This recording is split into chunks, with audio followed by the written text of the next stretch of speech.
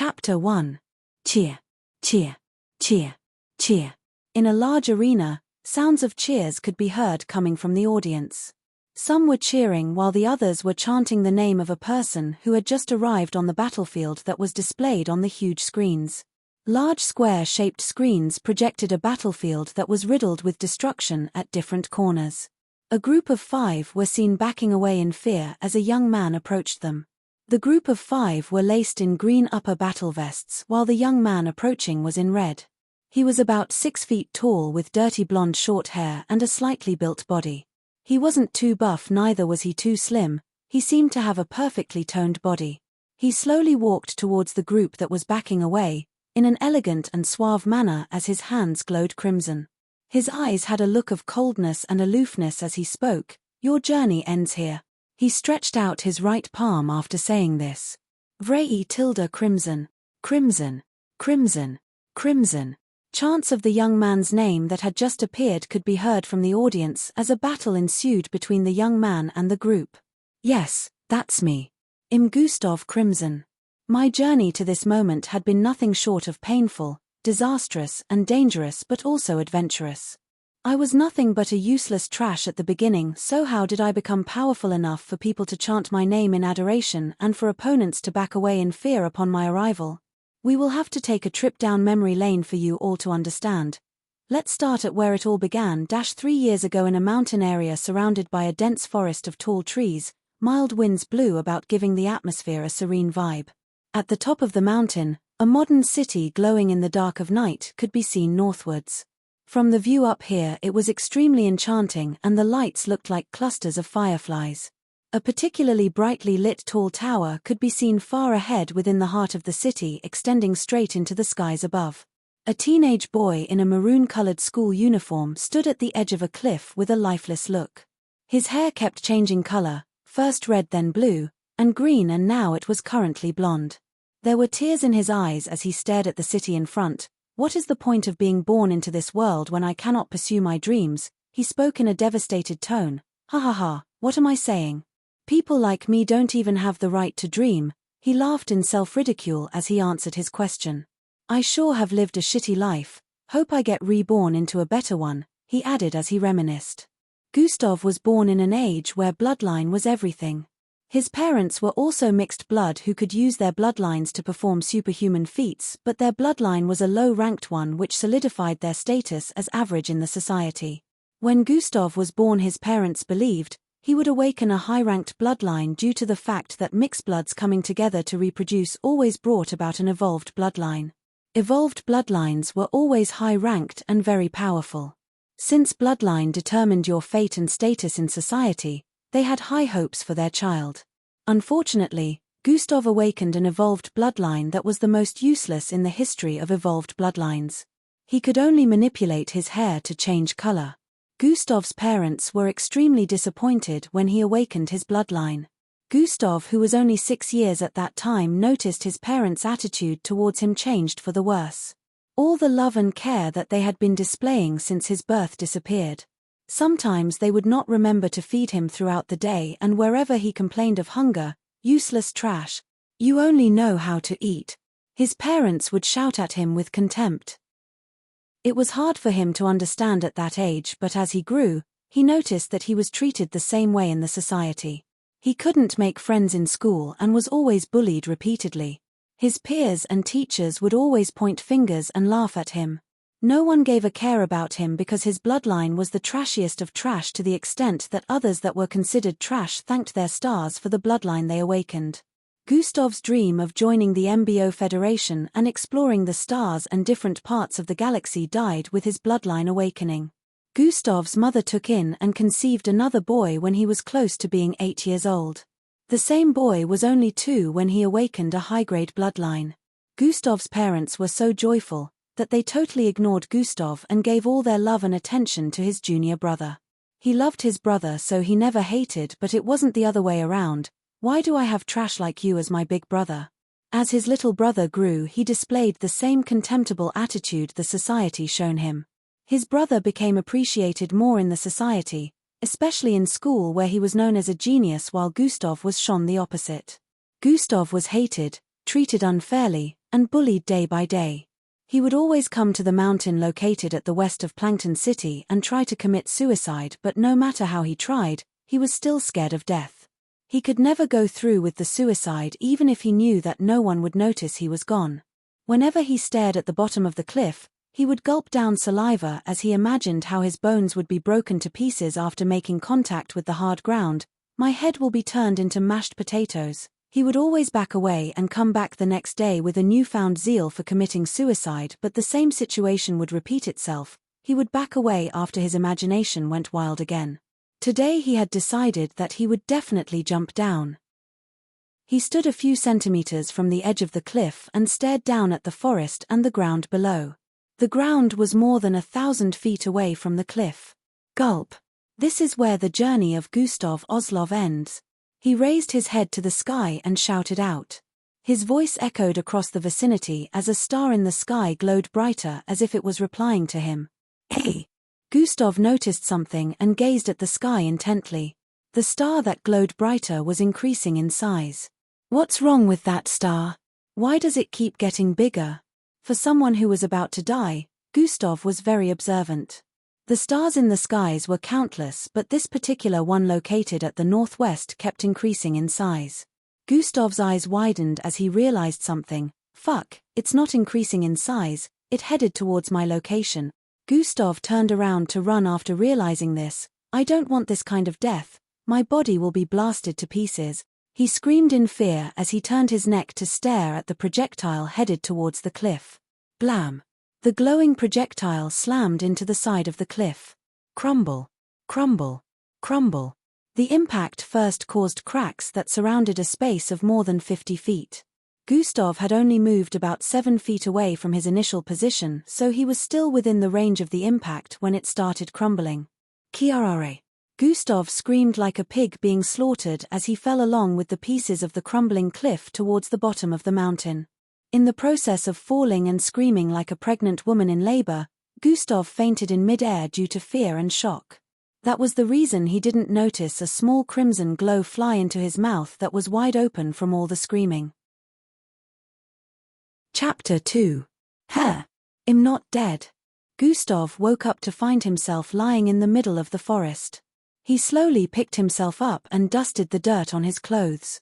He was still in his school uniform, not even injured in the slightest, he noticed after checking his body out. The sun was slowly rising from the east as rays of light shone through the spaces within the leaves on the tree ahead of him. An entire night has passed. Gustav's eyes widened in shock after realizing this, but in the next second, it went back to normal. It's not like anyone would notice that I was gone anyways, he muttered dejectedly. He turned around to glance at the mountain where he fell from when he noticed something blinking in his line of sight positioned at the left corner.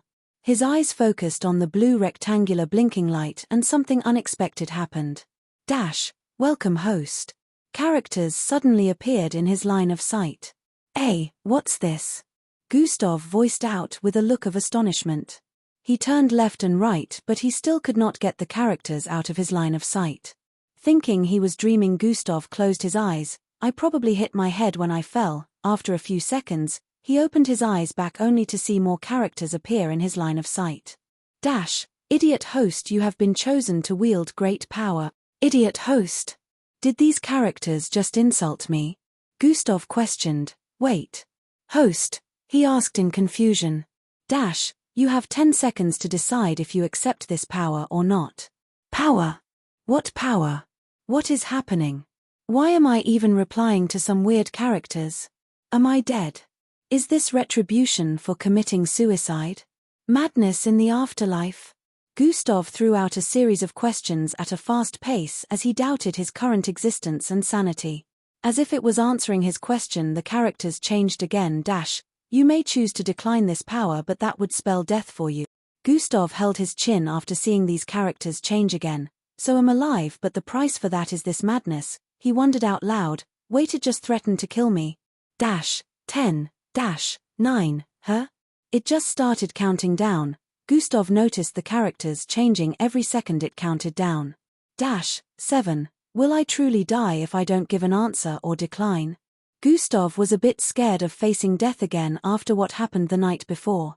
6. You shall die, the characters answered with bluntness. Gustav.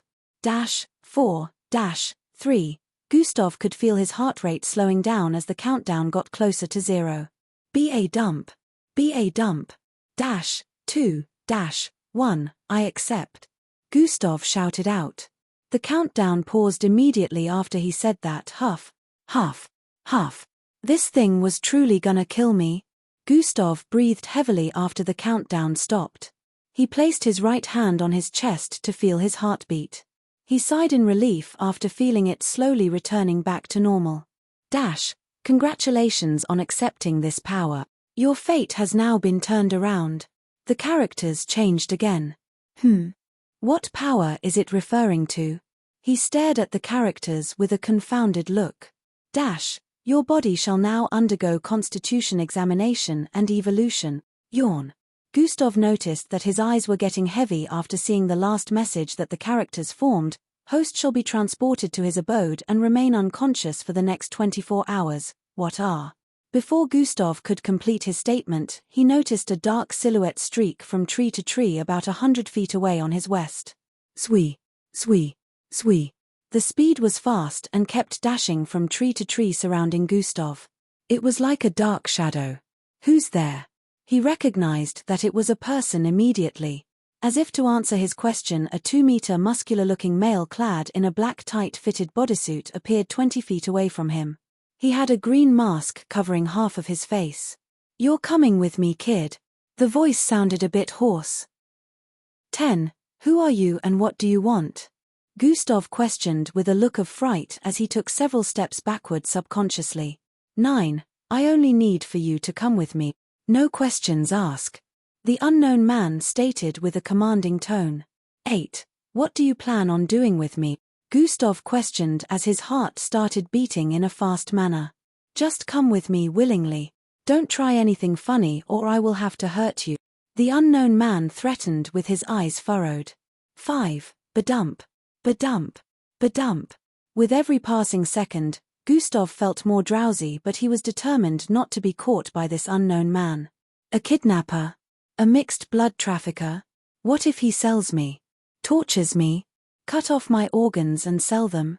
For someone who wanted to commit suicide, he was really scared of the horrors he might pass through if he was caught by this unknown person, so he didn't notice the countdown. 4. Run. Immediately this thought came to his mind, Gustav turned heels and ran in the opposite direction. Fool. The man snorted as he dashed from tree to tree, making a circular streak around Gustav, who was kept running. The man suddenly dashed down from the middle of a 600 feet tall tree towards Gustav. Gustav, who already knew the man was a mixed blood and calculated his movements, decided to drop his body to the ground. Immediately the man dashed out. In the process of his body descent, the man was also in mid-air, dashing towards him with speed. Gustav realized his calculations were not accurate, as the man's hand was only a few centimeters away from touching his shoulder as his body was in the process of descent. It was as if time had come to a stop as the unknown man's palm was about to make contact with Gustav. 0. Host shall now go into deep sleep. Gustav immediately felt his vision darken as the notification appeared in his line of sight. A flash of bright light suddenly appeared and surrounded Gustav, and in the next second, zing! Gustav disappeared right into thin air as the unknown man's hand phased through light particles. Dumb. His feet landed back on the ground and slid some feet forward due to his immense speed earlier. He turned to stare left and right repeatedly. Has gone? The man questioned with a disbelieving expression. A spatial bloodline? How rare, he spoke with a low voice. But at most, that kid will be a Zulu-ranked mixed-blood. His abilities wouldn't have matured yet, which means he can't get far with that teleportation. He must still be within the vicinity of this forest. Immediately after completing those words, the man dashed out like a phantom, jumping from trees to trees with an unimaginable speed. He decided to sweep the forest from the north just in case he might come across Gustav again, but it was futile because, at this moment, Gustav had been transported into his bedroom. The winds within the forest kept blowing mildly as if unaware of what just went down. What Gustav didn't notice was, the tall mountain he wanted to commit seppuku from was now half of what it used to be earlier. 30 minutes ago the day had started to brighten up as the sun rose, declaring the end of the previous night. The night was meant for sleeping, but it would seem like it was the opposite for a group of people gathered around a particular mountain within the forest at the edge of Plankton City. The group gathered here were suited up in medical-looking garments. A large saucer-like technological-looking device floated above the mountain. Rays of blue light shone from it, scanning the mountain inch by inch. A man sporting dark brown hair clad in an azure-colored suit stood in front of the mountain with 4 bodyguards in dark tight-fitted bodysuits positioned on his left and right. The officials suited in medical garments kept moving to and fro. They seemed to be investigating the weird phenomenon of the mountain being halved in one night. Chapter 3. One of the people suited in a medical garment with a spectacle on his face walked towards the man in an azure-colored suit. "Apart from the point of impact, nothing else can be found here. This is a waste of time," he reported in a low voice. "You're telling me that nothing can be found here after the large energy surge detected in this area? That's impossible." The man in the azure-colored suit spat. "It may seem impossible, but that is the current situation," the medical man replied. "No form of energy whatsoever can be found here since we've been searching for an entire night," he added. The man on azure-colored suit had a look of contemplation as he walked forward slowly. "Lock down this forest and do a clean sweep of the entire surrounding," he commanded. "No one is allowed to come in or go out of this forest. Anyone found within this vicinity must be brought in for observation and questioning." Immediately he finished giving out this set of instructions, the 4 guards behind dashed off in separate directions, heading deep into the forest. "I need every ounce of resource and power I can lay my hands on right now," the man on azure-colored suit stated with a solemn face as he placed his hands behind his back, interlocking his fingers. The medical man behind shook his head and sighed after hearing his last statement. This same event led to the situation Gustav experienced. In a dimly lit room, a teenage boy in maroon school uniform lying in a small tube placed in the middle of the room. He was currently in deep sleep as his hair kept changing color repeatedly and his eyes trembled slightly from time to time like something was making him feel uncomfortable. Completion of system update into host 12%. Host has received blessings of the restoration. Host has received recreation. Host has received toxin immunity. Completion of system update into host 24%. Host has received the function bloodline upgrade. Host has received the function bloodline downgrade. Gustav could hear the ringing of notifications in his ear as he slept. If he was awake, he would have seen this process. 12 hours later, completion of system update into host 97%. Host has received the function QSTS. Host has received the function daily task. Completion to system update 99.9%. Completion to system update 100%. System update completed. Immediately after Gustav opened his eyes, this was the first thing that popped up in his line of sight. At first, he tried backing away before hitting his head on the side of the tub he was lying in. "Ouch. So that wasn't a dream?" he asked rhetorically as he recollected the events that happened in the last 24 hours. "Congratulations, host, you have now received this power completely." Gustav stared at the characters with a dumbfounded look still. What power does this character keep talking about? To check out what this power entails, call out, System Interface. Gustav stared at the characters change again. He looked around his small room to be sure no one was in the vicinity, which was obviously stupid since he was in his room. System Interface, he muttered with a low and partially sleepy voice. Immediately after saying that, he saw the characters change form again and table out a list before him. Host attributes, skills and abilities, bloodlines, quests, shop.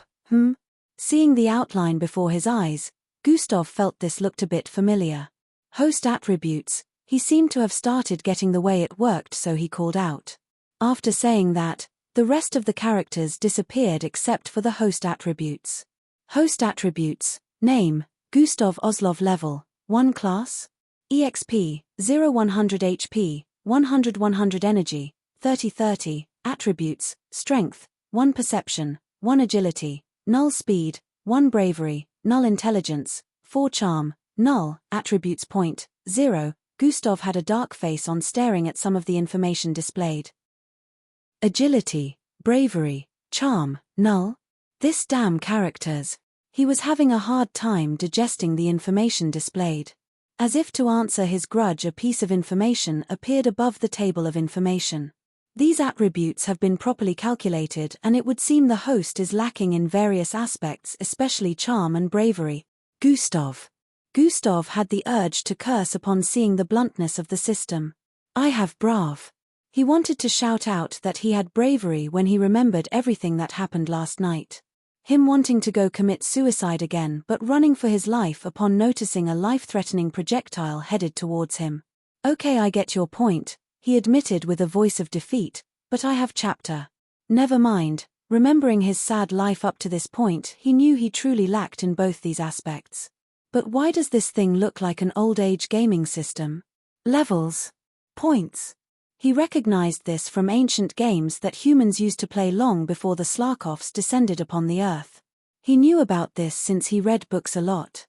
Skills and abilities. Gustav called out. The host attributes panel disappeared only to be replaced by skills and attributes. Skills and abilities. Level 1 regeneration, level 1 morph, level 1 toxin immunity, level 1 recreation, level 1 bloodline acquisition, level 1. Locked. Gustav could see a large number of locked skills and abilities extending downwards. It truly is like those old games. Gustav held his chin as he spoke. Everything seems to be on level 1, but does it increase with leveling up? I have a general idea of what toxin immunity and regeneration are supposed to do, but what about to others? Recreation, bloodline acquisition, and morph? What are those? Just as he was wondering, some hidden information suddenly appeared below the skills. Level 1, ability to increase current speed by 20 for 10 seconds, regeneration, level 1, recover from injuries 10 times as fast, morph, level 1, bloodline ability, change hair color and skin tone at level 1, toxin immunity, level 1, protection against not so serious toxins, recreation, level 1, bloodline acquisition, level 1, ability to steal bloodlines and pair them with host if the right requirements are met. DF rank, ability to change skin tone seems to have been added to my bloodline, but why is it named morph? Still, is there any difference between that and the same useless changing hair color? Gustav sighed in disappointment upon seeing the information beneath morph, and his eyes moved down. Gustav's sight got to the recreation part and squinted his eyes in suspicion. Apart from the rest, this was the only ability without a piece of information beneath. He stared at it, his sight traveling from the top to bottom and from the bottom to top. Could this be a glitch? Why won't this one show anything? Gustav stared at it with his eyes squinted, but no matter how long he did, nothing popped up beneath it. I guess I will just have to find out later. His left palm was still holding onto his chin as he inspected. I still don't know if this is all just playing tricks in my head. Gustav decided to move to the next ability after seeing that this one wouldn't show any information. His eyes narrowed down on the last one, bloodline acquisition. On reading the information beneath, his eyes widened. What? Gustav couldn't believe what he was seeing. A bloodline stealing ability? His eyes widened with disbelief. This must be a joke, right? He asked rhetorically as he gave a light ridiculing chuckle. My bloodline has always been useless, and now this thing says I can steal bloodlines? Gustav subconsciously stood up and started prancing around the room. He remembered all those years of bullying. All his mates showing off their cool and powerful bloodlines. Him always having to hide due to the shame of only being able to change his hair color. If this is legit, then. Gustav paused as his eyes became fierce. I will become the #1 bloodline robber in the world. Chapter 4, Non. Hold on, maybe I'm getting a little too excited here. Gustav sat down on the edge of the tub and held his chin again. I mean, what if this is all just in my head? He questioned his sanity. How do I confirm that everything I'm seeing here is real? Can I try using these skills and abilities? If this is real, wouldn't it be too good to be true? He questioned with a doubtful tone. To use unlocked skill, call out the name of the skill in your mind while adding activate behind or in front. A notification appeared in his line of sight above the skill and abilities panel. He read it out and his eyes squinted. Activate. Which skill do I try out first? Gustav wanted to know if his mind was just playing tricks on him, so he wanted to confirm the authenticity of the so-called system as soon as possible. He stared at the Skill and Abilities panel again. Skills and Abilities. Level 1 Regeneration, Level 1 Morph, Level 1 Toxin Immunity, Level 1 Recreation, Level 1 Bloodline Acquisition, Level 1. His sight scanned through it, and after a while he noticed that only would be a plausible skill to try out for confirmation. Gustav stood up and walked towards the door opposite the tub. On closer inspection of the room, there was literally nothing to be found except for the tub he slept in placed in the middle and a small closet placed at the east corner. Close system interface. After he called out, the panel closed up and the words and characters disappeared. He had decided he would try activating skill outside. Gustav left through the door and arrived before a small passage that led to the living room. Endrik, Mother trusts that you'll do well today. A light female voice filled with tenderness could be heard ahead. From what I heard, those inspectors will be giving out scholarships to MBO Academy. Yes, Mother, it'll make you proud, a tiny male voice replied. Those inspectors would be blind not to notice me since I'm the highest graded mixed blood in the entire school. The male voice was laced with pride. That's a good son, the female replied. Now let me drop you off at school. Just as she finished saying that, Gustav appeared in the living room. It was a small but well-structured living room. The walls were coated with blue tiles that glowed slightly. Green sofas arranged in an L format and a cabinet several feet behind. On the cabinet was a round orb that projected a 7-foot-tall image in a holographic form. This was an image of 3 people. A middle-aged-looking man with a square-shaped face sporting dirty blonde hair, a woman who looked to be in her early 40s sporting brown long hair, and a young boy that looked similar to Gustav. He sported beautiful curly black hair. The female who was speaking earlier was standing at the doorpost, and beside her was a 5-feet-tall kid clad in maroon school uniform just like Gustav. Their faces were the same as with the woman and boy in the holographic image. These were Gustav's mother and junior brother. They turned around and noticed Gustav coming from the passageway. Let's go. They totally ignored him as the mother pushed open the door while speaking. Endrik nodded. Mom, are you not going to drop me off too? Gustav quickly asked before they could step out. His mother paused her steps and turned around to stare at him with a look of disgust. I have told you to stop calling me that. I am not your mother. I have only one son and he is right here, she said while rubbing the hair of Endrik. You are just a liability without any form of usefulness, she stated harshly. You should be glad that my mother and father allowed you to remain in this house and still pay for your school fees even though it's a waste. Endrik added. I don't know how I and Liam ended up creating a useless creature like you. His mother spoke again. Gustav stared down dejectedly as they ridiculed him. He was all too used to this, but it still felt as bad any time he heard them speak this way to him. He would be able to bear it if the world treated him like this, but when it was the people that were supposed to be his family, it hurt in a kind of unexplainable manner. He couldn't blame his junior brother since the kind of society he was born into shaped his character. Trash like you deserves to walk to school, Endrik stated and turned around while pulling his mother by the arm. Slam. The door was slammed shut after they walked through it, leaving Gustav to wallow in self-pity as he stood in the same position for many seconds. He remembered when Endrik was 5, they would play outside a lot, and at that time his little brother was warm, loving, and playful too. There was a time Endrik got injured when they were playing hide and seek. Gustav was blamed for the injury and received more than 200 lashes from their father's whip. He could never forget that day. His butt bled and he begged for forgiveness, but his father didn't listen. You trash. You want to kill my only useful child. In the process of getting whipped, his mother shouted from the side. It was only a minor bruise that would heal in a few hours, yet they whipped him like he committed a grievous offense. In this age, even if a person lost an arm, it could be fixed, talk less of a minor bruise. Gustav remembered when Endrik was 8, which was around the same time. His attitude towards him was becoming like that of the people in the society. Endrik used his bloodline abilities to attack Gustav, giving him a bloody 7-inch gash on his back. The same parents who gave him a lashing after causing Endrik a minor injury 2 years back laughed and praised Endrik for increasing the mastery of his bloodline abilities. Gustav still had a bloody scar on his back till today since no one attended to him.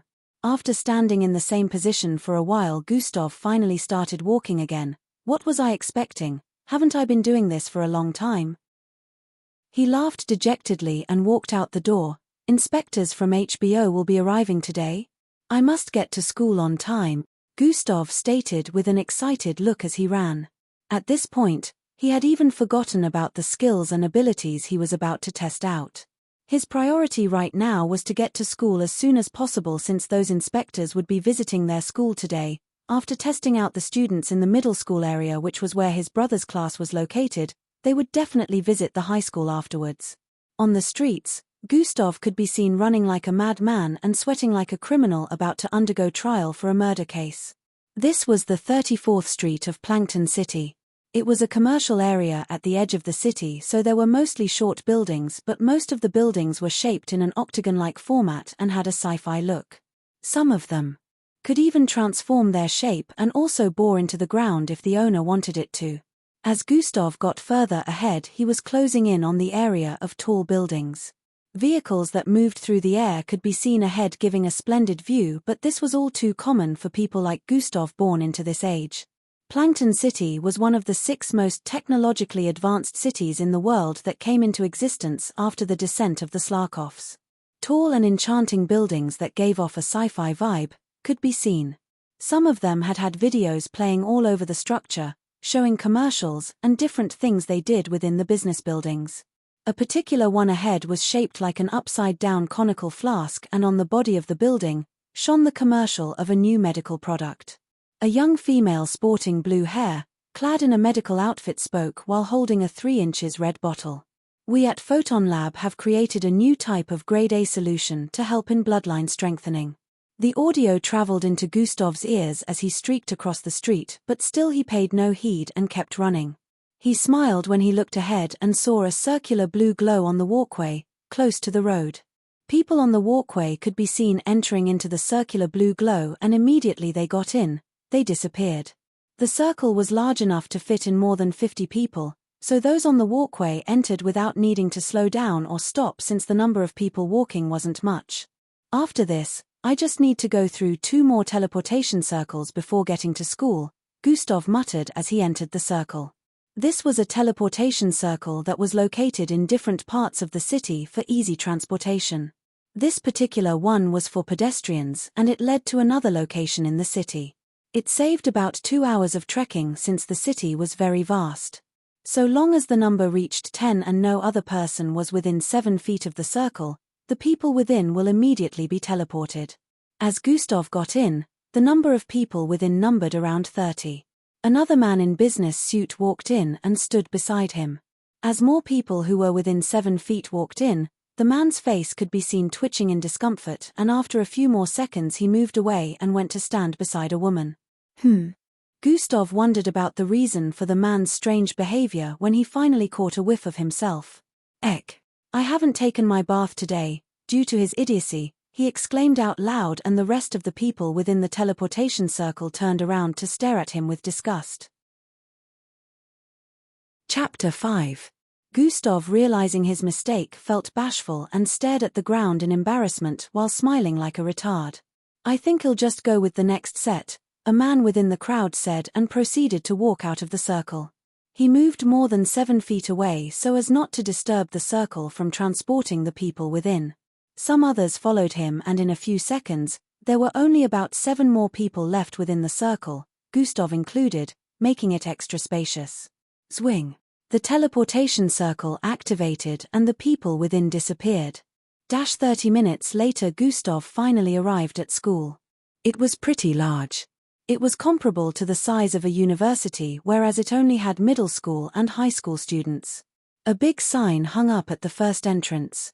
Echelon Academy. There were tall silver-colored structures within. Different buildings for different academic purposes. Cars and different luxurious-looking vehicles that floated few inches above the surface of the ground could be seen streaming in. Since Plankton City was one of the 6 greatest cities in the world, every school located within was high class. Echelon Academy had the 2nd highest population and was known all across the world for one reason. Great mixed blood in the MBO organization attended this school at their young age. The MBO, Mixed Blood Organization, was an organization set up by the government to handle situations related to bloodlines. Since mixed bloods could perform feats out of the extraordinary, normal means and people wouldn't be able to handle them. Imagine trying to shoot down a mixed blood that had the ability to move faster than the speed of light. It would be an impossible feat for normal people, so the MBO was there to handle situations like criminals that use their bloodlines for bad. The MBO had different branches that handled different situations. Some were like cops, always roaming about the street to prevent mixed blood from committing or getting away with crimes. Some handled mixed blood terrorists and traffickers of mixed blood organs. The most respected branch were the ones that traveled across the galaxies. Ever since the Slarkovs appeared, it had been confirmed that there were alien life forms outside of Earth. Using the technology of the Slarkovs, the Earth had traveled to different parts of the galaxy and made a pact with different planets. Thousands of years had passed, but humans were still exploring the universe. Gustav had always wanted to join the MBO since he was young because he wanted to travel across the galaxy, visit different planets and meet different species, but without a high-ranked bloodline that would be an impossible task since MBO was said to possess the most powerful mixed blood in their ranks. They faced a lot of dangers in space exploration, so they always recruited and trained people with high-grade bloodlines. At least your bloodline had to be C-grade before you can be considered for recruitment. They would still have to undergo 4 years of training at the MBO military camp. Gustav ran into the school as fast as his legs could carry him. Unlike the others who were being brought to school by their parents, he had to walk to his class building. It would still take him close to 20 minutes of running before he could get to Block C, which was located in the east part of the school. Apart from training, Mixed Blood Echelon Academy also taught normal school subjects like mathematics and English. It was only after graduating from high school that mixed blood could decide to attend a college or university that was for mixed bloods only. If they ended up being picked, their classes would only be about training their bloodlines, but at high school, every student, regardless of whether you were a normal human being, a Slarkov, or a mixed blood, were taught normal school subjects amid the extracurricular activities for mixed bloods. Gustav running within the school had already garnered attention. People started giving him weird stares. Oh, it's that trash again. Why does he still attend this academy? Some of the students headed towards their classes within their parents' vehicles stared at him in disgust. Although there were normal human beings without any special abilities that attended the school, the difference between them and Gustav was, they would never awaken any abilities due to their normal bloodlines, so they didn't garner attention. But as for Gustav, he was ashamed to mixed bloods with the bloodline he awakened. Even though there were different grades of bloodline which determined social status, no matter how low a person's bloodline was, they were still respected by those without bloodlines. But Gustav was despised by mixed blood and humans alike. His bloodline didn't even have a grade or a name, unlike the others.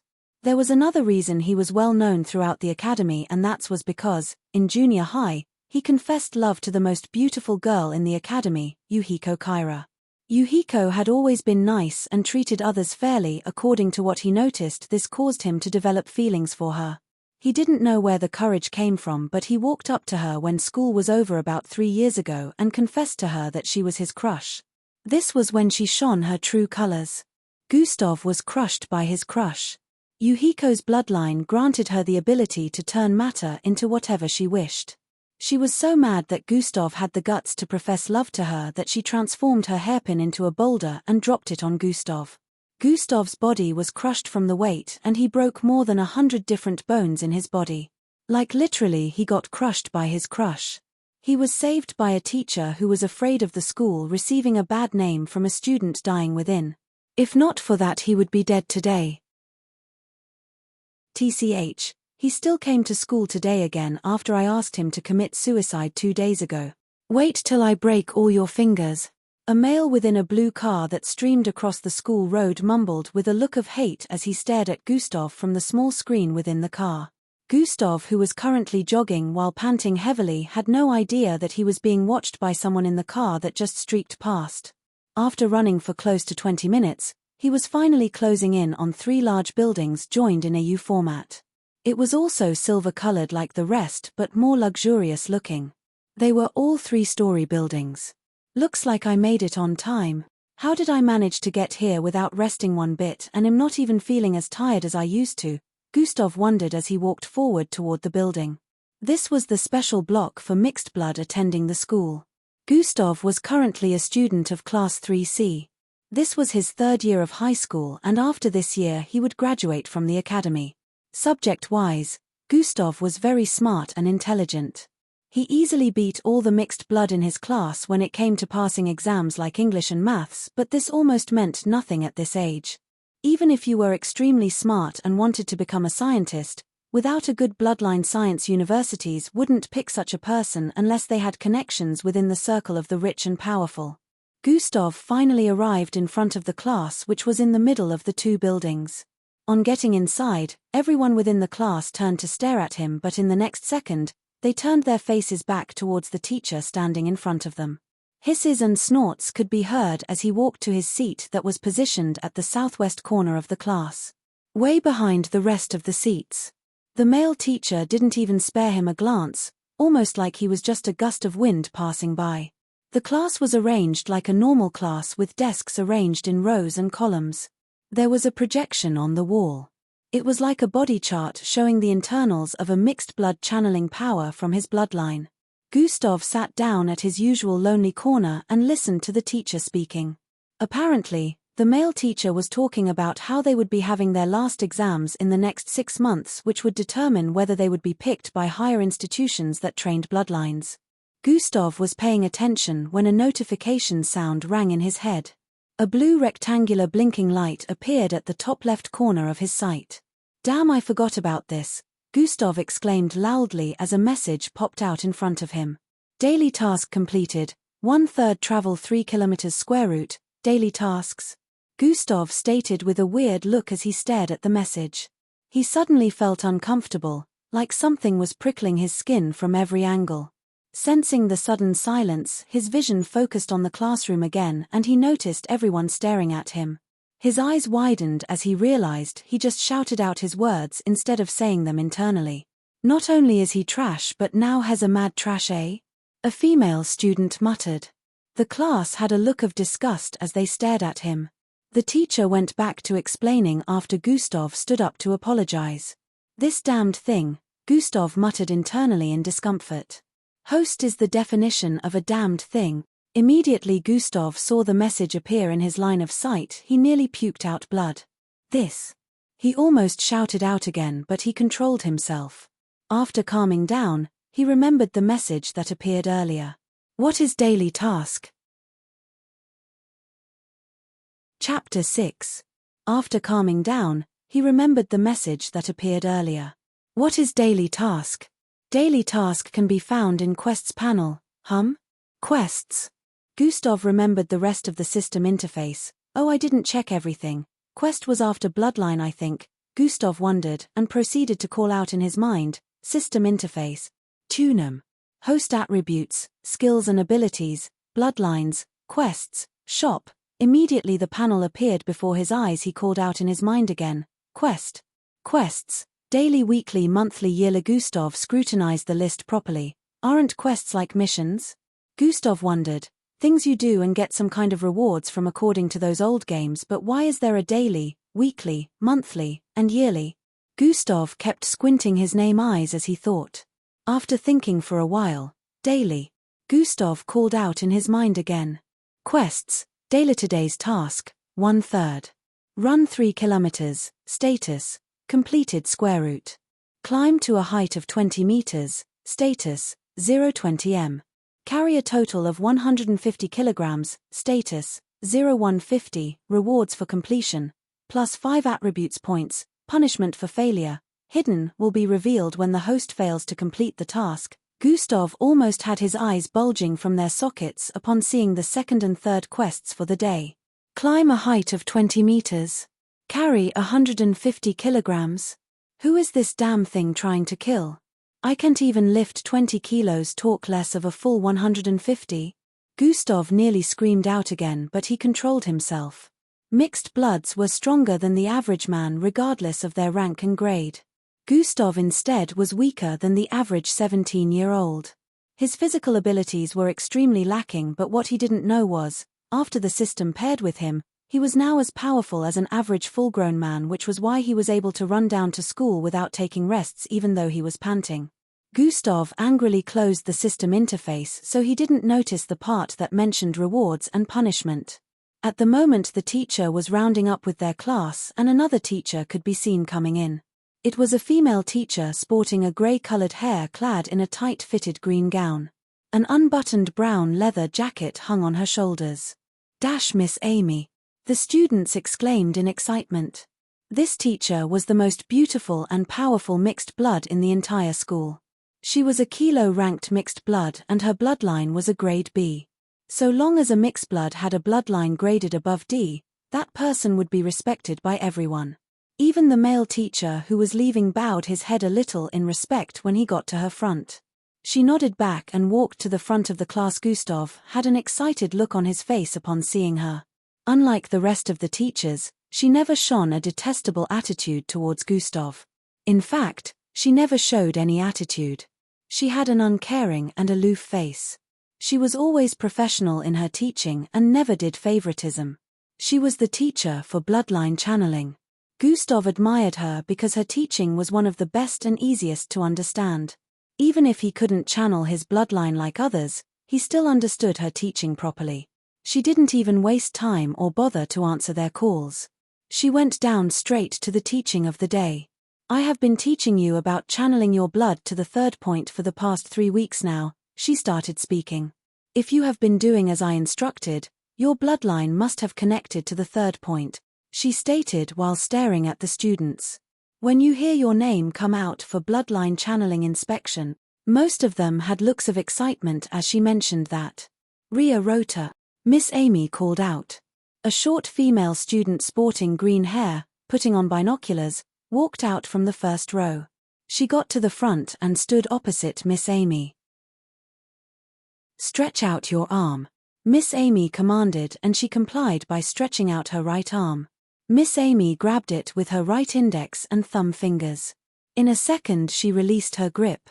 Successfully channeled through the third point, Miss Amy stated with a slightly pleasing look while the girl smiled in joy. "OUU, that's our Ria. I knew she would have gotten past it." Cheers could be heard coming from the mouths of some of the students. Mostly females. "You can go back to your seat," Miss Amy added, which the girl complied. Gila Andrews. Miss Amy proceeded to call out the next person who was also a female. It was the same result. This student also completed the bloodline channeling to the third point. Miss Amy continued calling them out one by one for the inspection. This bloodline channeling had to do with circulating the bloodline within your body, which was where the abilities came from. The bloodline of the mixed blood was not always congested from birth. They would only have a small amount within the body. Because of this small amount, they were not able to perform large feats with their bloodlines, yet even if they have a high-graded bloodline until they channeled it to keep increasing in quantity and quality. This was where the issue of ranks came in. A mixed blood could have a B-grade bloodline and lose to another mixed blood with an F-grade bloodline due to ranks. The more the bloodline is channeled to keep increasing in quantity and quantity, the more a mixed blood increases in ranks. The first step was to locate the bloodline in your body and find a way to control and move the blood to any part of the body you wished to. There were 4 channel points within the body. Before a mixed blood could get to the lowest rank, Zulu, their bloodline needed to be channeled to connect these 4 points together. Once that was completed, they would have officially become a Zulu-ranked mixed blood. While Miss Amy was inspecting the bloodline channeling of Class 3C, another inspection was going on in another part of the school. Middle school area, mixed blood training ground, a group of students could be seen in the hundreds within the training ground. It was like a stadium with spectators' seats surrounding the training ground. These students looked to be on the young side, ranging from age 10 to 13. They sat on the spectator's seat as a young boy could be seen attacking a trio of robots with his bloodline abilities. The female students watched with dazed eyes while the male students watched with envy as the boy dominated the 3 robots and was slowly pushing them back. At a particular spectator's corner, a group of 4 sat down together and watched the display. 2 of them had their mouths wide open as they watched while the other 2 were grinning from ear to ear. One glance and you could tell that they were the prestigious and powerful sort. The way they dressed and their demeanor spoke volumes, but at the present, the two had looks of disbelief. How is this even possible? One of the people spoke. He was a bald man with a brown goatee and he sat on the right.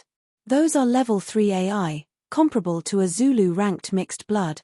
This child shouldn't even be able to trade blows with them, yet he's winning. The other man sporting black hair voiced out while watching the student battle with the 3 humanoid-looking machines. Inspector Dillon, Inspector Blob, I mentioned it before that this kid is special, but you wouldn't believe me. The man who spoke was seated on the left. He wore glasses and had a long black coat on with a blue sweatshirt within. He looked like he was in his 30s. Ah, Principal Will, how did you think we would believe that a kid, no more than 10 years old, would already be a Zulu-ranked mixed blood? This was the same man who spoke first, and he was Inspector Dillon from the MBO. Chapter 7. This is our best middle school student, Endrik Oslov. He awakened an grade bloodline that allows him to warp space to his will. Principal Will explained, it's like the combination of telekinesis, gravity, and part spatial abilities. Lest I forget, from the age of 8, his bloodline was already channeled through the 4 points, making him the youngest Zulu ranked in the history of mixed blood. Principal Will added. The two inspectors had looks of bewilderment as they stared at the young boy battling the humanoid AI droids. At present, the Endrik leapt 2 meters up and pushed his hand downwards while descending. His curly black hair floated upwards in the process. A strange force suddenly pushed down the droid headed towards him from the front. Blam! The force caused the droid to fall to its knees, but before the boy could attack again to finish it off, 2 other bots similar in appearance closed in on him from both sides. Their arms that were currently shaped like guns shot out a laser-like beam towards Endrik, making him jump backward, dodging the beams. I heard that he can send his will as far as 2 kilometers and also able to lift up to 800 kilograms with his mind, is that correct? Inspector Blob questioned with an excited look as he watched. Even better, just watch how we'll defeat those 3. Principal Will seemed to be enjoying their reaction, but he didn't want them to miss Endrik defeating the level 3 AIS. There's something he still hasn't used. Principal Will's statement gave them a suspenseful feeling again. They were already satisfied with what they were seeing, yet Principal Will claimed the boy was even more awesome than they had anticipated. The middle school male student battling the 3 bots did a backflip twice in the air, dodging some projectiles in the process. After landing several feet away, he slid back by a few centimeters. The 3 droids dashed towards him again. The one in the middle shot out a net crackling with electricity. Endrik pushed out his right palm in response. A strange force pushed the net backward and it ended up covering the bot that shot it towards him. The droid was trapped by the net it shot out and started thrashing around trying to free itself. The remaining 2 droids closed in on Endrik. Their hands transformed into a 2 feet blue glowing blade. They took a swung at him. Endrik waved his right hand towards the left. His action caused AI on the left to shift towards the right a little, which in turn made it collide with the blade of the one on the right. Screeve. The arm and the blade collided. The blade of the droid on the right side cut 7 inches deep into the arm or the droid on the left. The droid tried to pull his blade out of its companion arm, but it was proving difficult. In the process of them trying, the boy placed his right finger on his forehead and stared at the droids. Structure analyzation. His will scanned the body of the droids from head to toe, and in the next second a huge grin could be seen on his face. Got it. Immediately those words were uttered, he stretched out both his hands in a griping format. At this moment, the droids had managed to get themselves freed and were headed for him, but immediately he clenched his hand. The droids had an indescribable feeling of something crawling around their insides. Endrik suddenly pulled his clenched hand back with force. Rip. Rip. The chests of the droids were ripped open from the inside and a circular-shaped object flew out of it. Plop. Plop. Both droids fell with their blue glowing sockets dimming in the process. Both objects landed on Endrik's right hand. On closer look, it was a blue glowing baby palm-sized object.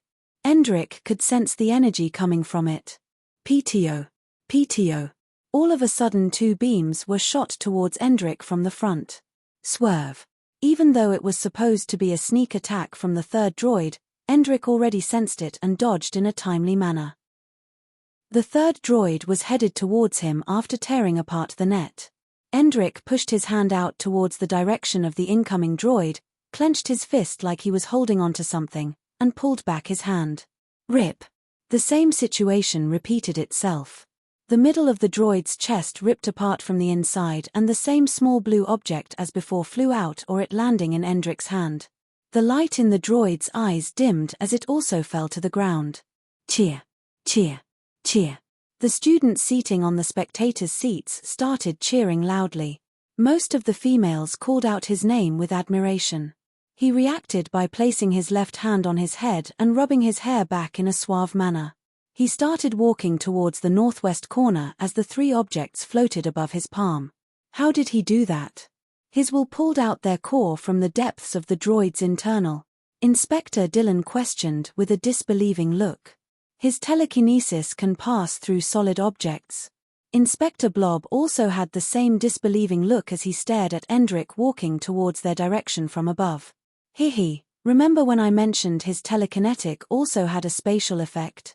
This is what I meant, Principal Will stated with a delightful look.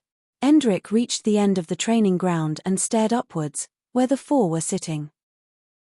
I believe this belongs to you. Endrick raised his right hand upwards slightly. The core of the droids floated upwards towards the four. Class 3C, high school area. Miss Amy just finished checking the second to the last student in the class, who was male and with a bulky build. Surprisingly, he failed to channel his bloodline to the third point and was being booed by the class. He had a D-grade bloodline, yet the class didn't spare him. Tomboa is such a trash. So useless. He couldn't even reach the third point. Him breaking up with this loser. He timidly walked back to his seat amid the insults. He heard a female on the middle row say she was going to break up with him, which made him feel disheartened. His appearance and current behavior contradicted one another. He looked strong, but the insults made him shrink in embarrassment. Quiet. Miss Amy voiced with an authority. The class quieted down upon hearing her speak. The last person on the list, she continued speaking, Gustav Oslov. She stared at the back corner where a teenage boy sporting blonde hair, looking like a shrimp, could be seen seated. Chatter, chatter, chatter. The class became noisier when his name was mentioned. Emmy. Gustav was surprised that he would also be inspected since unlike the others he didn't have a proper bloodline. His useless bloodline was not even enough to connect to the first point, so he couldn't channel it like the rest of them. Aren't you a part of this class? Miss Amy questioned with a straight face. Why ye? Before Gustav could answer, a male student sitting on the first row stood up and interrupted. Miss Amy, would be a waste of time to inspect this trash. He shouted out. Yes, it would be a waste of time. Miss Amy should just move on to the next thing for today. His bloodline is considered below F grade. Miss Amy, don't waste your time with a trash that has no future. He can't even channel his bloodline past the first point. The rest of the students agreed with the male student who spoke the first time, calling Gustav all sorts of names. Gustav was used to this kind of scenario, but he still sighed internally. Silence. Miss Amy shouted in a slightly annoyed tone. Don't tell me how to teach my class, brat. Know your place. Miss Amy voiced out. The students immediately shut up. They knew just how Miss Amy could be if she got mad. She could decide to deduct all their points assessed from the start of the term, which would, in turn, affect their graduation since most of them had plans of schooling in a mixed-blood college or university. This subject was very important. Gustav, I am waiting. Miss Amy called out again after noticing that Gustav just sat down looking like a moron. Gustav immediately stood up upon hearing her call for him the second time and started walking towards the front of the class. His classmates gave him weird stares, but they couldn't say anything since Miss Amy asked them to keep quiet. Gustav got to the front and stood in front of Miss Amy. He stared at her with a timid look, but her stare was that of aloofness as she spoke. Stop acting like an idiot and stretch out your hand. Miss Amy stated. Oh, so Ari. Gustav realized that this was supposed to be his action upon arriving here. He stretched out his right hand towards Miss Amy. Just like others, she placed her index and thumb finger on his wrist.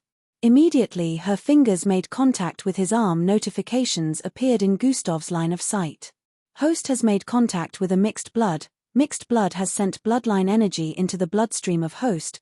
Gustav's eyes narrowed on the message, but before he could read it completely, more notifications appeared in his line of sight. Requirement for bloodline acquisition has been met. Analyzing host compatibility with creation bloodline 0% per 100%. Analysis complete 75% 100%. Gustav's head was hurting from the multiple notifications and he nearly fell because of that, but Miss Amy's grip on his wrist had gotten tighter. Unlike the rest where she only took a second to inspect their bloodline channeling, she was taking longer to inspect his. Host compatibility with creation bloodline is 75%. Does host desire to steal this bloodline? Yes, no. Gustav's eyes widened as he read the last notification. Steal Miss Amy bloodline? Chapter 8. Does host desire to steal this bloodline? Yes, no. Gustav's eyes widened as he read the last notification. Steal Miss Amy bloodline? His mind was in a chaotic state as he wondered. Yes. I mean no. Gustav answered in a panicky manner. Host has decided to steal this bloodline. Bloodline extraction shall now begin. What? I said no. Remembering how powerful her bloodline was earlier, made Gustav subconsciously say yes, but after he realized that Miss Amy had never done him wrong like the others, he quickly changed his mind. Oh my God, what have I done? Gustav screamed internally as another notification came up. Bloodline extraction process, 0% 100%. Gustav quickly thought about how to salvage the situation. He remembered that Miss Amy was currently holding onto his arm and decided to pull his arm back, feeling that physical contact was necessary for the extraction of bloodline, but no matter how hard he tried, Miss Amy's grip on his hand was stronger than he anticipated. She seemed to be in a daze as she held onto Gustav's palm with her eyebrows twitching from time to time. Oh my God, she's gonna lose her bloodline if she doesn't let go of me. Gustav was still trying to pull his arm out of her grip. All of a sudden he noticed something. The percentage ISNT moving. Gustav stared at the percentage bar. Bloodline extraction process, 0% 100%. It had been a few seconds since Miss Amy grabbed him with her 2 fingers, yet it was still at 0%. A second after noticing that, another notification appeared in his line of sight, replacing the former. Bloodline extraction has failed. Why did it fail? Gustav wondered in his mind, forgetting that he was opposed to the extraction a few seconds ago. What is Miss Amy doing? Why is she taking this long to check out that trash? The students chattering amongst themselves brought Miss Amy out of her reverie. She quickly let go of Gustav and stared into his eyes like she was searching for something. Gustav also stared at her. He tried to look calm, but within he was screaming in fear. Oh my God, I'm dead. She must have noticed it. She must have sensed that I tried to steal her bloodline. This damn system has finally brought me to the jaws of death.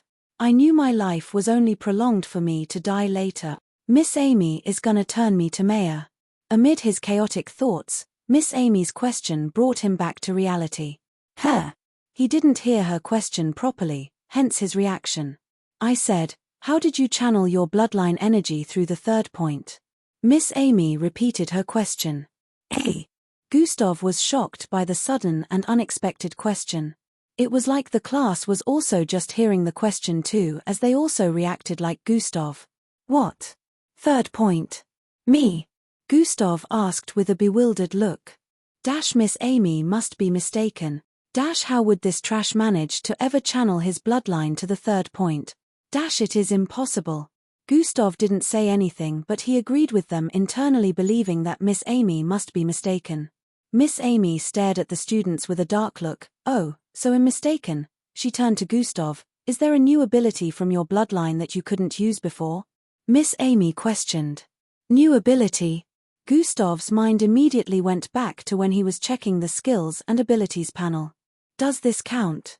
Gustav asked as his skin suddenly started wriggling from his face to every part of his body that was exposed. In a few seconds, his skin color had changed to a dark one. Gasp. The students were shocked to see Gustav's skin tone change. Doesn't his bloodline only grant him the ability to change his hair color? These were the thoughts in their minds. Gustav has passed the inspection by channeling his energy to the third point. Next time you claim I am mistaken, I shall teach you the manners you failed to receive from your parent." Miss Amy turned to glare at the students and stated with a strong tone of warning. The students who spoke earlier had pale faces after hearing that. "You may now go back to your seat," Miss Amy said with her usual aloof face. Gustav nodded and proceeded to walk back to his seat. His classmates still had looks of shock and doubt. Even if Hes able to channel his bloodline through the third point, it doesn't change the fact that, Hes trash. These were the thoughts in most of their minds as they stared at Gustav walking back towards his seat. Gustav was just as shocked as the others. He sat down back on his seat with a look of contemplation. "My bloodline is already channeled through the third point." His eyes widened as he came to a realization. Does that mean this power I received is real? As he reached this obvious conclusion, he remembered that he just used one of the abilities that he couldn't use earlier on, changing skin tone. It was truly added. Gustav's face suddenly shone in excitement. "That means everything is real. I am not mad, and also, I can steal bloodlines." If anyone saw Gustav's face at the moment of realization, they would think he had gone mad because he had a look no different to that of a mad scientist. He suddenly thought of something. Why wasn't it able to steal Miss Aim? Now I remember. Gustav opened the system interface and immediately called for the skills and ability panel to open up. His vision moved down to Bloodline Acquisition. Bloodline Acquisition, Level 1, ability to steal bloodlines and pair them with host if the right requirements are met. DF rank, I knew it, Gustav said internally upon reading the information beneath. I can only steal bloodlines at DF rank for now. Gustav's eyes moved back to the level of the skill. Since it says level 1, then increasing the levels will definitely allow me to steal high-ranked bloodline. Gustav nearly screamed out in excitement seeing all this. Now that I have confirmed that this is real. Gustav knitted his eyes as his gaze turned cold and he stared at his classmates. "For all those years of suffering you all have inflicted on me, I shall make sure I collect compensations." Miss Amy had started teaching another topic. While she was teaching, she secretly stole a glance at Gustav. That kid, there's something weird about him. Right since she entered into the class, she could sense something different about him. She took longer to inspect his bloodline channeling because of this. She was also surprised to see that he had gotten to the third point, but she didn't show it on her face. The strangest part about it was, she also noticed that his bloodline was close to reaching the fourth point. His bloodline may not be as useless as everyone thought, she thought as she remembered his skin tone transformation. After closing hours, Gustav left the school. He trekked back home as usual. His mind went back to everything that happened during the day. The MBO entrance test will be holding in the next 6 months. He had a slightly tensed look as he thought, but this time a trace of hope could be seen on his face. "I wonder how far I would have gotten with this power by then. Fill your name on the collection form if you are interested in participating in the test. Remember, you cannot participate if you are not a Zulu-ranked mixed blood by then. The exact date and the venue of the test will be communicated to you." Gustav remembered the inspectors that came from the MBO. Class 3 was tested by them, and as expected Gustav failed the test, but this test was only for the more gifted ones that would be given straight entry into the MBO training camp. Almost all of his classmates had plans of joining the MBO, but only a few were chosen to be exempted from the test. The real test was going to be held 6 months from now, which was also close to the time he would be graduating from high school. Gustav remembered the shocked look on his classmates' faces when he also filled the form.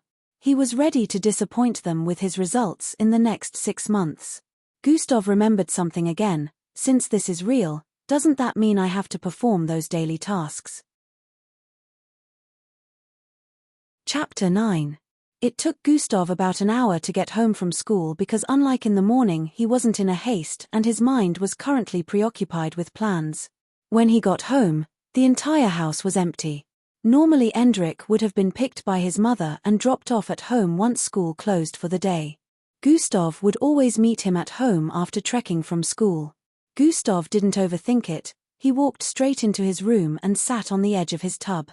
Unlike normal people, Gustav's parents felt Gustav didn't worth a bed, so a bathtub from the junkyard was placed in his room.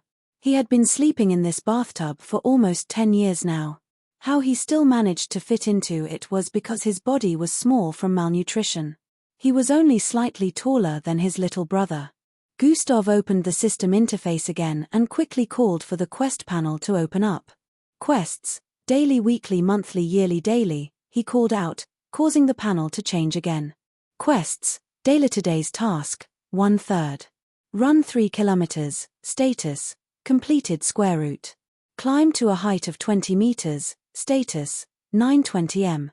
Carry a total of 150 kilograms, status, 0150, rewards for completion, plus 5 attributes points, punishment for failure, hidden, will be revealed when the host fails to complete the task. This time Gustav properly read it from top to bottom.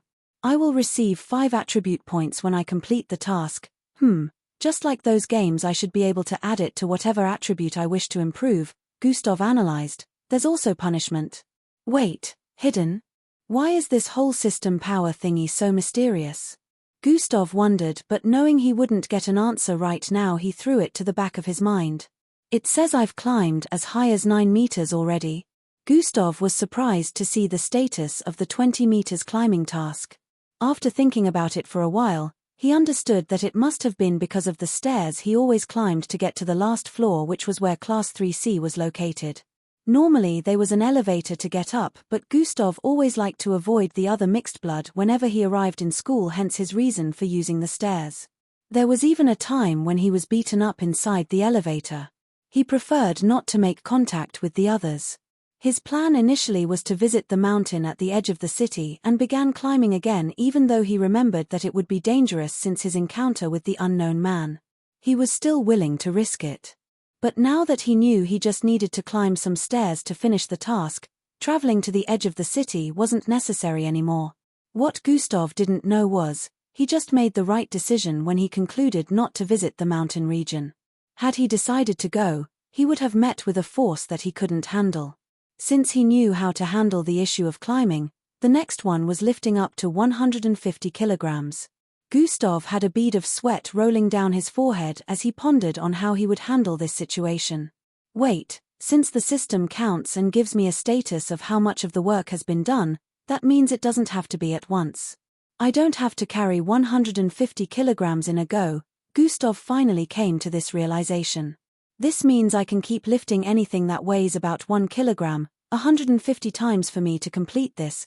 Gustav smiled as he thought of this and proceeded to dash towards the living room. Since no one was around, he was bold enough to come out. He looked around the living room. It all seemed foreign to him since he hardly came out. He couldn't even remember the last time he sat on the sofa. The sofa, immediately his mind went to the sofa. He walked towards it. The sofa was placed in an L format in the middle of the living room. A 2-seater and a 3-seater. Gustav stood in front of the 2-seat couch. He knew the weight of a regular 2-seat couch was about 40 kilograms, which was more than he had the power to lift, but his parents were poor, so he believed the sofa would be lesser in weight since they couldn't afford high-quality materials. Also, the sofas could dislodge from one another. He planned on separating them so he would lift one several times. Gustav quickly did that and lifted one of the sofas. Huff! Gustav grunted as he lifted it for the first time. He kept the daily task open just so he could see the progress. Carry a total of 150 kilograms, status, 16150. Gustav smiled as he noticed the progress. He dropped the sofa and lifted it up again. Half, half, half, half, half, half, half, half, half. He dropped and lifted it a total of 10 times before stopping. By the time he was done, he was panting heavily. He laid down on the floor and smiled as he stared at the notification that popped up. Daily task completed, 2/3 carry a total of 150 kilograms. After breathing in and out profusely for a while, he quickly connected the sofas back to themselves and placed them in the right position. He didn't want to leave any signs behind that he was there. Gustav, knowing what to do next, went back into his room and pulled off his school uniform, placing them in the small closet behind his tub. When he opened the closet, only a single cloth could be seen within. It was a blue kind of tight-fitted jumpsuit. The color was a bit faded, but that was Gustav's only piece of cloth right now. The jumpsuit had a hoodie, and just like its name, jumpsuit, it was truly a jumper. Its trouser part only got past his knees by a few inches. Gustav quickly put the hood on and dashed out of the house. 2 hours later Gustav was jogging back home with a smile on his face. He didn't even mind the stares of the people in the surroundings, who kept looking at him with pity, thinking he was a beggar. It was almost 7 p.m. at this time. The sky was close to darkening completely, but the streets were as bright as ever. The tall buildings glowed up, as the skies darkened more and more. When the sky became completely dark, the light bulbs floating above the air brightened up. These light bulbs were lined up all across the streets, positioned in the air on both sides. They weren't visible during the day, but they were always up there. Gustav paused in his steps and stared at the beautiful view. There was no doubt that it was a wondrous sight to behold. Something, in particular, caught Gustav's attention in the distance. It was a tall, brightly lit building. It was so high that its tip pierced into the skies above. It was the tallest building in the city, and it was positioned in the heart of the city. The glowing blue letters on the surface of the building were particularly eye-catching. It gave off a unique feeling. MBO Gustav stared at it and smiled. "I can't wait to be able among those that will be granted access into that building." After saying that, Gustav turned around and started heading straight for home again. In a few minutes, he got home and headed straight for his room. He didn't know if his mother and brother had arrived yet, but he wasn't bothered. He remembered the notification he got immediately after climbing a 3-story building stairway repeatedly. Daily task completed, 3/3, host has received +5 attribute points, host has received 50 EXP. The people within that vicinity gave him stares like he was retarded, but only he understood what he was doing at that point in time. Gustav quickly sat on the tub and opened the system interface. He didn't waste time before checking the attributes panel. Host attributes: name, Gustav Oslov, level 1 class, EXP, 5100 HP, 100 energy, 1030, attribute stats, strength 1, perception 1, agility null, speed 1, bravery null, intelligence 4, charm null, attributes point 5. Oh, it truly got added. Gustav spoke excitedly as he stared at the attribute points. Now how do I share these points? Gustav questioned internally as he held his chin.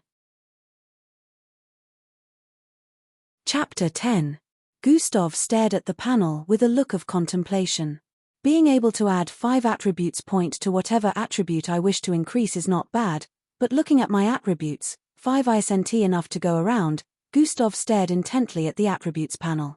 Attribute stats: strength 1, perception 1, agility null, speed 1, bravery null, intelligence 4, charm null, attributes point 5. Placing everything in one category is the only way there can be a substantial difference, but at the same time, the rest will be lacking. Gustav was having a hard time deciding. After contemplating for a few minutes more, he came to a decision. Even distribution will be a much better option, Gustav decided. One stat being way above the other, like strength and agility, will have an adverse effect. Imagine having strength but being slow. How will the strength be used properly? This was Gustav's thought process as he came to the conclusion of even distribution. Now let's go with add 1 point to strength, Gustav stated. +1 attribute point has been added to strength, add 1 point to perception, +1 attribute point has been added to perception, add 1 point to speed, +1 attribute point has been added to speed. Intelligence already has 4 points, so I'm not adding to that yet. Which should I pick between bravery and charm? Gustav held his chin and pondered. Let me go with bravery. Gustav decided to pick bravery since he felt charm would only assist in getting girls to fall for him, while bravery would help him stand up for himself. What a foolish thought indeed. Add 1 point to bravery, Gustav said. Unable to add points to a non-existent attribute. What? Gustav was surprised to see the notification that popped up after trying to add a point to bravery. Add 1 point to bravery, Gustav said once again. Unable to add points to a non-existent attribute, Gustav noticed that he skipped agility and tried adding points to it too. Add 1 point to agility. Unable to add points to a non-existent attribute, Gustav had the urge to curse upon seeing this, but he held himself back. He scrutinized the attributes panel properly and finally came to a realization. Agility, null, speed, 2, bravery, null, intelligence, 4, charm, null. This means I can't add points to agility, bravery, and charm. Gustav started to worry after he came to this realization. Then, how do I raise it? Gustav had a confused look. No matter how he thought about it, he couldn't find an answer. The system notifications that always popped up to give him answers to questions like this was silent. Since I can't add it to them yet, then I guess I'll just add it to strength and speed, Gustav said with a solemn look. Add 1 point to strength, plus 1 attribute point has been added to strength. Attribute stats, strength, 3 perception, 2 agility, null speed, 2 bravery, null intelligence, 4 charm, null. Attributes point, 1, add 1 point to speed. Immediately Gustav said that a notification popped up in his line of sight. Host has achieved agility, points can now be added to agility. Gustav had a look of confusion on seeing this. How did I suddenly achieve agility? He wondered. Attribute stats, strength, 3 perception, 2 agility, 1 speed, 3 bravery, null intelligence, 4 charm, null. Attributes point, 0, is it because I added points to speed? Gustav wondered. Gustav was still new to this, so he knew that overthinking it wasn't going to help. Even though it was faint, he could feel that he had truly increased in strength. He stood up and turned to face his tub. He placed both hands on the edge, clenched it tightly, and lifted it. Then, Gustav was able to lift the tub a few centimeters off the ground before dropping it back. Half. Gustav stared at his hands in shock as he breathed in and out. I definitely increased in strength, I couldn't do that before, he said with an excited look. The bathtub weighed about 85 kilograms. Although he couldn't lift it completely or with ease, he knew he would be able to lift 50 kilograms without stress now. Gustav sat inside his bathtub and smiled. This is it, he clenched his right fist as he raised it. This is how I can finally achieve my dreams. The next day Gustav went to school with his usual means, trekking. Even when he met his brother and mother about to leave the house, he didn't even bother asking her to drop him. He even left the house before them. The daily task was the same as the day before with slight differences. Quests, daily today's task, 1/3. Travel 7 kilometers, status, 0, 1/7 kilometer. Climb to a height of 40 meters, status, 040 m. Carry a total of 250 kilograms, status, 0250 kilogram, rewards for completion, plus 5 attributes points, punishment for failure, hidden will be revealed when the host fails to complete the task. Gustav checked out the increase as he ran to school. He already had today planned and well thought out. Before he got to school, a notification had popped up in his line of sight. Daily task completed, 1/3 travel 7 kilometers. Gustav was faster in running than before, so he got to school before activities for the day had begun. He quickly went to his class block and started climbing up the stairways. He ran to the last stair and ran down again. He kept running up and down the stairs repeatedly for about 15 minutes until a notification popped up in his line of sight. Daily task completed, 2/3, climb to a height of 40 meters. Gustav smiled as he saw the notification and proceeded to climb up the stairways again. He was able to do this without disturbance since no one ever used the stairs, everyone used the elevators. Gustav got to his class and as usual insults and snorts were directed at him from different angles. He walked to the far end of the class and sat in his usual lonely corner.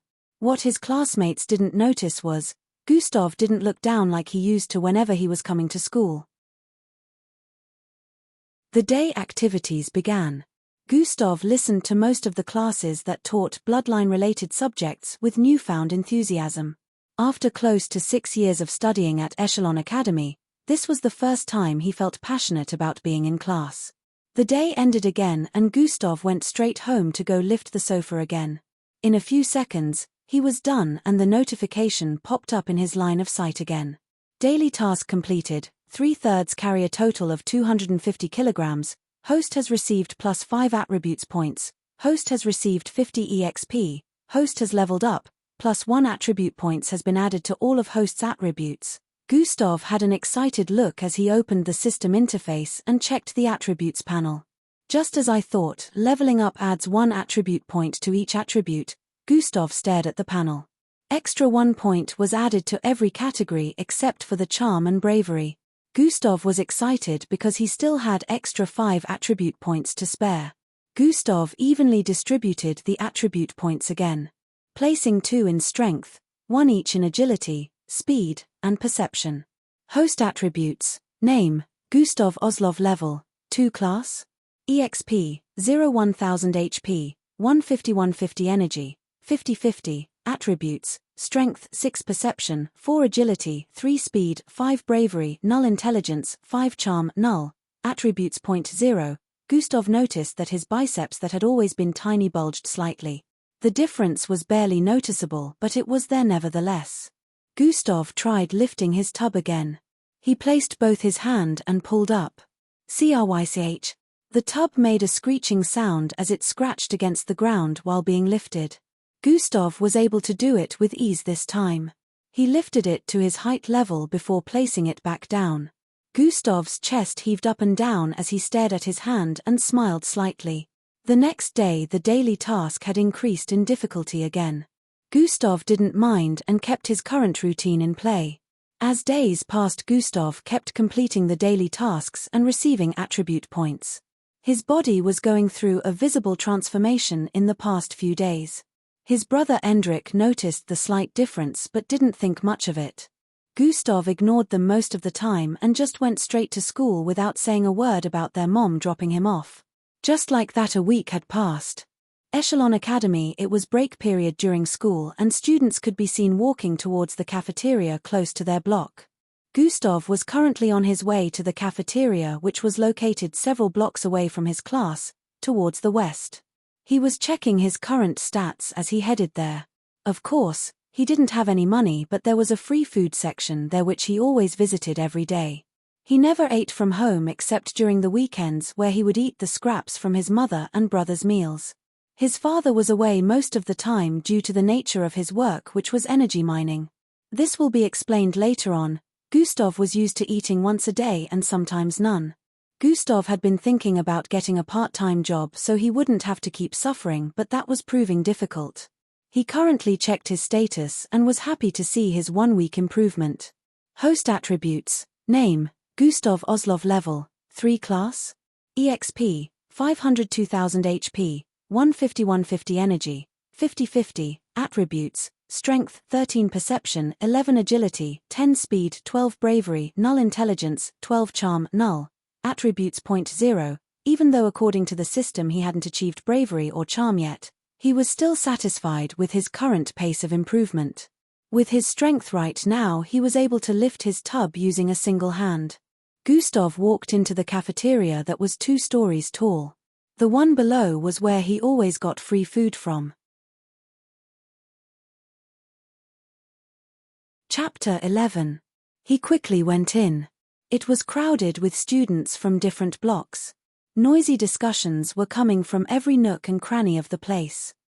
Jennifer Brown nude pics have been leaked. What? Oh my god. Tell me the site name, I need to check.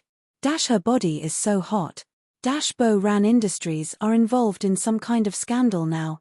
Most of them had their devices out, checking different kinds of things on the net.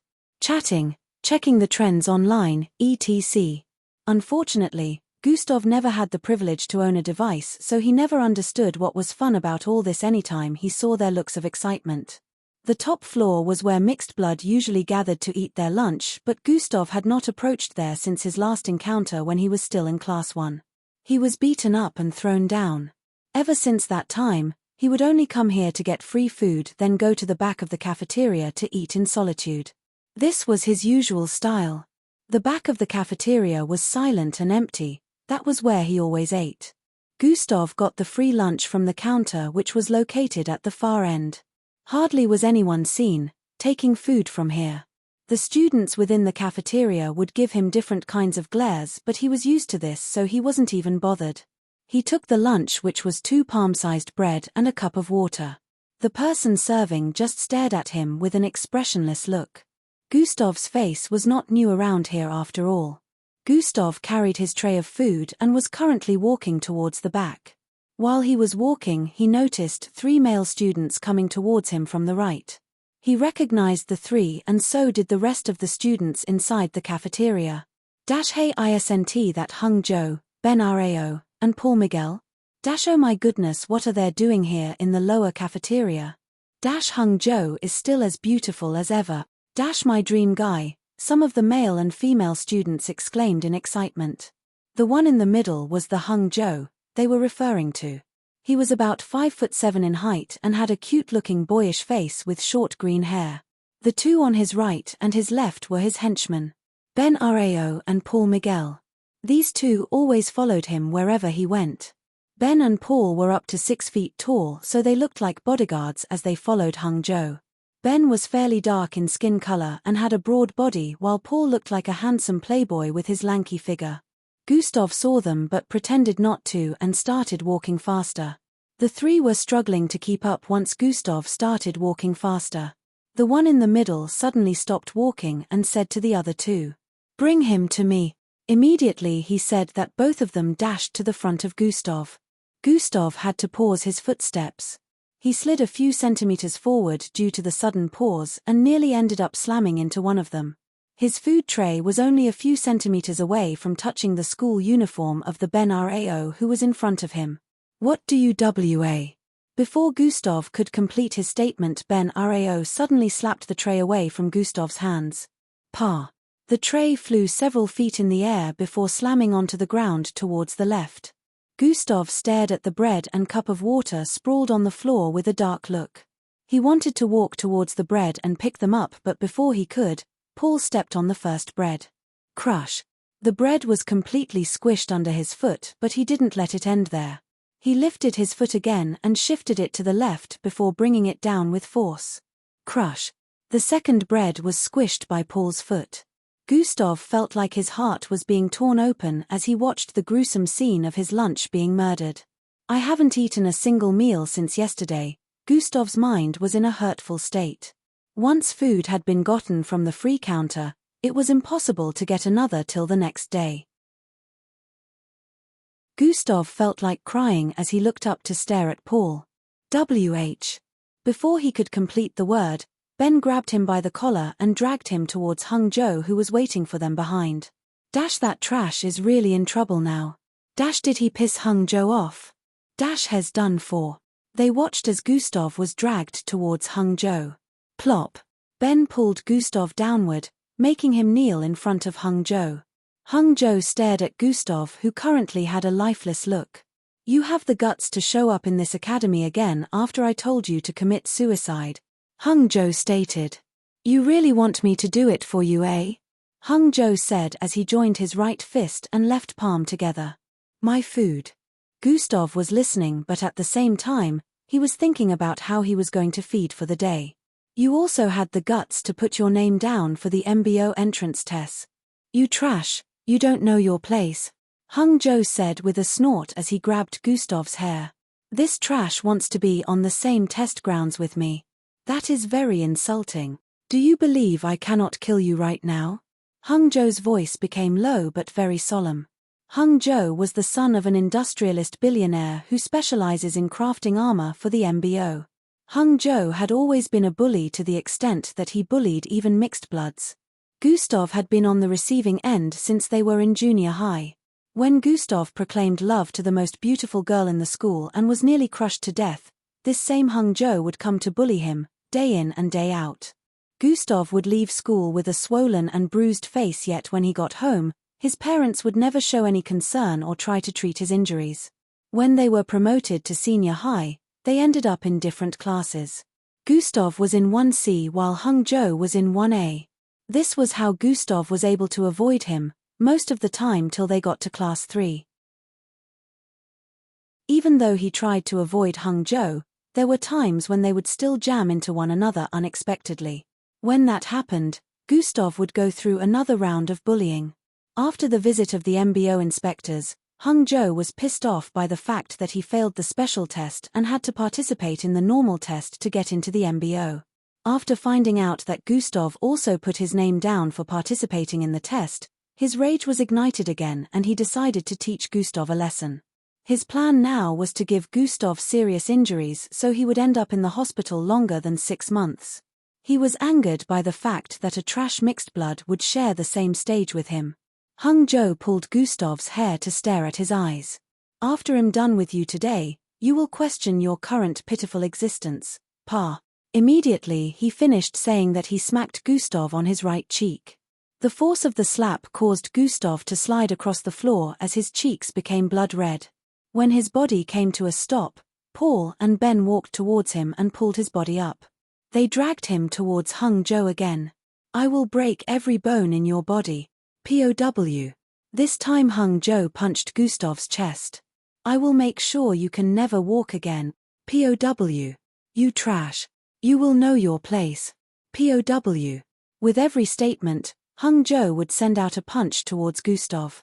His face, his chest, his stomach, his nose, etc. His uniform was already blooded from receiving heavy punches. The whole cafeteria just watched from the side. No one bothered to even come out and try to stop the beating. Gustav was held by Paul on the right and Ben on the left. As he received the painful punches, his mind wandered to a lot of things. Is this how I will remain pathetic?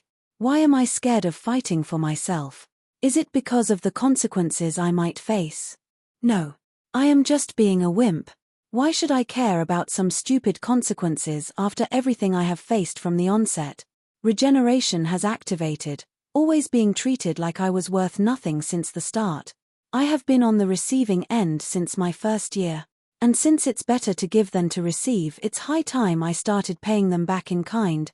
Host injuries has been healed completely. Hung Zhou, who just finished giving Gustav another punch, was ready to throw a new one. I will make you wish you weren't born, he shouted out as he threw his fist out towards Gustav's nose. As if you haven't done that already. Immediately Gustav spoke. He pulled his right arm forcefully from Paul's grip and grabbed Hung Zhou's fist. Pa. Immediately Gustav grabbed Hung Zhou's fist. Everyone's eyes widened, but the next thing they saw made them doubt their vision. Gustav grabbed the fist and clenched it tight. Crack. A loud cracking sound rang out, and what came next was a scream. Kia. Hung Zhou fell to the ground as he used his left hand to hold onto his right. My hand. He screamed in pain. Currently, his right hand was bent at an unimaginable angle and he could feel indescribable pain from it. Chapter 12. You bastard. Paul quickly punched out towards Gustav's head from the right side. While Ben, who was on the left, also punched out. Gustav, standing in their midst, saw the two fists coming towards him from both sides and moved backwards with speed. Swoove. The fists missed him by a hair length and almost ended up colliding with one another. As Gustav managed to dodge their first attack, Paul and Ben thought it was due to luck and turned around to attack again. Paul threw out his right fist towards Gustav again. How dare you lay your hands on young master, Hung? Paul shouted out with his fist in motion. Gustav moved to the right side, dodging once again. Immediately he dodged it. Ben's fist was already coming towards his face from the right. Gustav dodged once again. I can see it. No, I can sense it. Gustav was only a bit faster than they were, yet he was able to dodge their attacks in a timely manner. Is this because of perception? Gustav felt like he could calculate their attack trajectory before they sent it out and also sense an attack that was coming from his blind spot. Ben's fist was coming towards him again from the front. This time Gustav was tired of dodging and finally decided to be on the aggressive side. As Ben's fist traveled towards his face, he moved slightly to the left. Sweeve.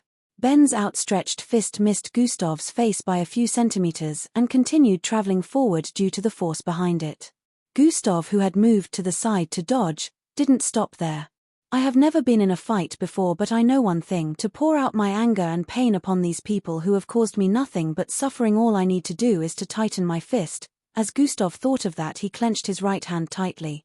The bone-popping sounds from the intense clench was so loud, it was almost like it was conveying his message of anguish and that he had reached his limit. And throw it at the people I detest the most. As Gustav came to this conclusion, he raised his clenched fist and threw it forward at Ben, who just finished punching out. Ben hadn't retrieved his fist yet, so he was surprised to see Gustav's fist heading towards him with intensity. He would have liked to counter, but the fist was just too fast for him to react on time. Ben felt his vision turn blurry as a sound of collision rang out. POW. Gustav's fist slammed heavily onto Ben's jaw from below. The sound of teeth breaking could be heard as Ben was thrown 2 meters into the air before falling on his back and sliding across the cafeteria floors. 3 pieces of broken teeth surrounded by some drops of blood could be seen on the floor beside his head. Gasp! The entire cafeteria gasped in shock after witnessing the unbelievable scene that had just played out before them. Ben had passed out from receiving a single punch from a person that had been deemed as trash by the entire school. Hung Joe, who was seated on the ground, clenching his right hand in pain, had a look of disbelief on his face. How did this trash manage to do that? Paul was also shocked and stood in the same position without trying to attack for many seconds. Gustav just still had his clenched fist outstretched as he breathed in and out profusely. I did it. I did it. I did it. I finally fought back. Gustav's mind was in a state of excitement as he remembered the feeling of his fist colliding with Ben's jaw. There was this sense of gratification and relief when he finally threw the punch. He felt he would have regretted it had he not stood up for himself at this point. And he was right.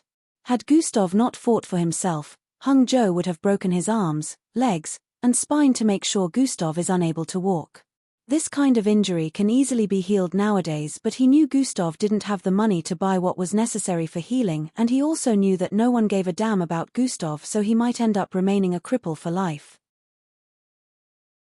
Host has achieved bravery. Gustav stared at the notification that popped up in his line of sight with a slight smile.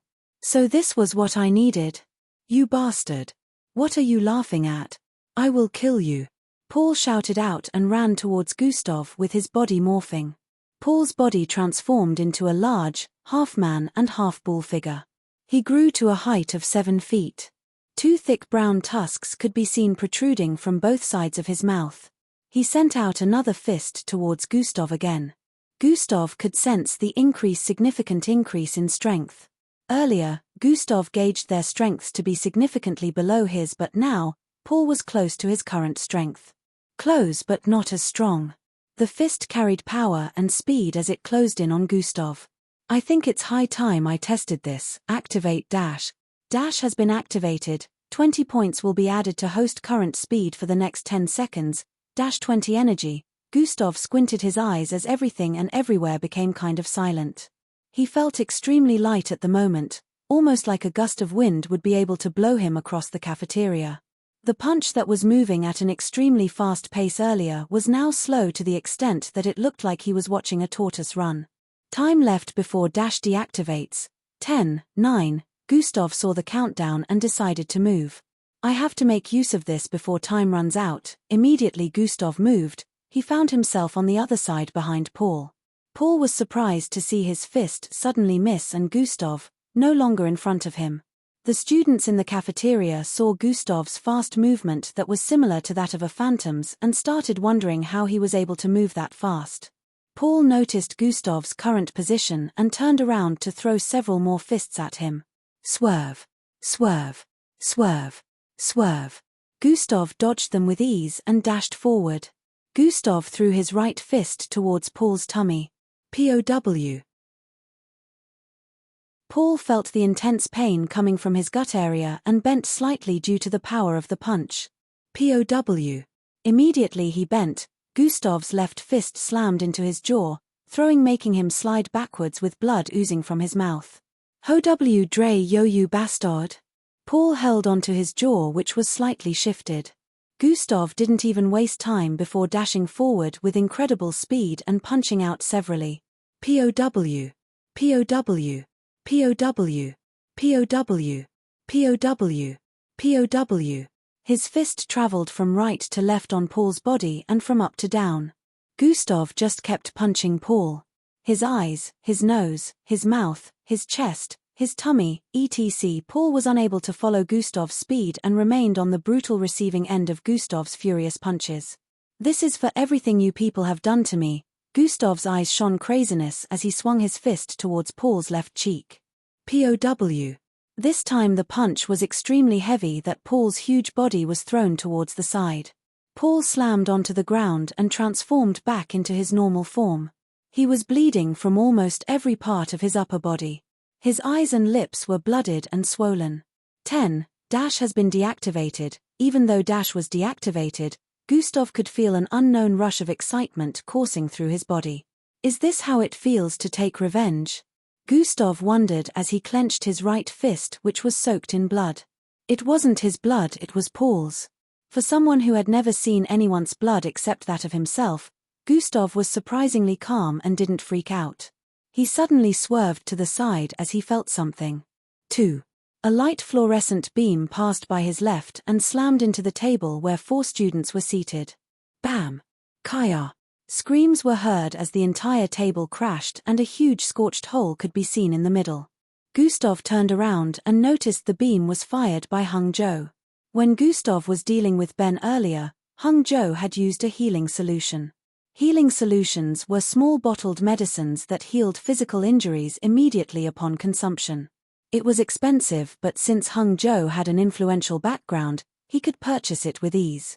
Hung Jo had drunk one of these a while ago, causing his broken hand to heal back.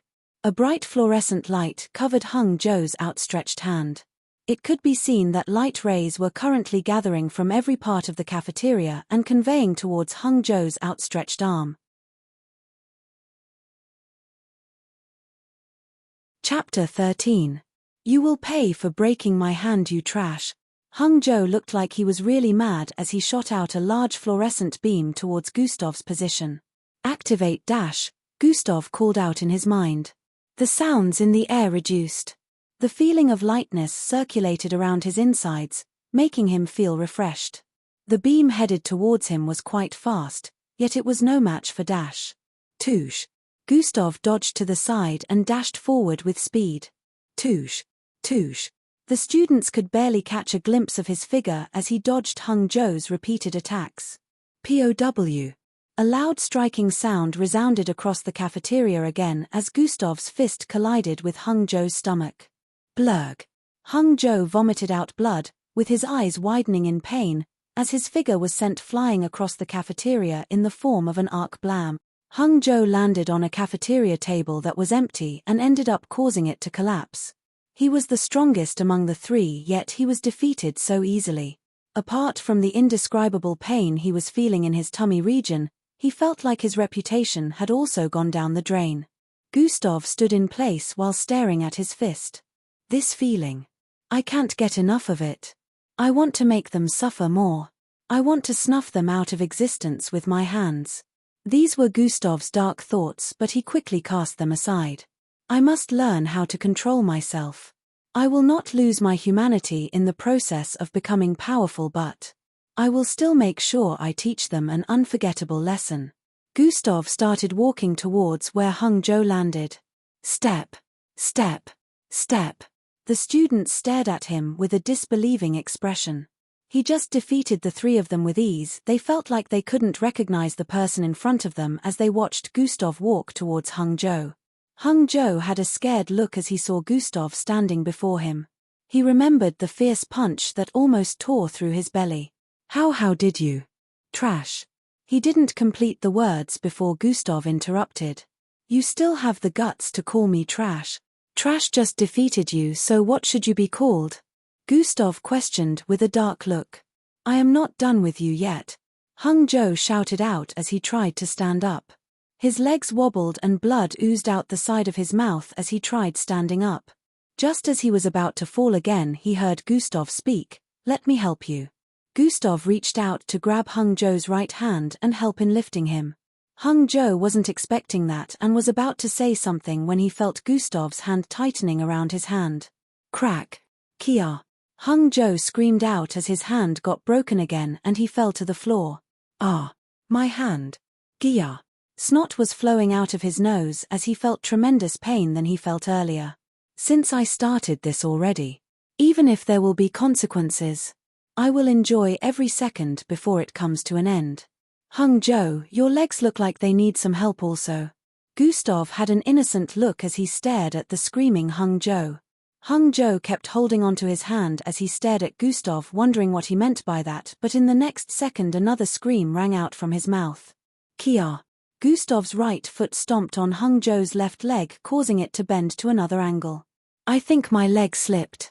Gustav left school almost in the evening on this day. The disciplinary committee office was where he spent the remaining half of the day. Gustav, how could you harm your classmates? It was self-defense. Self-defense, you say? Why were all his fingers and limbs broken when we found him? You must be severely punished for this. If you weren't the sibling of the best middle school student, you would have been expelled. From henceforth you are not permitted to be anywhere within 100 feet from Hung Jo. You are to tender an apology to him in front of the entire school while being on your knees. You must work in the cooking lounge school kitchen for the next 2 months as part of your punishment. Also you must join the cleaners in keeping the school clean. Fighting with anyone during your punishment period is punishable by expulsion. Gustav gritted his teeth in anger as he remembered the conversation with the 4 disciplinary teachers. Where were they when I was being bullied repeatedly? When Hung Jo broke my fingers, when Yuhiko nearly crushed me to death? Where were they to judge the accident? Gustav was feeling very angered right now. Just when he felt he could finally come out of his shell after gaining this power, these people were trying to force him back into it. They all deserved to suffer. Gustav remembered when he was brought into the office by some teachers who later arrived in the cafeteria. The 4 disciplinary teachers asked him repeatedly how he did it. They suspected he used an enhancement drug, but enhancement drugs that could make a useless mixed blood defeat a group of 3 mixed blood was unheard of. Especially when one of them was a C grade and the remaining 2 were D grades. They kept asking with smiles on their faces where Gustav got it from. They felt he came into possession of some by mistake maybe and wanted to see if they could extort some from him. Such products were not cheap and would cost at least $500,000, so they were thinking of selling if he confessed and relinquished the items to them. Unfortunately, Gustav told them he didn't own such drugs and that he had been training. This was the truth, but they felt he was bullshitting and passed down judgment upon him. Bunch of corrupt. Gustav wanted to curse, but he held it in. He had expected that there would be consequences after unleashing his anger, yet he was still incredibly stirred up by the punishments. It's only for now. I just have to endure a little bit more. He was powerless to stop their judgments, and he still needed to graduate from the school if he wished to join the MBO. One of his reasons for wanting to join the MBO was, he had always wanted to be a hero of mankind from small. Now he was starting to doubt if the Earth deserved to have a hero. Whether they even deserved to be protected. Still, that wouldn't stop him from wanting to join the MBO. As Gustav was running home, a new notification popped up in his line of sight. Host has completed the hidden quest. Huh? What's this?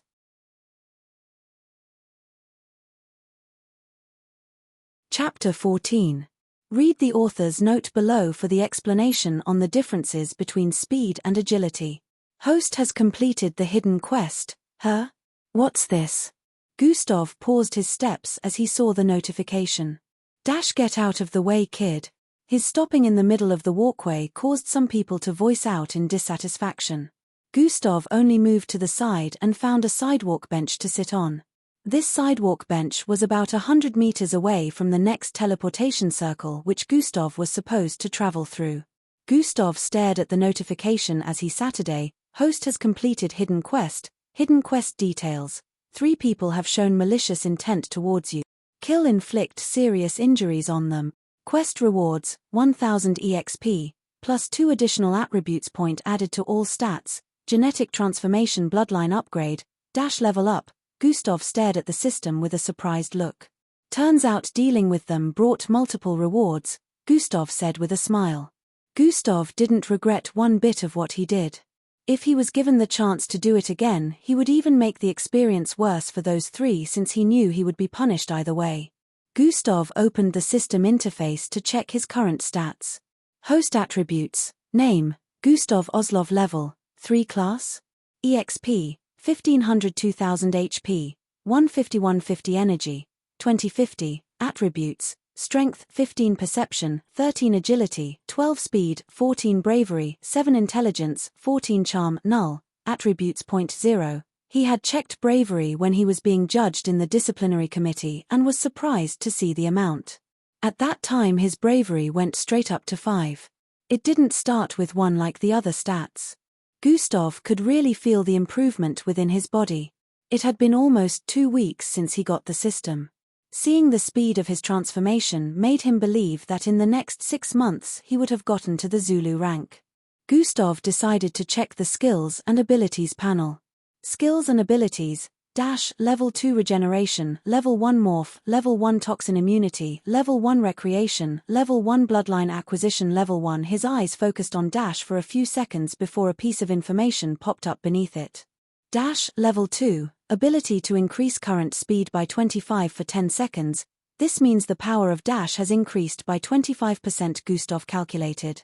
His current speed without gave him the ability to travel up to 5 feet in a single movement. His full speed right now without using is comparable to Earth's fastest man in the past.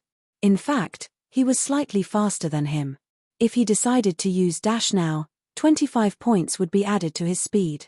Gustav had a feeling of excitement just thinking about it, but he couldn't use it right now since his energy was low. Using earlier consumed 20 energy points. He was sure that the consumption rate would have increased now that leveled up. Gustav decided to open the Bloodline panel to check his Bloodline upgrade.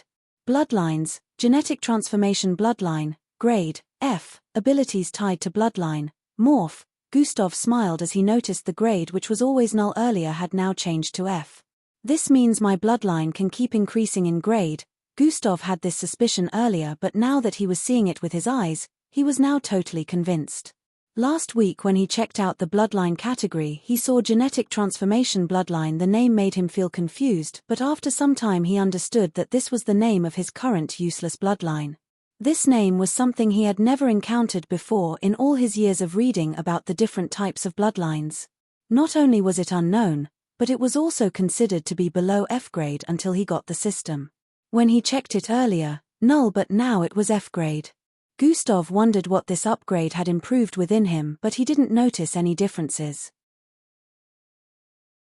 After checking for a while, he shrugged his shoulders. Maybe I won't see it just yet, he thought. I wonder if when I steal a Bloodline I will also be able to upgrade it with this system? Gustav wondered out loud. There was no one to answer the ton of questions he had now regarding this new power, but he believed that with time he would slowly come to understand how things work. Gustav decided to head home at this point so he could complete his daily task. He was lucky not to find anyone at home again, but this time he started wondering why Endrik and his mother had been coming late. After thinking for a while, he decided not to sweat it and started lifting the couch. This time Gustav was able to lift the entire couch together. The 2-seaters in his left hand and the 3-seater in his right hand. Chinen, chinen, chinen, chinen, chinen. Chinen. There was no trace of discomfort on his face as he lifted them up. It looked almost natural, and to him, the sofas felt light. After lifting them up and down for a few minutes, a notification rang in his mind. Daily task completed, 3/3 carry a total of 1750 kilograms. Gustav did the usual, distributing the attributes points evenly. He changed out of his school uniform into a tight brown singlet and short green boxers. He brought out a small button from his pants pocket as he sat inside his tub. The button was blue. It looked like a regular button for clothes, especially t-shirts, but when Gustav tapped on the surface twice, it emitted a 2 feet tall projection. This truly brought me more rewards than punishment. He stared at the projection with stars in his eyes. I've never seen so much money in my entire life, Gustav said in excitement. Oh wait. I've never actually held money before, he said while holding his chin. On the projection, there was a bundle of green and white notes, a weird square-shaped silvery board, and a triangular-shaped mirror-like device. Gustav tapped the bundle of green notes displayed within the projection and something magical happened. Zing! The bundle of notes appeared in physical form within his tub. Gustav stretched out his hand and picked up a bundle. This button was a technological storage device that every VIP student within the school had access to. It was able to keep things inside it for easy movement and transportation. Gustav didn't own one, but his brother did. Extra fees were paid before the school would grant one to the student. His parents considered it a waste for him to receive one, so they didn't pay extra fees for VIP. This particular one he was holding onto belonged to Hung Zhou. He took it off Hung Zhou after breaking all his limbs. Just as he expected of a billionaire son, there was a lot of money inside. So this is how money feels like. Gustav rubbed the notes within his palms repeatedly. He kneaded, squeezed, and bent them in different angles. If the bundle of notes was a female, it would have shouted out. Harassment. After a while, Gustav stopped. There's nothing special about it really. Apart from power, this also controls the world, yet it's just an ordinary piece of paper. Gustav was having a hard time comprehending this. He decided to put it at the back of his mind. Well, it is still very useful. I will accept this as part of the compensation for destroying my lunch and all those many years of bullying, Gustav said as he picked up the money and moved them back to the projection. When the money made contact with the projection, it was sucked in. Gustav sighed as he wondered how the next 2 months were gonna be because of the punishment, but in the next second he scoffed at it. Is it not to clean and cook? I shall learn. Gustav was confident that he would be able to pull through just fine, no matter how it went. He decided to stop worrying and go to sleep. In a dark study, the sound of a male shoe heel colliding against the floor could be heard. A man in a blue business suit walked amid large shelves that were stacked with books. The study hallway was more than 500 feet long. The number of shelves placed on both sides was numbering in the 50s, and they were very tall. At the front of the study, another man could be seen sitting on a reading chair. The man had silver-colored spiky hair and a long pointy dark horn beneath his jaw. In front of the reading chair was a study table and a book was wide open on top of it. The sound of page flipping was heard as the man used his finger to brush against the bottom of the large book. Why do you disturb my reading, young? The man spoke with an aged but powerful tone. Father, why did you withdraw the agent I sent out to investigate that issue? The man in a blue business suit paused his steps and questioned as he stood several feet behind the man with the spiky silver hair. Is that why you have come here?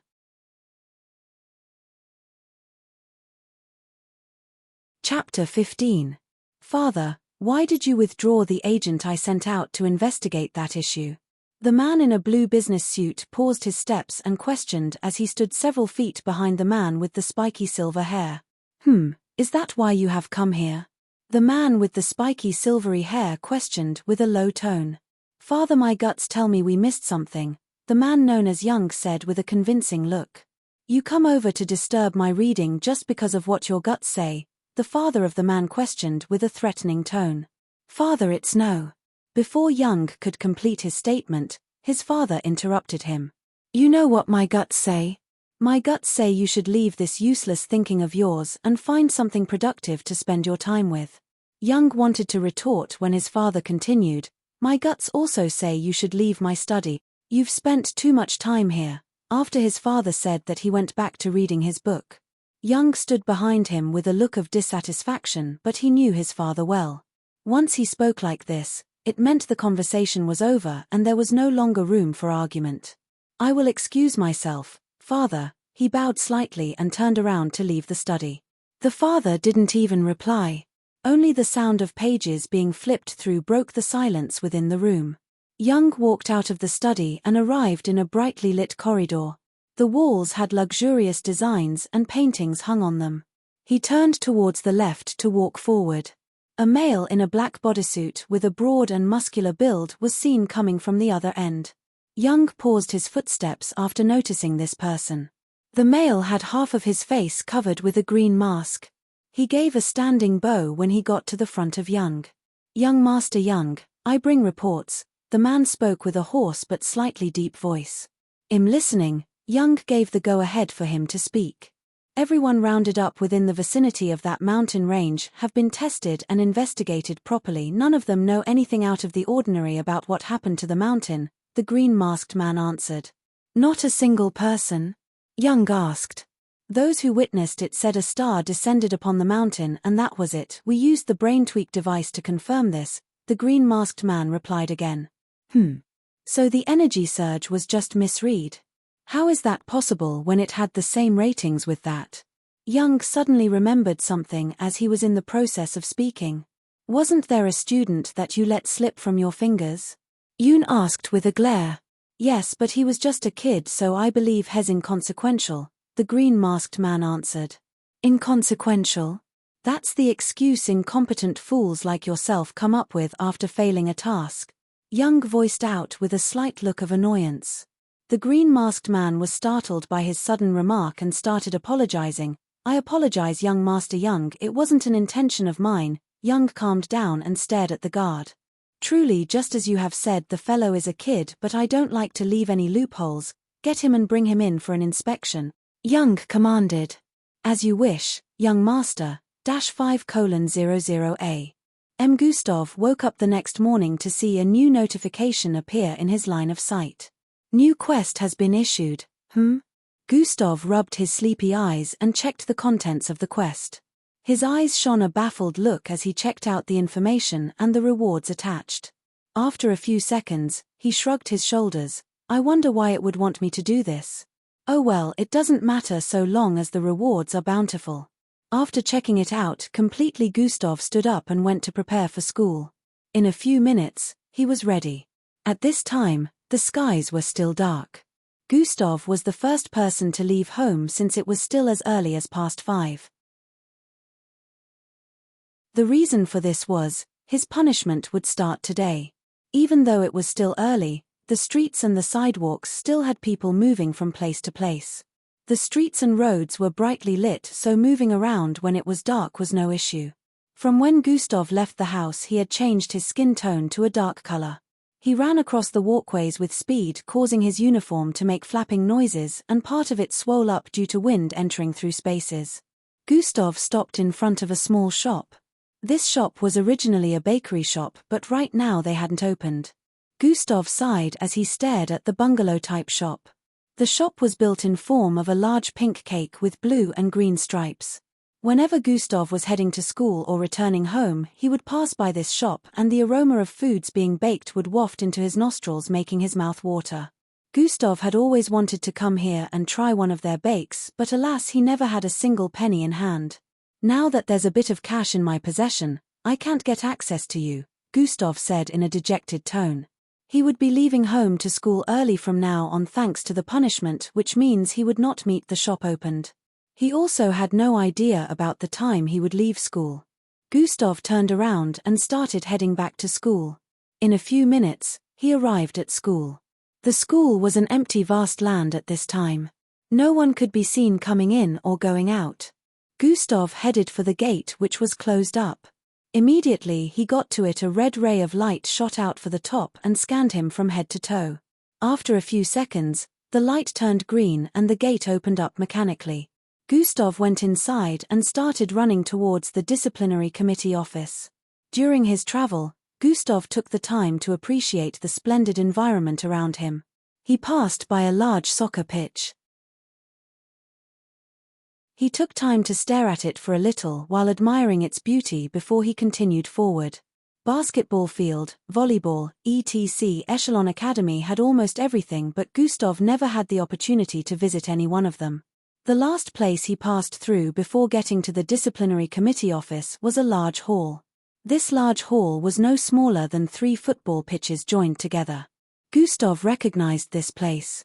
It was a place he had always wanted to visit. It was the hall where mixed bloods received training within the school. The Mixed Blood Training Hall.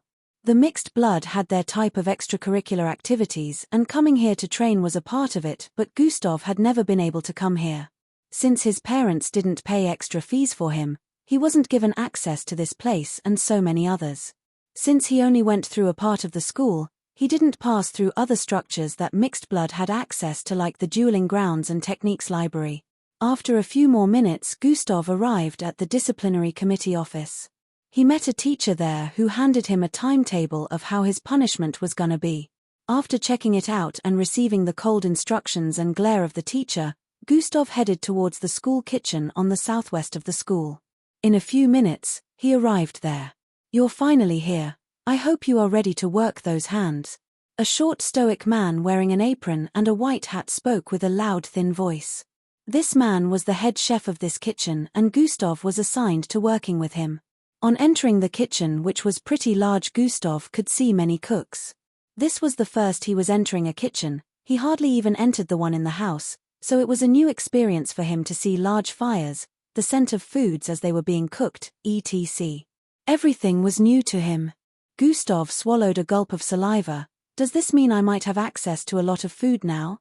The chief chef, who everyone called Boss Danzo, gave him simple tasks from the start, telling him to put a kettle on the fire. Boss Danzo had been told to make sure Gustav went through heinous tasks, but Boss Danzo's thought process was, you all want to ruin my kitchen. I will not let that happen. During his first day, Gustav was only tasked with menial chores. Offloading cooking materials, lifting some heavy equipment needed for one thing or the other, boiling water, etc. Boss Danzo watched him perform these tasks as days went by.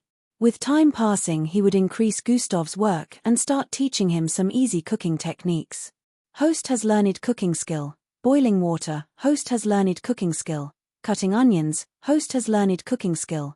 Boiling oil, host has learned cooking skill. Frying pickled eggs. At first, when Gustav started, these shameful notifications would pop up in his line of sight. He was surprised to find out that any skill he learned manually would be added to his skills and abilities. As days went by, Boss Danzo noticed that Gustav had the potential for cooking and started teaching him. Turn the dough this way. Add the oil. Stir softly. Idiot, put out the fire. Do you wanna burn down my kitchen? In a blink of an eye, another 5 days had passed.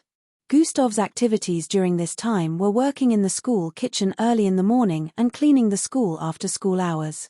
The cleaning wasn't much of a task since they were technological machines and tools that made it very easy. The only challenge was, the school was very large and Gustav was given a large portion of places to clean. The structures he was told to clean were always far apart from one another, so he would have to travel all around the school premises just to complete them while also carrying cleaning equipments. But what these people didn't know was, they were giving him the opportunity to complete his daily tasks easily, like this, which has risen in difficulty in the past few days. He would attend class after spending some hours in the school kitchen. Gustav didn't need to apologize to Hung Jo because, since that day, Hung Jo didn't show up in school. Wherever Gustav went, some students would give him frightful stares while some would look at him with disgust. The incident in the cafeteria already spread throughout the school. They had justified the incident saying, Gustav used a bloodline enhancement drug to fight against the three. Gustav was now more popular than ever. They discussed him daily, but no one dared to approach him. They all feared that he still had more of those drugs and they didn't want to be on the receiving end like Hung Jo.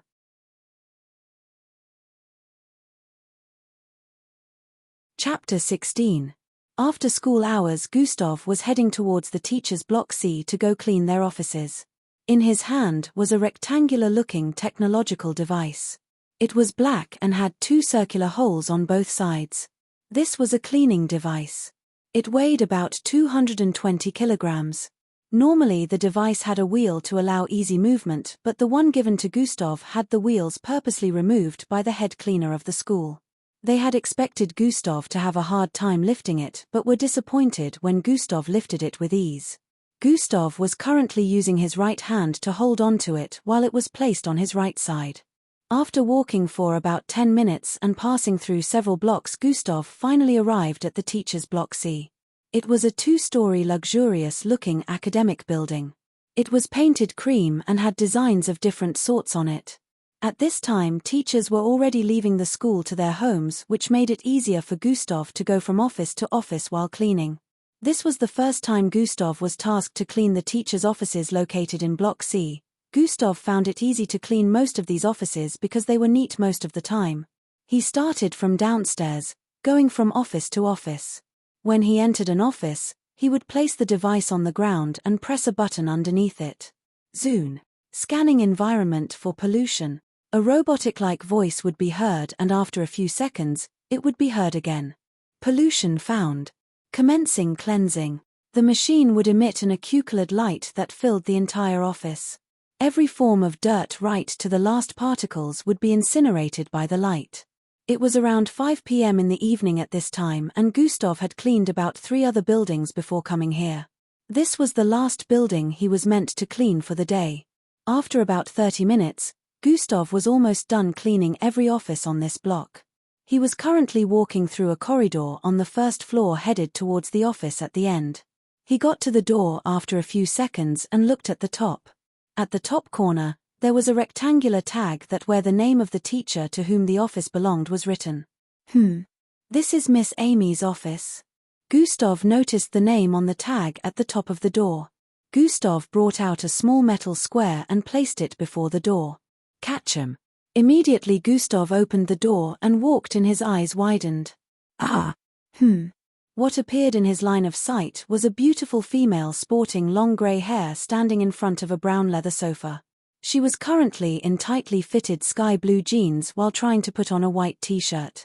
The reason for Gustav's shocked reaction was, the female standing in front had half of her body exposed. Her belly button along with her smooth and flat tummy was visible. Gustav could also see her green lacy bra, which did not do well to hide the cups underneath.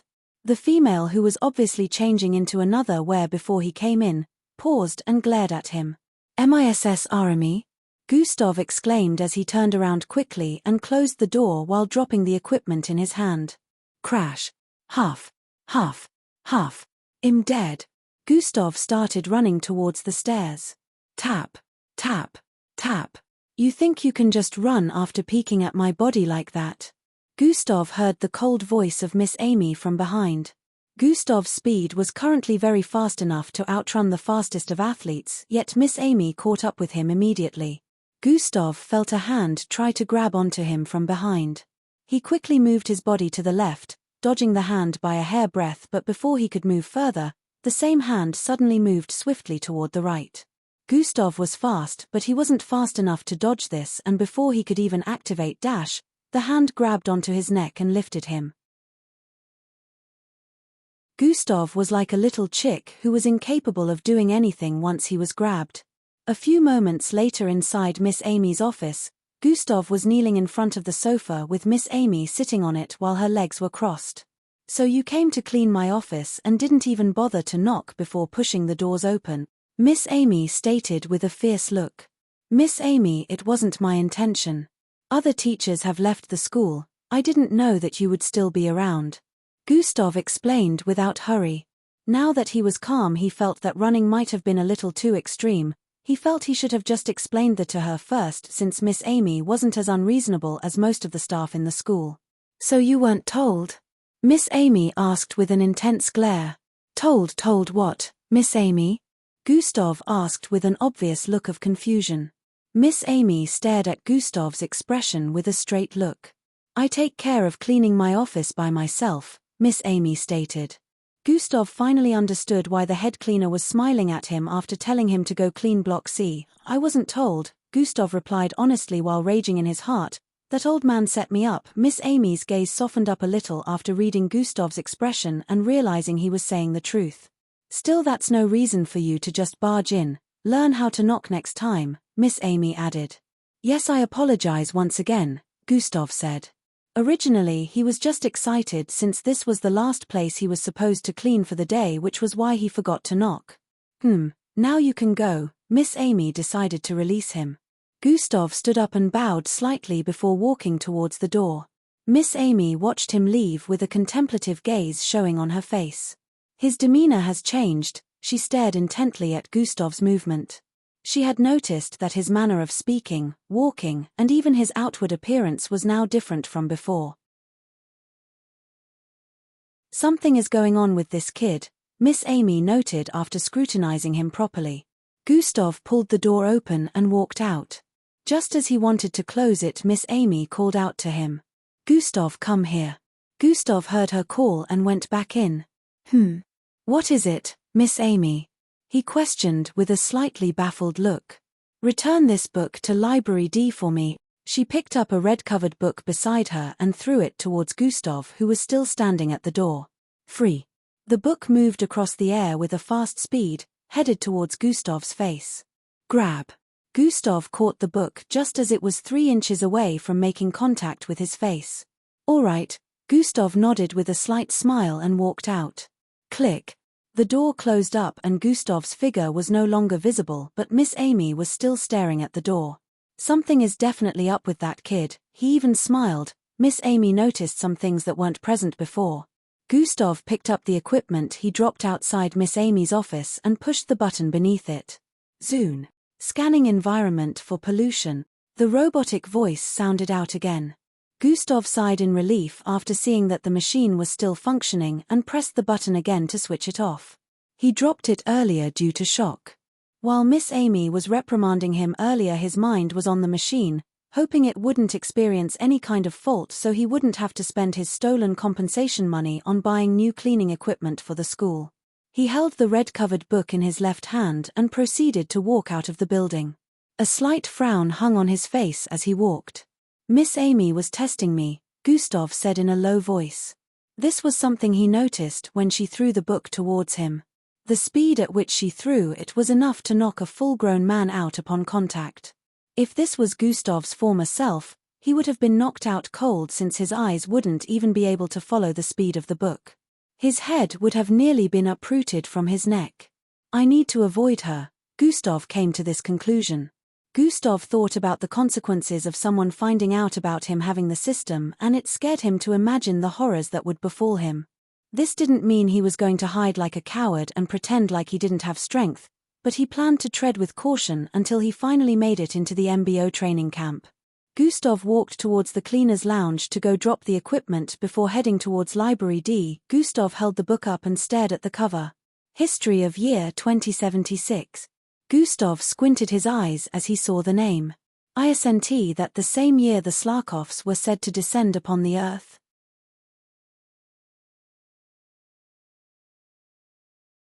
Chapter 17. History of Year 2076. Gustav squinted his eyes as he saw the name. ISNT that the same year the Slarkovs were said to descend upon the earth. Gustav questioned with an intrigued look. She said Library D. Gustav's eyes widened as he came to a realization. That's the library only accessible to VIP mixedbloods. Gustav found a tree by the roadside and sat underneath it. He stared at the book in his hands again. That's why I've never seen this one, Gustav spoke as he turned the book to the side, checking every part of it. Gustav had visited the libraries that were accessible to normal students and also read a lot of books, but he never for once saw a book that had the history of the past as big as this. Every history book that gave information on the time of the Slarkovs' descent was never more than 3 pages full. Those history books never gave a lot of information, only the ones known by the masses were available there. Gustav had always wanted to know more and sensed that a lot of information was missing, but since he was never given access to the better libraries, he had to make do with what he had. Gustav was intrigued, so he opened the book and started flipping through the pages. The first information that he saw talked about how humans were starting to make progress in technology and were proud of their findings until the Slarkovs descended with 1,000 large spaceships that were half the size of a moon. Their descent made the humans realize that aliens existed, and also the appearance of the Slarkovs was one that even the most technologically advanced space station couldn't detect. The Slarkovs descended without a single spaceship being detected. What gave them away when they arrived in the Earth's atmosphere and their large spaceships could be seen from the Earth's surface? Gustav flipped to the next page. He had completed the first page in less than a minute. He continued reading with an intrigued look. Humans who thought the Slarkovs were a threat fired all their artilleries, missiles, etc. towards the spaceships as they descended. Nothing worked. The spaceships were impervious to every single weapon the humans possessed. Humanity realized at this point that their technology was still lacking even though improvements had been made. The Slarkovs, who didn't understand the human tongue at first, used their technology to download humanity history while descending. Every human being within the planet had their brains picked and information was gathered for the consumption of the Slarkovs. After that, they could speak the human tongue and understood human culture. The Slarkovs descended upon several continents with their mini-ships. The humans, who were obviously still stupid, sacrificed many locations in the world by sending nukes just so they could rid the Earth of Slarkovs. People died, but the Slarkovs remained alive because they were being protected by an energy field. After numerous failed attempts to destroy the Slarkovs, humans gave up and succumbed to their fate. The first chief of the Slarkovs and other dignitaries from the world government had a meeting to discuss how the ruling of the Slarkovs will be and how humans were ready to serve them so long as they weren't killed. Surprisingly, the chief of the Slarkovs, Lord Frambultin the 88th, explained to the world government how the humans had misunderstood their descent. He explained the reason for their migration was because of their planet, Humbad, destruction, and they weren't here to put the humans in bondage but to coexist peacefully. To show their sincerity, the Slarkovs presented the world government with a piece of technological equipment.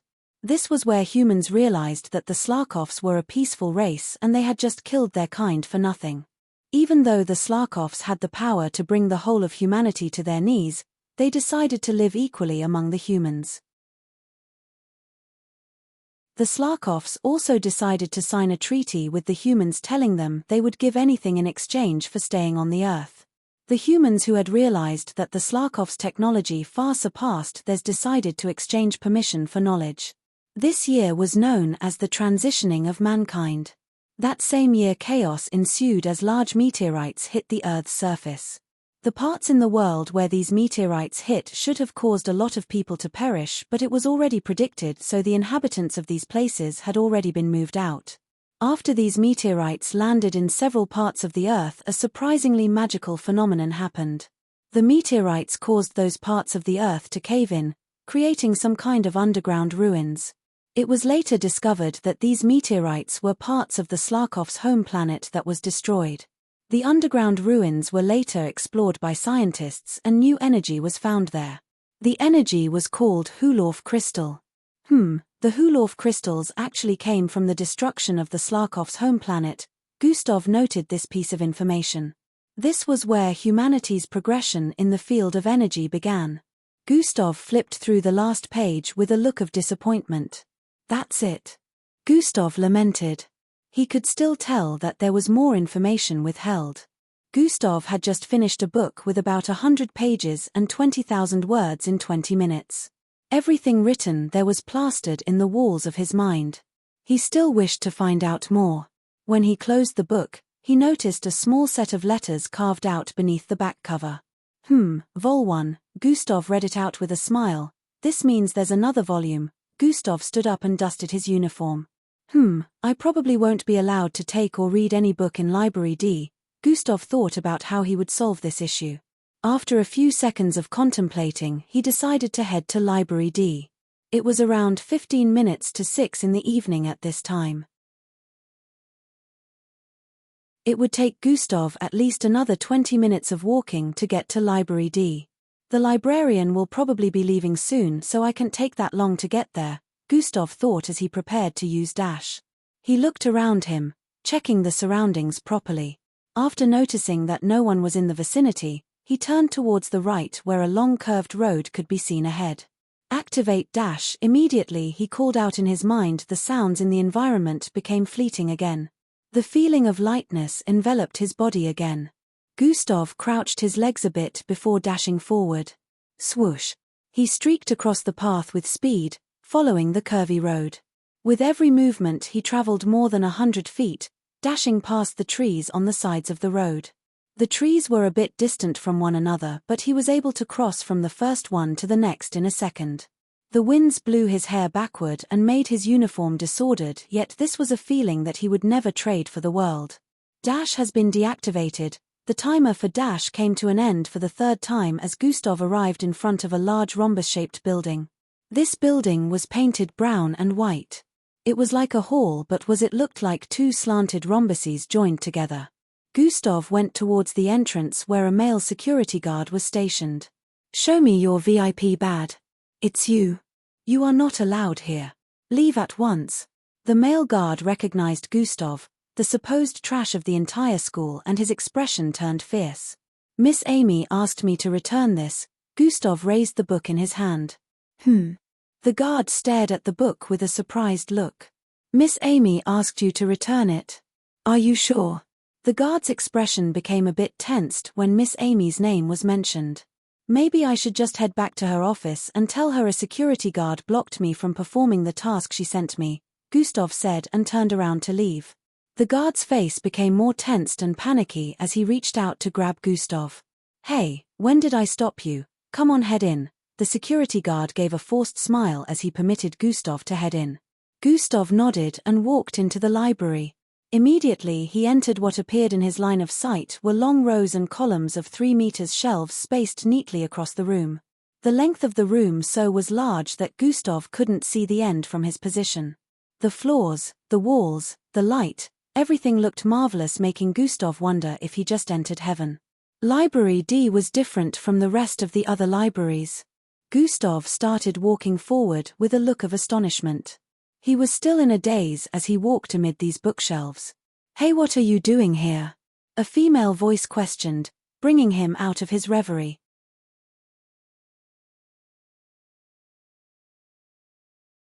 Chapter 18. "Hey, what are you doing here?" a female voice questioned, bringing him out of his reverie. Gustav turned towards the right. 3 columns to the right, a lady sporting black hair, in a pink tight-fitted gown, was walking toward him. She wore a monocle on her right eye. She looked to be in her mid-20s, only a little bit older than Miss Amy. Difference was she was married and not as beautiful. "I have never seen you here before. Who let you in?" the female questioned with a glare. Surprisingly, she didn't recognize Gustav's face. This was because she was the librarian of Library D, Mrs. Potchery. She stayed in the library all of the time. "Miss Amy asked me to return this." Gustav raised the book as he replied. "Miss Amy sent you?" Mrs. Potchery scrutinized Gustav from head to toe as she asked with a look of disbelief. Gustav nodded in affirmation. "Let me see that," she said and took the book from Gustav. "Yes, she did borrow this," Mrs. Potchery said after checking out the book. She lowered the book down and noticed that Gustav was no longer in front of her. He had already walked further and was currently checking out a shelf ahead.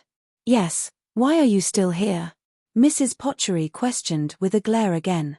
"You have completed your errand, now you can leave," she stated as she walked towards Gustav. Gustav, who was currently checking out the books on the shelf in front of him with a serious look, didn't even bother to give her a reply.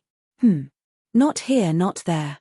Gustav's eyes roamed across the shelf as his fingers moved swiftly, pulling books forward and pushing them back once he found out that they weren't what he was searching for. "Hey, did." Mrs. Potchery was about to say something when she was interrupted by Gustav. "I need the other volume of that book," Gustav voiced with an urgent look after realizing he couldn't check every single shelf here without spending hours.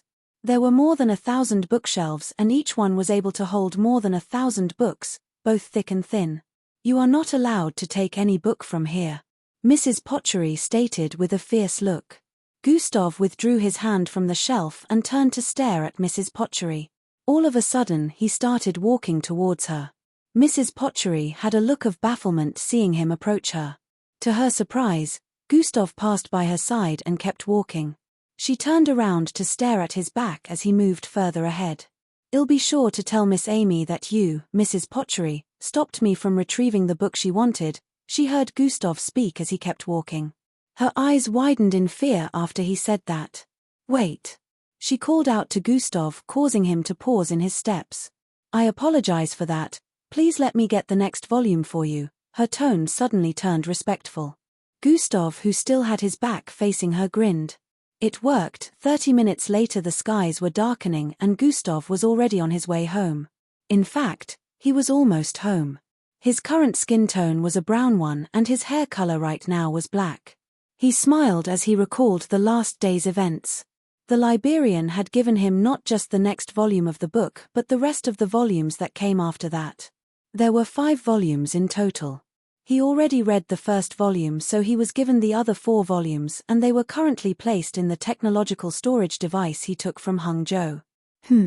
This proves that some of the things I heard about Miss Amy might be true, Gustav wondered as he recalled the rumors that were always flying around about Miss Amy. A lot of students said she hated mixed bloods. He also heard a rumor about how she was formerly in the MBO before deciding to leave of her own accord, which made him wonder why she would ever think of leaving. He also heard about a time when Miss Amy came to school dressed in a casual outfit. She wasn't recognized due to that and the security guard tried stopping her entry. It didn't end well for him since he was said to end up in the hospital with grievous injuries. She was also rumored to beat the librarian, Mrs. Potchery, up. Mrs. Pottery called her a vulgar and vile mixed blood. Due to both of them being mixed bloods and having the pride that came with being one, a fight ensued. Mrs. Pottery ended up being on the receiving end of Miss Amy's furious barrages. Miss Amy kicked, slapped, and smacked the living daylights out of Mrs. Pottery. Rumors said Mrs. Pottery wasn't able to touch a strand of Miss Amy's hair even though Mrs. Pottery was said to possess a B-grade bloodline and belong to an affluent family. Miss Amy was the type who didn't care about any background. She would deal with anyone who dared to cause her trouble. She always got away with it, since she had the strength to back it up. The fear on Mrs. Pottery's face was real. I should use this to my advantage, but I also have to make sure that Miss Amy doesn't find out. Gustav came to this conclusion as he finally got home. No one's around again. Gustav noticed that the house was empty once again. He walked into his room and sat on the edge of his bed tub. Open system interface. Gustav called out. Host attributes, skills and abilities, bloodlines, quests, shop. The red panel appeared in his line of sight. Gustav stared at it for a little while. I wonder what level I have to get to before I can access shop. I can't wait to see what this shop function has to offer, Gustav stated with a look of anticipation. The first time he tried to access the shop, a notification popped up. Host hasn't reached the level required to access shop. Every time he leveled up, he always tried to access it. Host attributes, Gustav called out. Host attributes, name, Gustav Oslov, level, 4 class. EXP, 250 9500 HP, 170 170 energy, 4080, attributes, strength 23 perception, 21 agility, 20 speed, 22 bravery, 19 intelligence, 22 charm, null, attributes. 0. 3 weeks had passed since Gustav started his punishment and he would say it was going pretty well for him. What Gustav didn't know was his strength right now was higher than the average Zulu ranked mixed blood even though he wasn't a Zulu ranked mixed blood yet. His intelligence had already outstripped those of his peers and normal adults. It was now comparable to that of scientists. He could analyze and recollect things with ease now. His thinking faculty was so fast right now that even in normal classes he answered technical science questions in seconds. The science teacher would always stare at him like he was a monster and sigh, if only he was a high-graded mixed blood. Even before Gustav was able to raise his intelligence with the system, the science teacher always had his eye on him, but just like the rest, he had to always ignore Gustav's achievements due to his low-grade bloodline. Gustav had completed today's task and also distributed the attribute points in the school. Right now he wanted to check his progress with the quest he received on the day he started his punishment. He closed the attributes panel and opened the quest panel. Quests, daily, weekly, monthly, yearly. After the quest panel appeared in his line of sight, he called out, monthly. 1 month quest. Change your hair color and skin tone every time you leave your abode and when outside of the school premises. Duration, 15 30th days. Rewards, 1000 EXP, 15 attributes points. Bloodline upgrade, random skill unlock. Gustav stared at the completion rate of the quest. 15 days more. Gustav was still baffled by the unique quest that made him use the morph ability when he was leaving home and school. Whenever he was outside the school, he wouldn't be recognized by any of his peers that saw him because of this. He felt maybe the system was trying to make him train his morph ability because he noticed that the morph ability could level up without the input of the system. He felt it was probably because it is tied to his bloodline and not one of the system-based abilities. Gustav decided to close the system interface and brought out the 4 books he got from the library. He held them together on top of one another. They were all red covers like the first volume, but the difference was the years placed on each front cover. History of the years 2077 to 2087. History of the years 2088 to 2098. History of the years 2099 to 2109. History of the years 2110 to 2120. Gustav read the characters on each cover with a contemplative look. Looks like I'm not gonna get any sleep this night, Gustav exclaimed as he placed 3 out of the 4 books in his tub and held on to the last one. History of the years 2077 to 2087.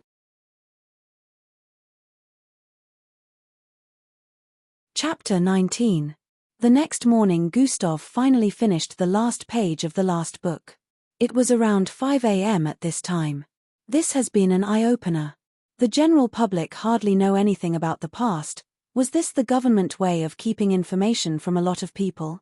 After reading the history books, Gustav had suspicions because of the things he found out. There was a lot of information withheld from the general public. There were still more that he wished to know. The fifth volume only covered years 2110 to 2120. This was the year 4094. Gustav longed to know what happened after, and now he felt the world wasn't as simple as he thought. They were terrorist groups of mixed bloods that have been existing for centuries, creatures known as mixed breeds that were said to have their bloodline go haywire after defective awakening, etc. So many things that Gustav didn't know beforehand because the city he grew up in was a top-class one that hardly got infiltrated by criminals and the rest. How is it that the MBO is not able to handle all this? Gustav had always naively thought the MBO was powerful enough to handle everything related to mixed bloods criminalism. He had no idea that the world was even darker than he knew it to be. Ding! A notification popped up in his line of sight. Host has completed the goal. Read 1,000 books. What? Gustav stared at the notification with a shocked look. Goal? He had never seen the system bring up anything goal-related even after opening the system interface more than 1,000 times. This was the reason for his shocked reaction. Goal reward. Host has unlocked a new attribute. Mental fortitude. Is this what scholars mean when they say knowledge is power? Gustav held his chin as he stared at the reward. Mental fortitude. I wonder how many points he'll get right off the bat for that, Gustav pondered as he opened the system interface and called for the attributes panel. Host attributes. Name, Gustav Oslov level, 4 class. EXP, 250-9500 HP, 170-170 energy, 80-80. Attributes, strength, 23 perception, 21 mental fortitude, 2 agility, 20 speed, 22 bravery, 19 intelligence, 22 charm, null, attributes .0, just 2. Gustav was kind of disappointed after noticing the small figure placed in front of mental fortitude. He was expecting the number to shoot straight up like bravery, but it ended up being lesser. It's gonna take a while for me to raise it. Gustav held his chin as he calculated how many days and points it would take for mental fortitude to reach the rest. Gustav still wanted for each of his attributes to rise evenly, so for now he had decided to put off adding attributes to other stats till mental fortitude will have the same points with them. Gustav quickly went to prepare for school again today. 30 minutes later Gustav was on his way to school already, with his skin color being pale white and his hair color being green. He looked so much different from his usual self. Unrecognizable also. What Gustav didn't know was, his height was increasing and his body size was becoming bulkier by the day. If anyone compared him to how he looked last month, they would see the changes. Gustav got to school and headed for the school kitchen immediately. When he got in he met Boss Danzo moving from place to place while giving instructions.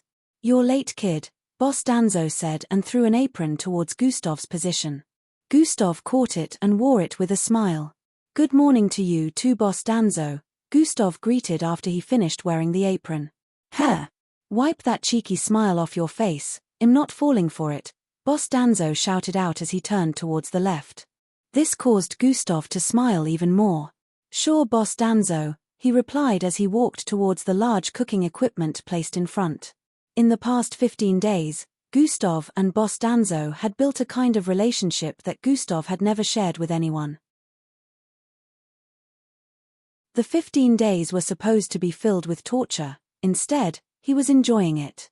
Boss Danzo always treated him like he was a real staff. Boss Danzo was liked by everyone for many reasons. He never discriminated against anyone, always valued the input of every worker here, including Gustav. Gustav never thought a day would come when someone would utter the word, "Good job" to him, with a warm smile. Boss Danzo always gave him tons of food to eat, saying, Gustav was too skinny and short. Gustav had really grown to like Boss Danzo. Also, he couldn't see the scheming and vileness in his eyes like the way he saw other people. Gustav stood in front of a rectangular cooking equipment with 17 different spots that were oozing out a blue fire. 10 big pots were placed on 9 of those spots. "I say to wipe off the cheeky smile, yet you decide to make it wider. What a brat," Boss Danzo said as he opened up one of the large cooking pots in front. SSSS. Steamy sounds enveloped the place.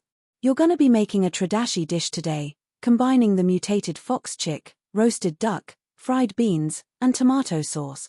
Boss Danzo stated while walking towards where the food items needed were placed. Gustav's face turned serious as he saw the peeled skin of a dead chick that had a foxy-like head and tail, a freshly skinned duck, and some other foodstuffs needed. Have a go at it, and don't burn down my kitchen. Boss Danzo tapped Gustav's back and went to stand by the side to observe his work. Gustav first washed his hands before he started. His right hand first went towards the body of the duck and his left hand grabbed a knife. Chop, chop, chop. In the blink of an eye, Gustav had already chopped the body of the duck to small pieces with the knife. After doing that, he opened one of the pots and threw them in. SSSS. The sounds of steaming could be heard again as Gustav's hand moved to the next item. Boss Danzo watched him from the side with a wowed look. This kid is really great, he thought internally with a smile. Suddenly he frowned once again as he remembered something.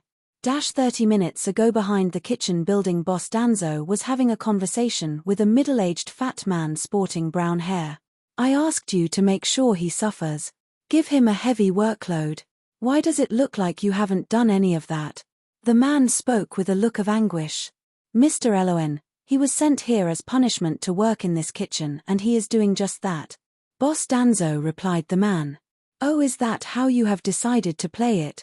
You want to protect that trash? Mr. Eloen stated with a threatening tone. I don't know what you're talking about, Mr. Eloen. Gustav is serving his punishment just as you four wanted, Boss Danzo stated and turned around to head back towards the kitchen. If you'll excuse me, I have work to do. Boss Danzo didn't even bother looking backwards as he walked into the building. Oh, we shall see. The man stated and turned around to walk towards a red floating vehicle in the middle of the road. If Gustav was here, he would recognize the man who was one of the teachers in the disciplinary committee. I wonder what those bastards have against this kid, Boss Danzo wondered as he stared at Gustav, who was currently running from pot to pot and putting ingredients inside them. The aroma of his cooking entered into Boss Danzo's nose and he smiled. What a good lad. The school activities ended uneventfully again today. The environment became rowdy again as students walked out of their classes towards the school park where their rides will be waiting to take them home. Gustav recollected today's activities as walked towards one of the buildings he was meant to clean today. He couldn't find any one of the subjects they had today, substantial except for Miss Amy's. I am close to channeling my bloodline past the 4th point. It only needs a little more push, Gustav said as he remembered that one of his classmates had successfully channeled his bloodline past the 4th point, becoming the first Zulu-ranked mixed blood in their class. Drail Godson was his name and he was among the students who Gustav planned to deal with. Class 3 had several students that had channeled their bloodline past the 4th point, but Drail was the first student to do that in Class 3C. Gustav was able to sense his bloodline within his body from the time his bloodline got upgraded to F. He had been channeling it day by day during the middle of the night to make it move further and increase in quantity.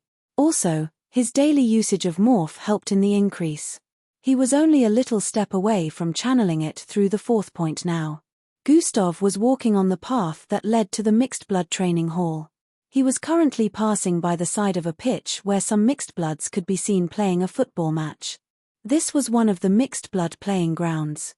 The mixed bloods couldn't mingle with normal people because normal people could get hurt due to their high level of strength. This was why mixed bloods had their own sports grounds located separately, where they played among themselves. Bam! All of a sudden a loud striking sound reverberated across the place. Gustav turned to look towards the left and saw a blazing ball coated with fire heading towards his direction. You kicked it in the wrong direction, idiot. A loud voice shouted out from inside the pitch.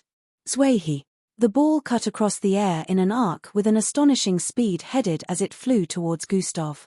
The speed was way too fast for a normal person to follow, but Gustav could see the incoming blazing ball. Gustav reacted by quickly stretching out both his hands with speed. POW. The sound of collision rang out as the ball got trapped in between Gustav's palms like a keeper protecting the goalpost. The force made him slide back a bit, but he was still all right nevertheless. Mist was erupting from the ball and his hands as the fire went out. He stared at the students approaching with a cold look.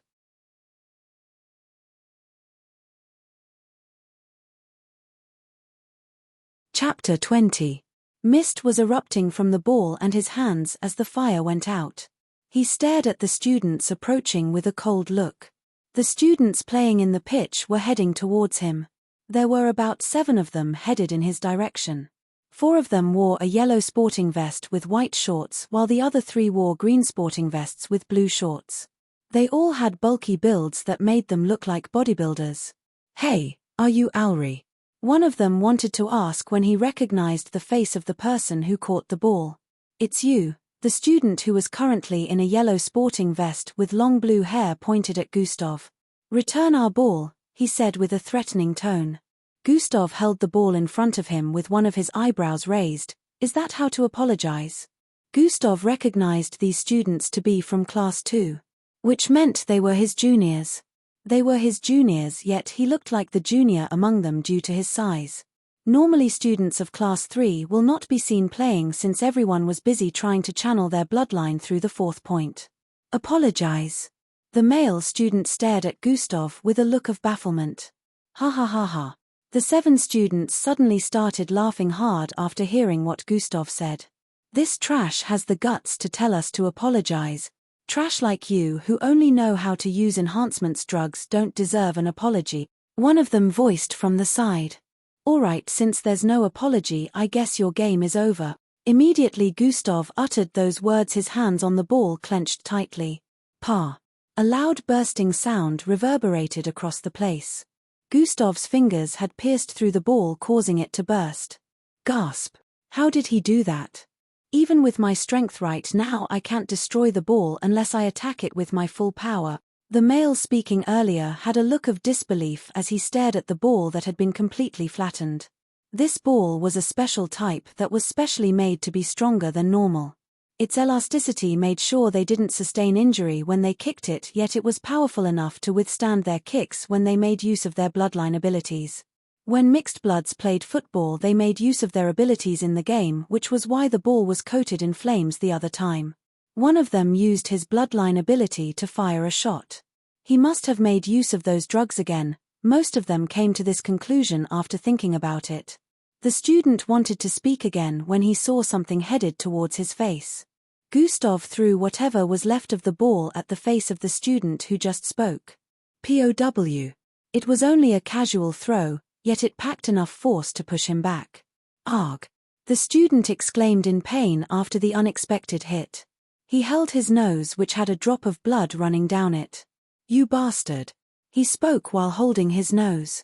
"Oops, my bad. I was just trying to return what belonged to you," Gustav said as he moved slightly to the left and started walking forward. Gustav passed by their side as he kept walking on the path. The remaining 6 did not try to stop him. "You bastard, where do you think you're going?" The student with the bleeding nose quickly dashed towards Gustav from behind. He swung out his fist from the back. Gustav continued walking forward like he didn't even know that a fist was headed for him from behind. Just when the fist was some centimeters away from touching the back of his head, Gustav suddenly shifted his head towards the left. Swee. The fist passed by the right side of Gustav's face from behind, missing him by a hairbreadth. The student didn't relent and continued sending out fists even after he failed to land the first. Swee. Swerve. Swee. Swerve. Swee. Gustav dodged every attack with ease and fluidness. The junior student threw out an enlarged fist as he moved forward. This time it was obvious that it was much powerful than before. Gustav, who had been dodging without even turning to face the student all this time, suddenly swerved to the left and stuck out his right foot. Due to his body moving forward with sudden acceleration from the heavy fist he threw out, he couldn't stop himself in time even after seeing the foot stuck out in front of him. Trip. Immediately his left foot collided with Gustav's right foot. He was sent tumbling forward. Bam! Bam! Bam! He rolled repeatedly across the road before coming to a stop. Oops, my legs slipped. You probably should watch where you're going next time, Gustav said as he continued walking forward. The student gritted his teeth with anger while still laying on the road and turned around to look at the rest of his mates. You all are just gonna stand there and watch? He shouted out with a rage-filled voice. The 7 of them flinched. He's gonna use more of those drugs and I don't want to end up like Hung Joe. One of them voiced out the thoughts of the others. You bunch of cowards, he can't do a thing to us right now. If he fights he will be expelled. The student on the ground revealed.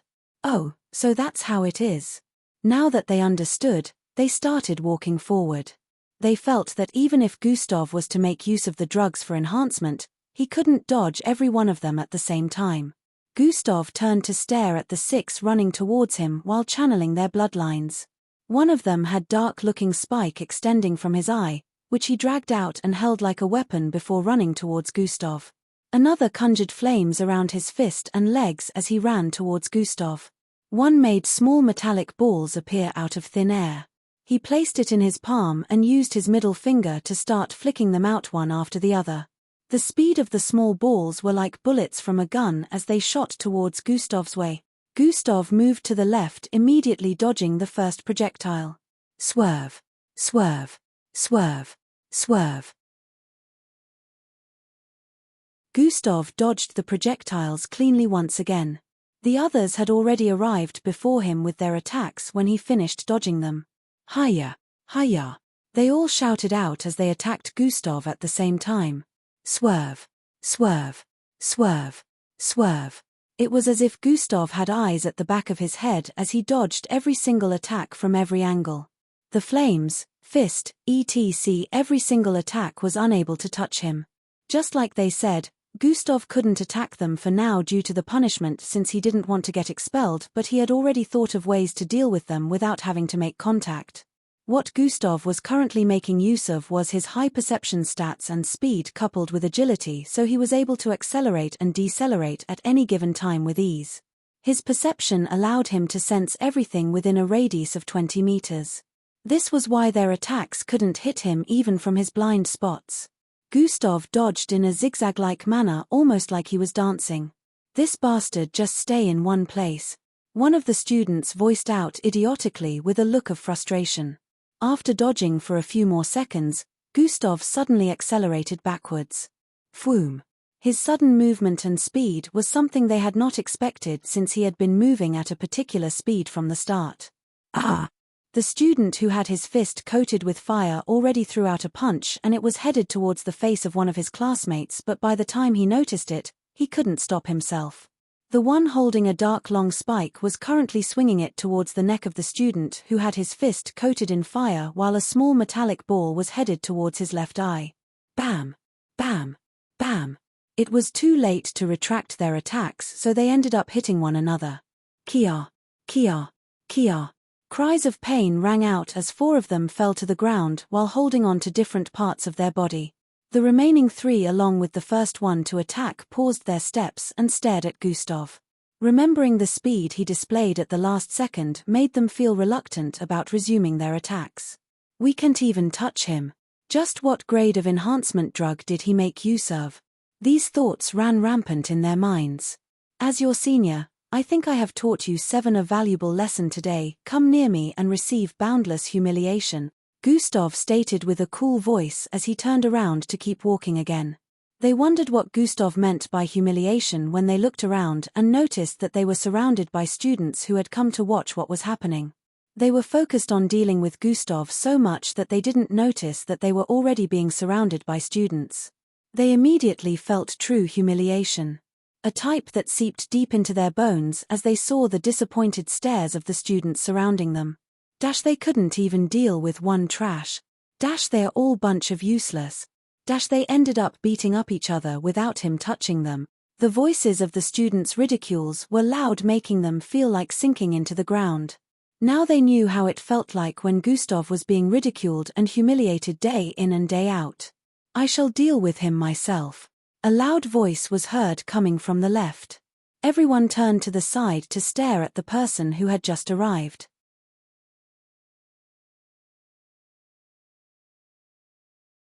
Chapter 21. I will deal with him myself. A loud voice was heard coming from the left.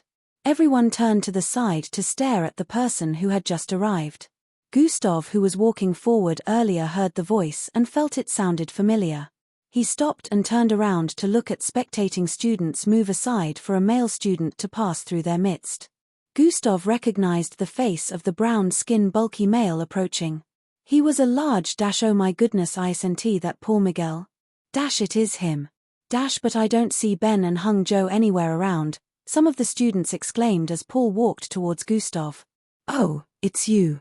I don't have time to waste with someone I have already defeated, Gustav stated and turned around to continue walking.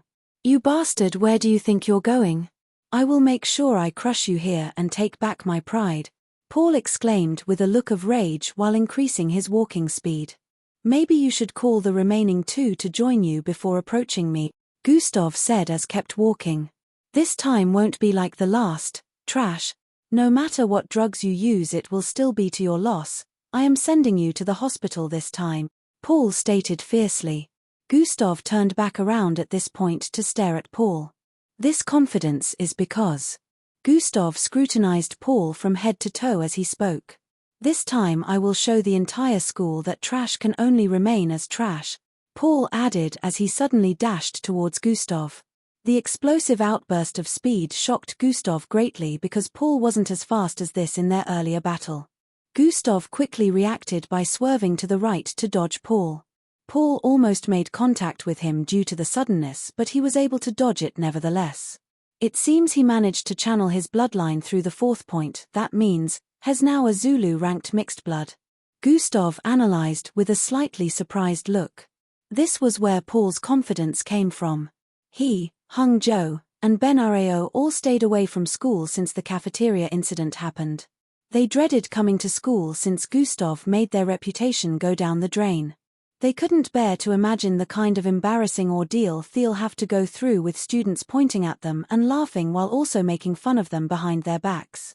The trio had been diligently training and trying to channel their energy past the fourth point so they could come back and deal with him.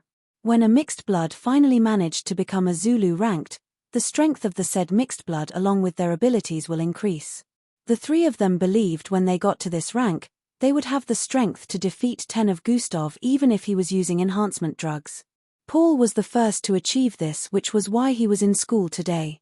Don't run, you bastard. Fight, Paul said as he dashed towards Gustav once again. Gustav managed to swerve to the side once again, dodging Paul by a few centimeters. Their speeds were nearly the same. Gustav's normal speed was only higher than Paul's by a notch. As much as I would love to have a go with, I can't get into any fights until after my punishment, so you should stop embarrassing yourself before you end up like these monkeys. Gustav didn't even need to point before everyone understood who he was referring to. The faces of the 7 that tried to attack him earlier burnt with embarrassment and anguish. You bastard, you just want to wriggle your way out of beating. I will not let you, Paul stated and dashed out once again. It's not like you can catch me anyways. Gustav swerved towards the side. I haven't activated my bloodline yet. When I do you'll be sorry, Paul stated. And I haven't activated my dash yet. When I do you'll never be able to touch me, Gustav said internally, but then he remembered something. The last time there was a hidden quest when I got into a fight with those 3. What if the system has issued another one? Gustav pondered as he recollected the last encounter. Wait, Paul suddenly heard Gustav speak after pausing his steps. Paul didn't know why, but he decided to wait just as Gustav had demanded. You want to redeem yourself, then I will battle with you, but not here. Gustav decided to compromise. Let us fight outside of the school premises after I finish my work for today, Gustav proposed. Huh? Why would I want to fight you outside? I want to crush you right in front of everyone. Paul had a look of strong disagreement as he spoke with hate. It's obvious you only want to beat me right now because I can't fight back. Is that how you're gonna get your dignity back? By beating up a person who can't fight back? Gustav emphasized with a look of disappointment. Paul wanted to retort when he heard the voices of the students surrounding them speaking. He doesn't even want to duel on proper terms. Now he wants to fight the trash when the trash will not be able to fight back due to school punishment. The students gave him disappointed glares as they murmured amongst themselves. Paul had an embarrassed look as he heard their statements. Gustav decided to play it this way so he could drill it into the minds of everyone that if they battled here he wouldn't fight back, which would spell an easy win for Paul. Paul's win would be a shameful one since it would be acclaimed to winning without Gustav putting up a fight. Normally Paul would not give a damn, but he was trying to win back his dignity and this wouldn't be the best way to go about it. Fine, we can battle outside of the school premises. Our battle will be recorded and uploaded on the net for everyone to see, but how can I be assured that you will show up? For all I know you might just turn tails and run after you're done with your work for today. Paul agreed but wasn't quite trusting that Gustav would show up. I will show up, Gustav said with confidence. Even if I don't, you can come back tomorrow to beat me up within the school premises, Gustav added. Paul squinted his eyes as he stared at Gustav with suspicion. Bolin Group Constructions Site 7. Paul spoke as he turned around to walk away. Meet me on the top floor by 6 p.m., Paul added. Paul decided to compromise because if Gustav decided not to show up after his work was over, he wouldn't have any excuses to give the next day if Paul decided to come and trouble him again. If Gustav decided to give the same excuse after failing to show up, Paul could decide not to listen and just beat him up regardless of whether he fought back or not. Gustav stared at Paul, who was walking in the opposite direction. I hope the three of them will be there together. It will make it easy for me to push my plans forward. After these thoughts finished playing in Gustav's mind, he turned around to start heading towards his initial destination. The crowd dispersed with chatters as they discussed how the fight was going to be. A lot of them speculated that Gustav would use whatever drugs he had used earlier on to battle, but when they remembered the confident look on Paul's face, they guessed he had something up his sleeves.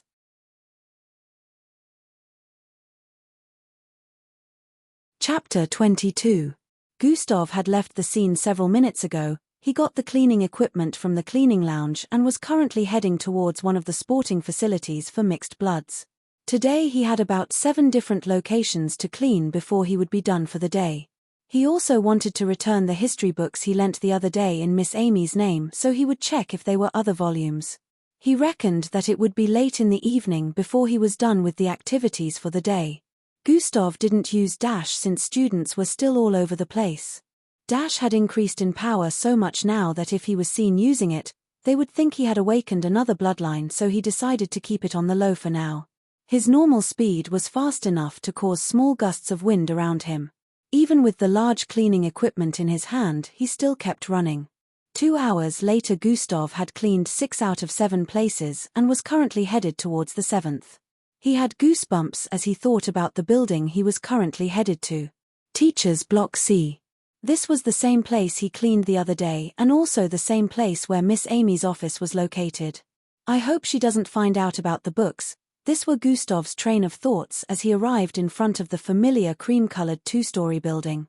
He walked in immediately to begin his work. He purposely picked this as the last place to visit, hoping he wouldn't come into contact with Miss Amy. He wanted to avoid her totally. Gustav started from the bottom as usual, visiting each teacher's office one after the other and performing the cleanup duty. It only took Gustav another 30 minutes to finish cleaning every office within the building except for that of Miss Amy's. He was currently in the corridor that led to her office. He had just finished cleaning the teacher's office that was beside hers. He turned left to stare in the position of Miss Amy's office door for a few seconds before turning around to leave. She has probably left for home, but just in case she's around I have to leave this vicinity as fast as possible. Gustav had these thoughts as he quickened his pace and left the building through the stairs that he was already used to. Upon exiting the building, Gustav started running towards the cleaner's lounge to go drop the cleaning equipment. What he didn't know was inside the teacher's building in Block C, a pair of beautiful eyes with azure-colored pupils stared at his departing figure from the blinds positioned on the wall. Several minutes later Gustav had dropped the equipment and was ready to leave. He bolted across the school grounds with his regular speed, headed towards the main entrance of the school. It's high time I finally tried that. This was Gustav's train of thoughts as he departed from the school premises. It was already past 6 in the evening at this time. The building Gustav and Paul were supposed to meet was located about 7 miles southeast of the school on the city map. Gustav only had to enter one teleportation circle and travel for about 5 minutes more on foot before he got there. It was in between a business class area and a residential area in the city. What appeared in Gustav's line of sight when he arrived there were both tall and short buildings. The place they had picked for their battle was a construction site that had been abandoned for a while. The buildings within the premises were all uncompleted. There were small electric fences that were in form of blue lines barricading the entire surrounding. These blue lines were about 7 feet high. If a person made contact with it, they would be electrocuted and be paralyzed for about 3 hours. Also, the cops would be alerted, which means the person would be caught. Gustav walked towards the back of the construction site. He wanted to enter from that side so he wouldn't be spotted. Gustav stared at his surroundings, properly checking for the people within the area. Luckily for Gustav, this area was sparsely populated. After a few more seconds, he squatted for a bit before jumping. Tomb. He leapt more than 10 feet in the air, crossing over the blue line's fences. Plom. He landed within the construction premises and started walking towards the nearest uncompleted building. There were about 5 tall uncompleted buildings positioned close to one another. The building in the middle was the tallest. From the looks of things it was around 100 stories high and was as wide as an entire street. Only God knows what they were trying to build, but it was pretty large. Construction materials could be seen within the premises with some unknown machines scattered all over the place. Most of them had humanoid looks. As Gustav walked towards the building in the middle, he could see a silhouette standing in the distance very close to the uncompleted building in the middle. On closer inspection, they were actually 3 silhouettes. Gustav could see Hung Jo, Paul Miguel, and Ben Arao standing side by side. Just as usual, Hung Jo was standing in the middle with his usual haughty attitude. He saw Gustav approaching and glared at him with hate. Looks like Hez in good health, so the reason he was away from school all this time was because of humiliation? Gustav came to this realization. He now understood that these 3 were a bunch of hypocrites. They had been humiliating him all his life, yet they were scared of being humiliated themselves. He made a promise in his heart to rightfully give them punishments today. Last time he was being lenient, but this time, he understood that these kinds of people never learnt their lesson. I have to be careful, there's no one within the vicinity who knows what they have planned. Gustav had a resolute look as he arrived before them. Are we doing it here? He asked with a cool tone. I hate the tone of confidence this bastard uses when speaking. Hung Jo glared at Gustav with hate-filled look. No, we're heading to the top, Paul stated as turned around and pointed at the building behind. All right, Gustav stared at the building and agreed. He already knew that this was going to be the case since Paul mentioned the top floor earlier in school. Gustav didn't wait for them to enter before he did. He went into the building first. This wasn't because he was stupid or anything. On the contrary, immediately he entered he activated dash. The 3 entered into the uncompleted building and didn't see him. At first they thought he had turned tails and ran until they heard loud tapping sounds coming from the stairways that led up. The 3 didn't even have plans of climbing. They just went to the elevator stand and used the elevator to travel to the top floor. Although the building was uncompleted, it still had stairs and an elevator. Gustav moved with speed to the top floor while checking for irregularities along the way. This was the reason he entered before them. He wanted to use dash to check out the environment just in case of danger. Immediately the dash ended, Gustav got to the top floor. The top floor was vast. It was neatly tiled except for the small debris that could be seen in several parts. There were also some machines in several positions and building materials. A few moments after Gustav arrived, the 3 arrived too. They came walking towards him with a circular device floating in mid-air. Gustav recognized this device to be a recorder. Your shame will be recorded here and we shall regain our reputation after posting the video of us defeating you on the net. Hung Jo shouted out with a crazy look as he pointed at Gustav. Gustav just stared at him with an indifferent look. Can we just do this? I don't want to waste time talking to trash who call others trash, Gustav retorted. You bastard, what did you call me? Hung Zhou wanted to rush forward when Paul and Ben held him from both sides. Young master, remember he uses enhancement drugs. Let Paul take care of him, Ben said from the left side while Paul nodded slightly in agreement. Oh, why did you stop him? Maybe the last ass whooping wasn't enough for him. Hung Zhou must be a masochist since he seems to like pain. Maybe after taking more money from him it'll break more of his bones. Gustav retorted vulgarly. His look now was not one of a scholar who liked to read books, instead it was one of mischief. Hung Zhou's forehead twitched repeatedly in anger as he heard Gustav's words. You bastard, I'll kill you. Hung Zhou shouted out and dashed forward while pulling himself out of the both of them grasp. Gustav smiled in response as he watched Hung Zhou dash towards him while his arm emitted a fluorescent glow.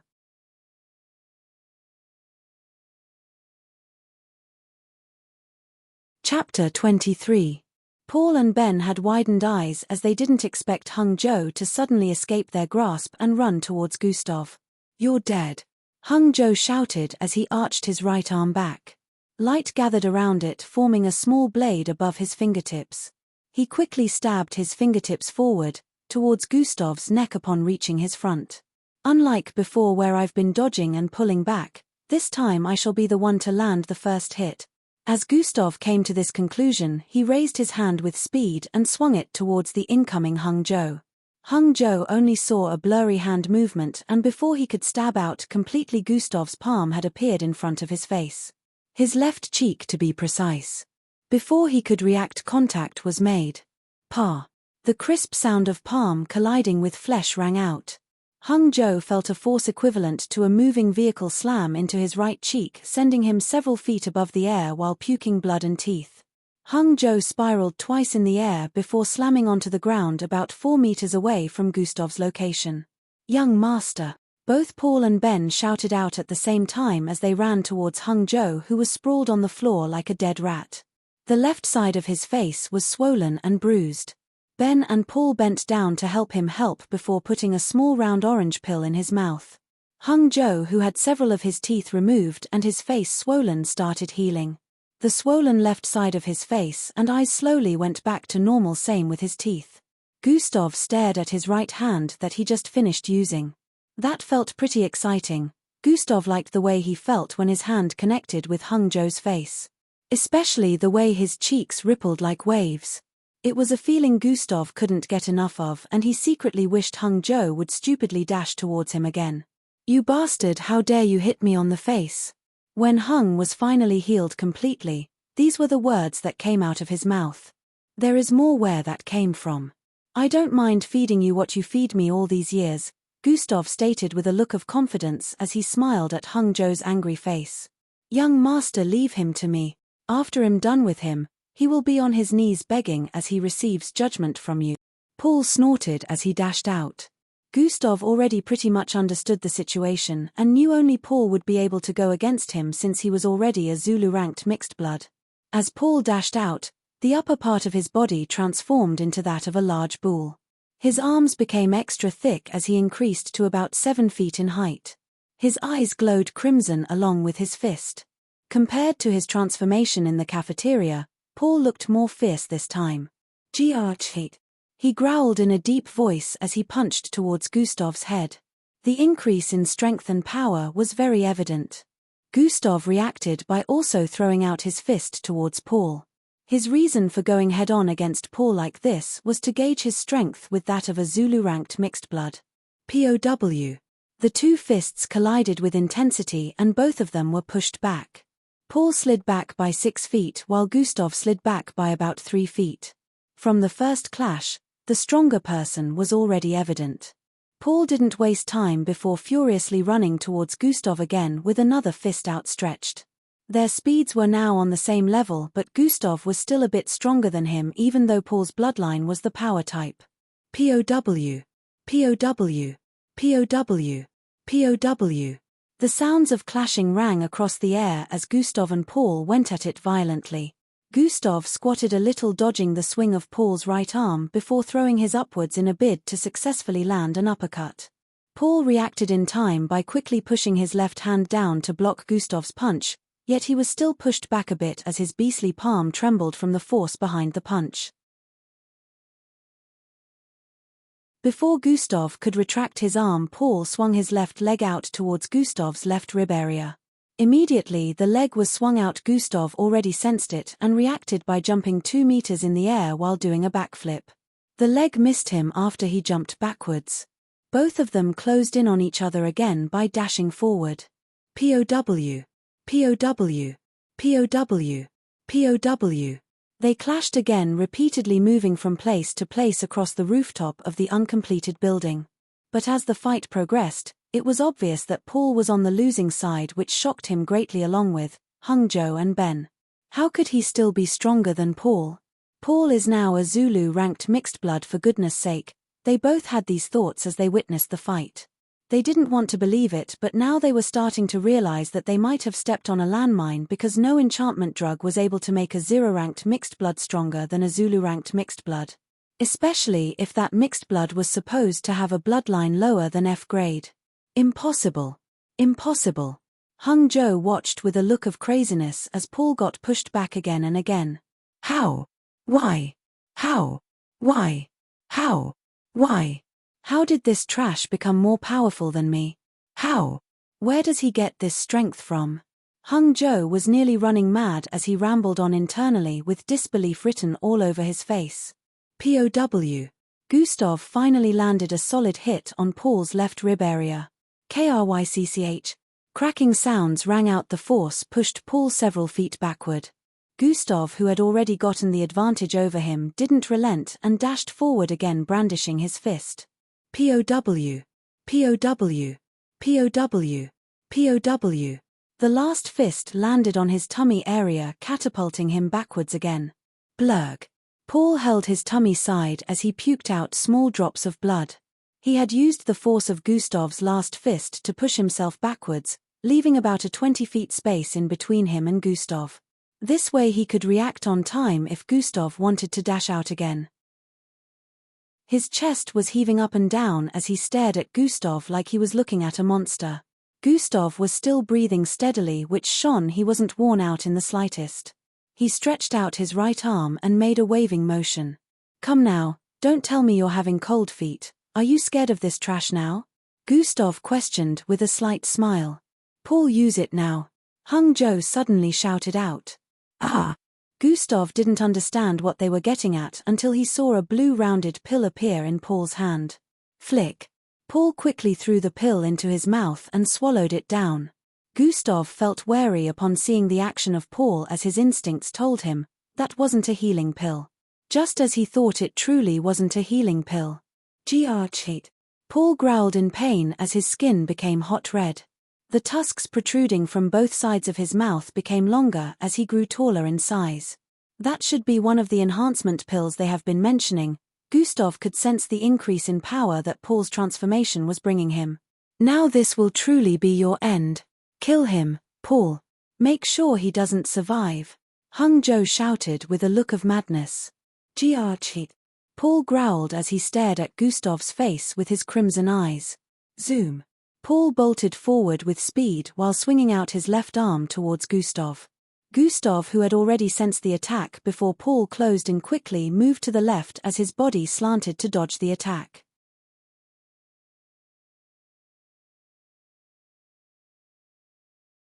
Chapter 24. Because he moved at the same time Paul swung his hand, he was able to dodge it by a hair length. But before Gustav could completely return his body to a normal position, Paul had already raised his knee with force. Paul's right knee was currently headed for Gustav's stomach, and there was no way he could dodge it in time, so Gustav quickly placed both of his arms in front of himself to block the knee. Bang! The knee slammed into Gustav with explosive force, throwing him into the air in a backward motion. Crack! Gustav's wrist's bones had cracked from the impact as he flew backwards with a slight look of pain. Regeneration has been activated. As he traveled in an arc across the air, a notification popped up in his line of sight. Paul had already dashed out again towards Gustav as he was still being sent flying across the air. His fist headed for Gustav's stomach as he descended. Gustav, who was still in mid-air, saw the fist coming towards his stomach, and with no way to counter it, he finally activated dash. Activate dash, he said internally. The fist approaching suddenly slowed down a bit. Gustav stretched out his hands towards the fist and pulled himself upward using it. Using that to jump forward, he was close to colliding with Paul's upper body. He suddenly raised his knee with force. Blam! Gustav's knee slammed into Paul's jaw, stopping his initial movement. Paul was dumbstruck by the sudden hit as he stared forward, only to see that Gustav had disappeared. Huh! He turned around with a dumbfounded look only to receive another hit. Blam! Gustav threw a punch to Paul's face. The punch wasn't as effective as earlier due to Paul's increase in strength, but it was still heavy. Blam! Blam! Blam! Blam! Gustav's speed was too fast for Paul to follow, so he kept getting punched repeatedly. By the time he would throw his fist out, Gustav would have dashed towards his back. This happened until dash time was exhausted and Gustav went back to normal. The narrative changed again as Gustav became on the receiving end without the speed of dash. Gustav kept evading and receiving punches as he thought of ways to deal with Paul. I can only use dash one more time. Gustav was thinking about how to make dash effective because at his current strength level he wouldn't be able to make Paul passed out within that 10 seconds of repeatedly pummeling him. POW. Gustav received another hit, sending him tumbling towards the edge of the rooftop. He nearly fell from the top of the 100-story building. He stared at the bottom with a look of fear as he remembered the mountain. He quickly came back to his senses, remembering that he was still having a fight, but as he stared forward back, Paul had already arrived in front of him. Grab! Paul grabbed him by the neck and lifted him. Gustav started punching and jabbing to no avail. Paul moved forward while clutching Gustav's neck. Gustav was now hanging by his neck and also hanging from the edge of the rooftop. "This is where your life will end," Paul stated as he moved slightly forward again. Gustav stared at the below with a visible look of fear on his face. He was currently thinking of a solution as fast as he could. He still clenched onto Paul's hand with both his hands while trying to free himself. Paul arched back his left hand as he tightened his fist. "Goodbye," he uttered. Just as he wanted to throw his fist forward, Gustav muttered something. "Add all 5 points to strength." Paul, who didn't hear what he said, clearly paused his fist and asked, "Oh, what did you say?" "Your last prayer. Plus 5 points have been added to strength." Gustav suddenly felt a rush of energy coursing through his veins immediately after the notification popped up. If he could see his biceps, he would be able to witness the physical change it went through in a blink of an eye. "Well, you must have said your prayers finish by now. Goodbye." Just as Paul swung his fist, Gustav spoke in his mind, "Activate dash." Swoon. The fist traveled towards him in slow motion again. Gustav clenched on the hand of Paul tightly, causing him to release his grip. Still using that same hand, Gustav swung forward like a monkey and landed several feet in front, on top of the roof. Paul's fist phased through thin air without making contact with flesh like he expected. He noticed that Gustav had disappeared from his front again. "Only 8 seconds left, so I have to make it count." Gustav's words only lingered in the air. By the time Paul heard it, a punch was already headed towards his jaw. Bang! This time the sound was way louder than before as the tiles under Gustav's feet cracked due to the immense force generated back to his body after his fist collided with Paul's jaw. Paul hadn't expected it to be this powerful, so the force not only shocked him but also overwhelmed him. Paul was catapulted backward with blood and teeth flying out of his mouth. By the time he came back to his senses, he noticed that the rooftop was no longer in his line of sight. Instead, he could see the top of a tall, uncompleted building gradually getting farther and farther from him as an intense breeze blew through his body. "I'm falling." These were the last words he uttered before his large body slammed against the hard, cold ground. Plop. Gustav's chest was heaving up and down as he stared at his right fist. "Did I just kill a person?" Gustav walked towards the edge of the rooftop and stared at the human body on the ground covered in a pool of blood. Hung Joe and Ben stared at Gustav from behind. "Monster. You're a monster. You have killed Paul." The both of them voiced out with a scared look. At first, Gustav was very scared as the concept of killing a living thing was very new to him. He wanted to say it was an accident, and it truly was, but then he remembered that this same person was trying to kill him a while ago. He turned around and stared at the two of them with a dark and devilish look. No one knows about what has happened here except for the both of you and that recording device over there, which I will destroy now. Gustav spoke as he started walking towards them. The both of them flinched, and Hung Joe quickly brought out his device and tried to call a number. Swoosh! Gustav suddenly appeared in front of him and kicked the rectangular device away from his hand. Crash! The device slammed into the ground and broke into fragments. Now you both, actually you three, but the other one is dead now, so you both have made me suffer, made me wish for death, make me hate my existence. Wouldn't it be fair for me to return the favor? Gustav looked like he had absolutely lost his mind at this moment as he grabbed both of them before they could run. Nu! Kaya!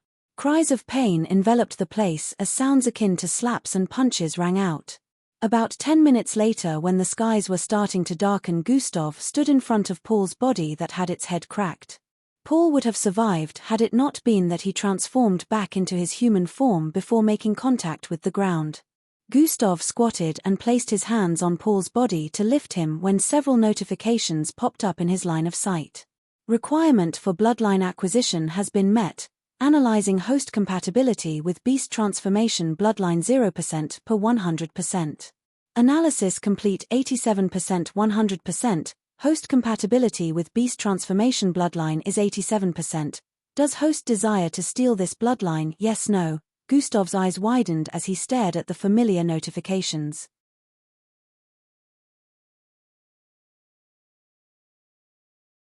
Chapter 25.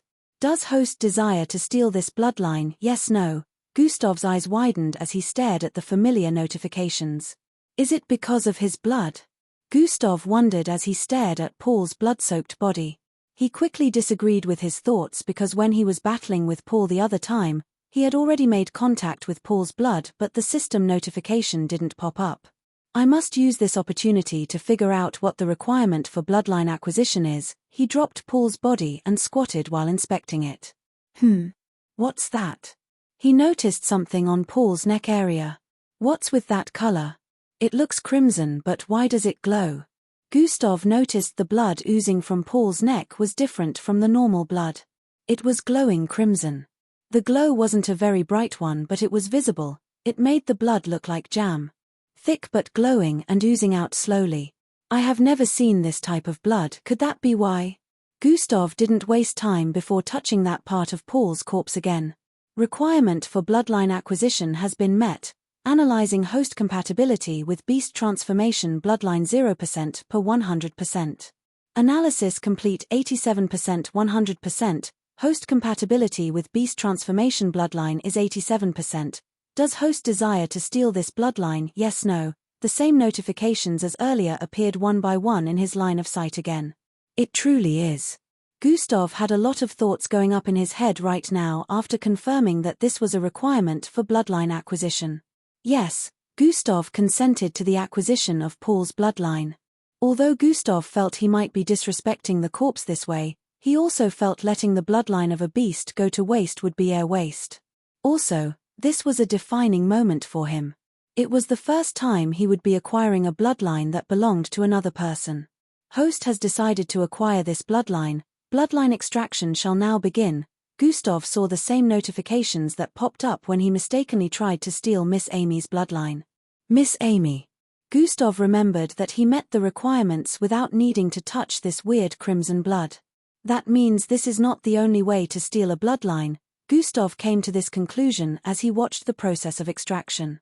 Bloodline extraction process, 2% 100%, unlike the other time with Miss Amy, the percentage bar was increasing. Not only was it increasing, Gustav could feel and see the process. His hands that were currently on Paul's neck glowed a bright red crimson color. A trail of visible crimson veins could be seen on Paul's neck, connecting down to his body below. Gustav was starting to have a feeling of crisis, so he was hoping for the extraction process to be fast because he had someone else's bloodline to steal before leaving. That bloodline will be the most convenient to clean up this mess, Gustav started calculating in his mind. After 2 minutes, a notification rang out in his mind again. Congratulations! Host has acquired beast transformation bloodline, hidden quest completed. Gustav saw the 2 notifications, but now was not the time to be excited or shocked. The feeling of crisis was becoming stronger every second he spent here. His mind was constantly sending him warning bells, but he couldn't leave here without covering his tracks. He might as well just prepare for jail time or death if he left things unfinished here. He quickly ran back up to the top floor using dash. Internally, he thanked his stars that he didn't distribute the attributes points for the completion of today's task earlier, at school. If he had done that, he wouldn't have been able to escape death. Gustav got back to the top floor where Hung Jo and Ben were laying on the ground passed out. Their 4 limbs were bent in an unimaginable angle. They weren't dead, only passed out, but the look of pain was still visible on their faces along with traces of snot and tears. How I wish I could also steal yours. Gustav took a glance at Hung Jo before moving towards Ben. Your bloodline should be able to help me in fixing this mess. Gustav squatted as his hands reached out for Ben's body. 30 minutes later Gustav got home. The skies were dark by the time he entered his home. His mind was still chaotic and fuzzy from everything that happened today, but he didn't see anything wrong in what he did. He didn't kill Paul on purpose, but Paul would have killed him on purpose if he didn't fight back. He knew that with this he had caused a major mayhem because Hung Jo happened to be the son of a billionaire. After they find him, they would do everything in their power to catch the culprit and also try to fix what he did to Hung Jo, but he knew that was impossible. With what he did to Hung Jo, he was sure they could never find a solution for it. Gustav sat inside his tub and before he knew it, he had slept off. He was already mentally and physically drained from all the events that played out today. He didn't even remember to check the hidden quests and the rewards he received from completing them. Bolin Group Construction Site 7 at the top floor of the uncompleted building where the battle took place earlier. A group of men in black tight-fitted bodysuits stood in front of 2 young teenage boys laying on the ground. Yes, we just found young Master Hung with one of his aides, but their situation is a bit hard to describe. One of them was communicating with another person. The small blue glowing button was on his forehead was what made this possible. Their situation is inexplicable. The one with the button on his head squatted to stare at the teenage boys. The both of them had their eyes open but they looked lifeless. Young Master Hung, the man called out to him while shaking the one on the left. There was no reaction nor answer. The man heard the person on the other end say something which made him react with a surprised look. You're on your way here. 1 month later, just like that, a month had gone by. Gustav was currently headed for school at this time. His mind went back to last month's events as he walked to school. The events that transpired in the last 1 month after Gustav stole a bloodline for the first time were ones he would never be able to forget. After the whole incident at the uncompleted building, Gustav was considered a suspect by the investigators even after everything he did to cover up. It was a real shit storm. It was all over the news that President Joe's last son had been turned into an invalid. It was on the lips of every media outlet. The president had vowed to crush whoever was responsible. According to the press, he even hired a special team of mixed bloods to investigate secretly. The normal authorities came for Gustav while the special team followed the trail of a popular mixed blood criminal, Overlord, who was said to use this style to deal with his victim. Students were there when Gustav was challenged by Paul. The authorities linked Gustav to the incident through that. They asked if he showed up. He denied, of course, and told them he didn't have the guts to appear there. Gustav was taken to the station for the first time.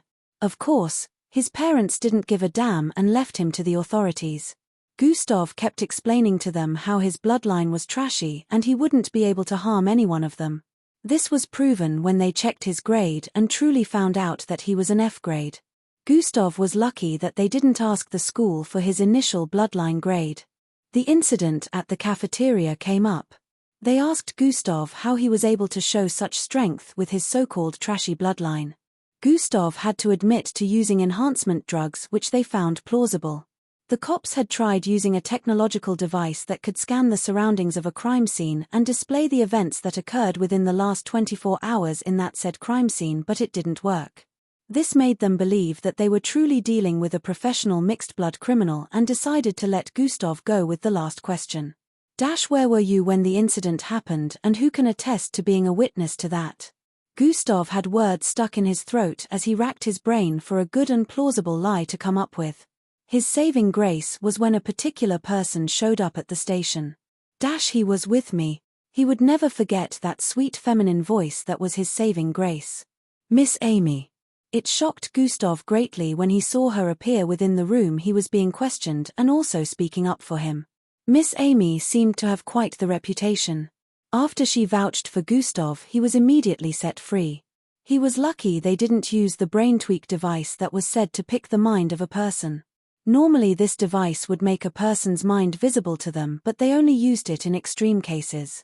This was an extreme case, but Gustav wasn't a confirmed suspect after all their investigations, especially when they found out that he had a low-grade bloodline. Logic said he couldn't win against a Zulu-ranked mixed blood with a D-grade bloodline, so the device wasn't used on him. The device was also dangerous to people under the ages of 20. When Gustav was leaving the station with Miss Amy, he ran into a man with dark brown hair clad in a blue business suit. The way the man stared at him made a chill run down his spine. Till now he couldn't forget the glare of the man. He looked like the type of person who didn't value life.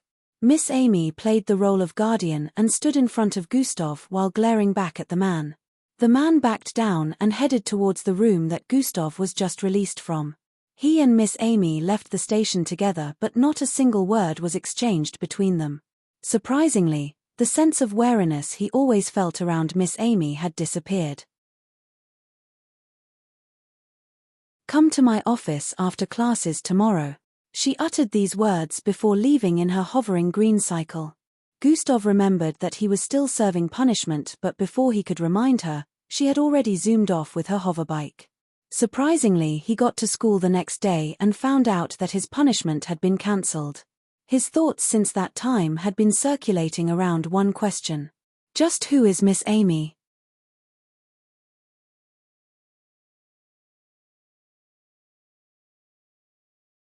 Chapter 26. Just who is Miss Amy? His mind had been circulating around this question. Not only was Miss Amy able to make the cops release him immediately, but she also made the disciplinary committee cancel his punishment.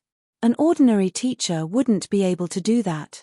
Although he was feeling a little suspicious about her unknown background, Gustav didn't feel wary about her anymore.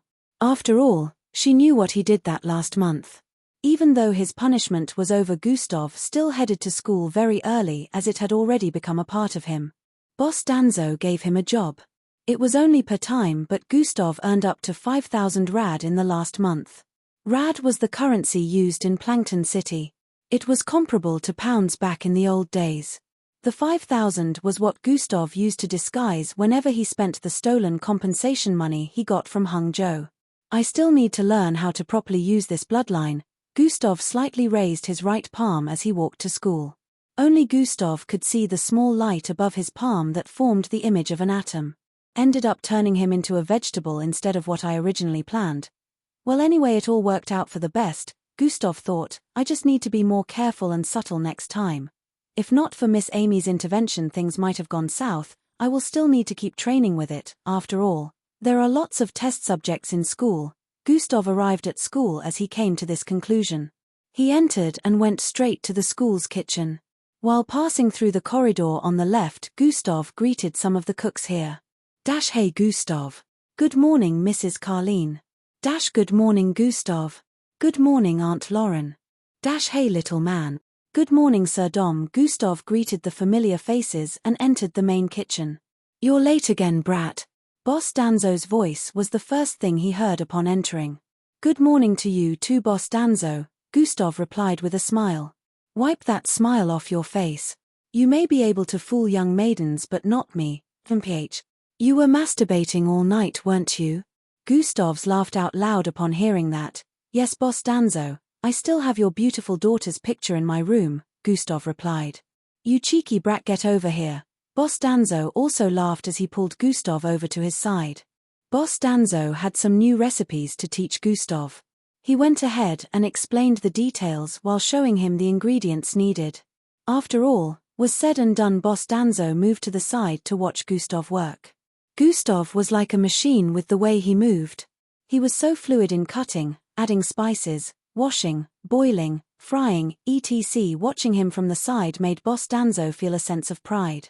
If only this lad would just become my successor, I would proudly be able to beat my chest anywhere, Boss Danzo muttered with a slight look of disappointment.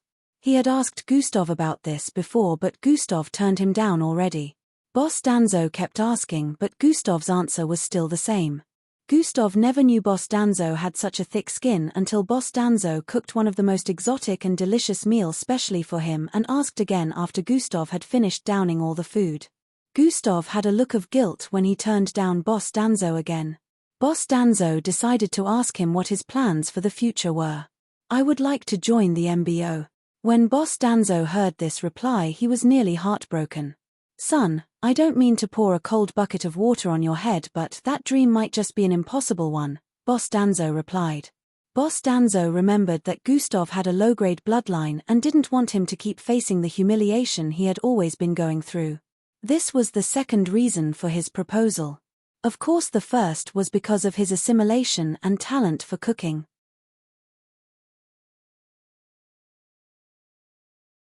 He observed Gustav from the side and muttered, "This lad seems to be growing very fast." He noticed the school uniform that Gustav wore was tightening around his body and also the slight budge around his arms.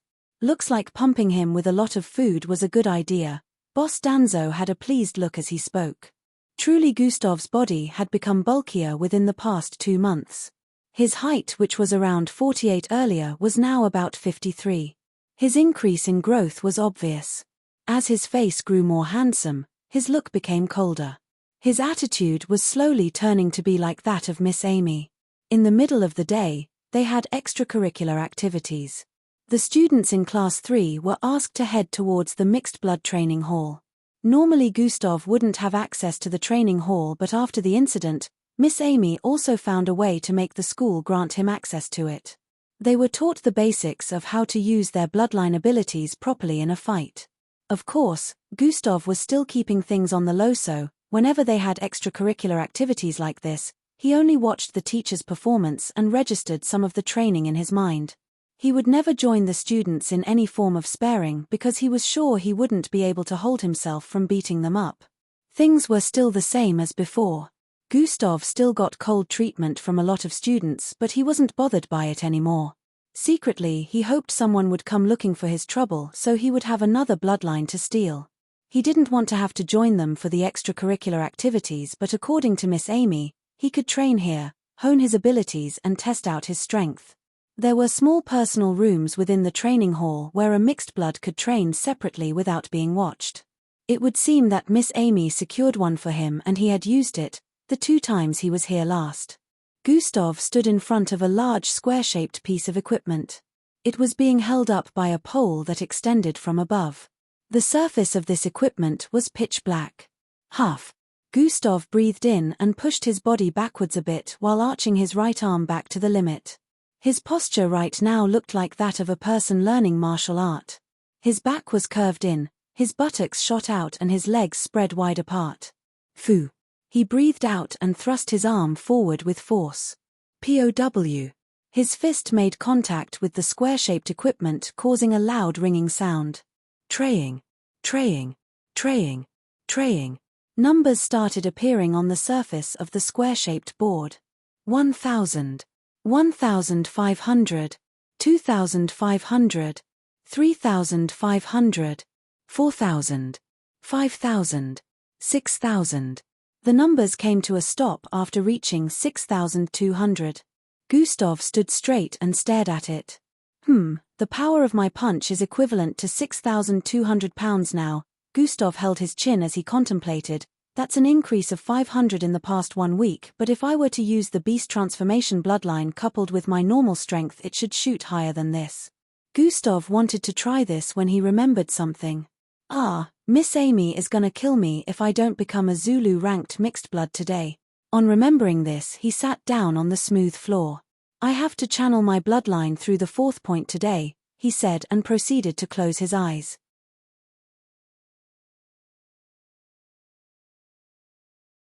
Chapter 27. I have to channel my bloodline through the 4th point today, he said and proceeded to close his eyes. Gustav had learned a lot about bloodline channeling these past 2 months. To keep increasing in the ranks of bloodline, meditation is necessary. Meditation where you'd have to channel your bloodline repeatedly for hours so it could keep multiplying and increasing in quantity and quality. The training was also necessary and repeated use of your bloodline abilities. Gustav focused and let his mind reach the deepest parts of his body inside. He was able to sense where the 3 bloodlines in his body, but he was only after channeling his original bloodline through the 4th point today. After a few minutes, the sound of bubbling water could be heard inside the small room.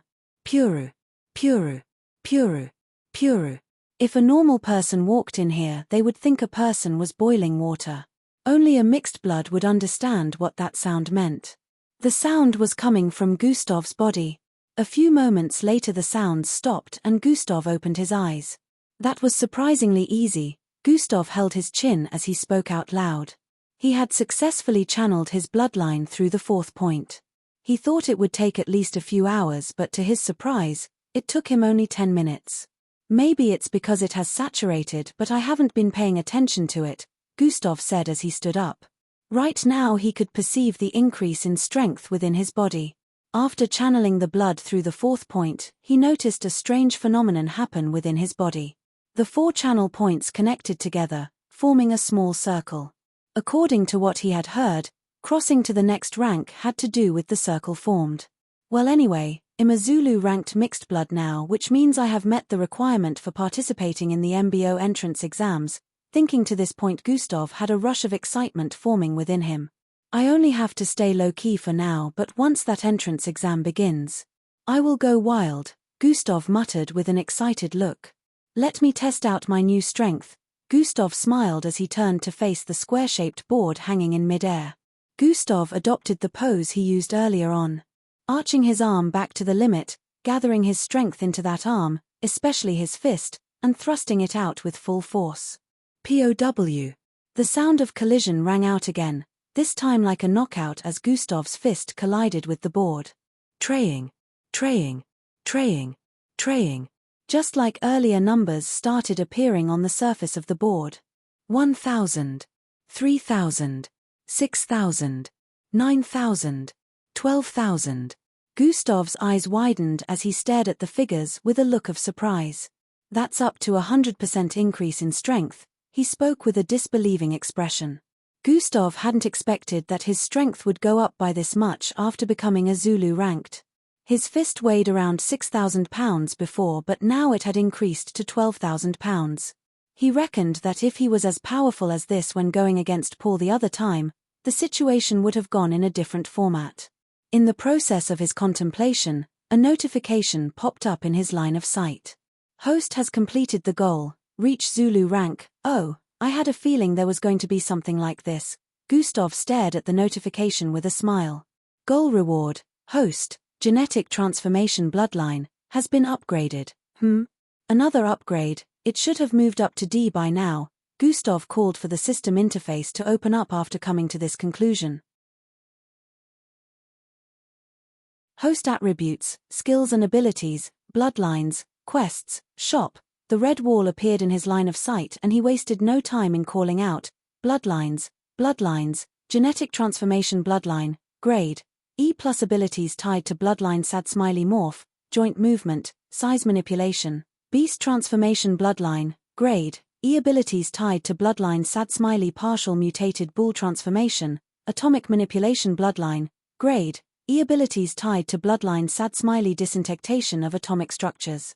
The beast transformation bloodline was that of Paul's, while the atomic manipulation bloodline was that of Ben. After successfully extracting them, they were reduced to grade E.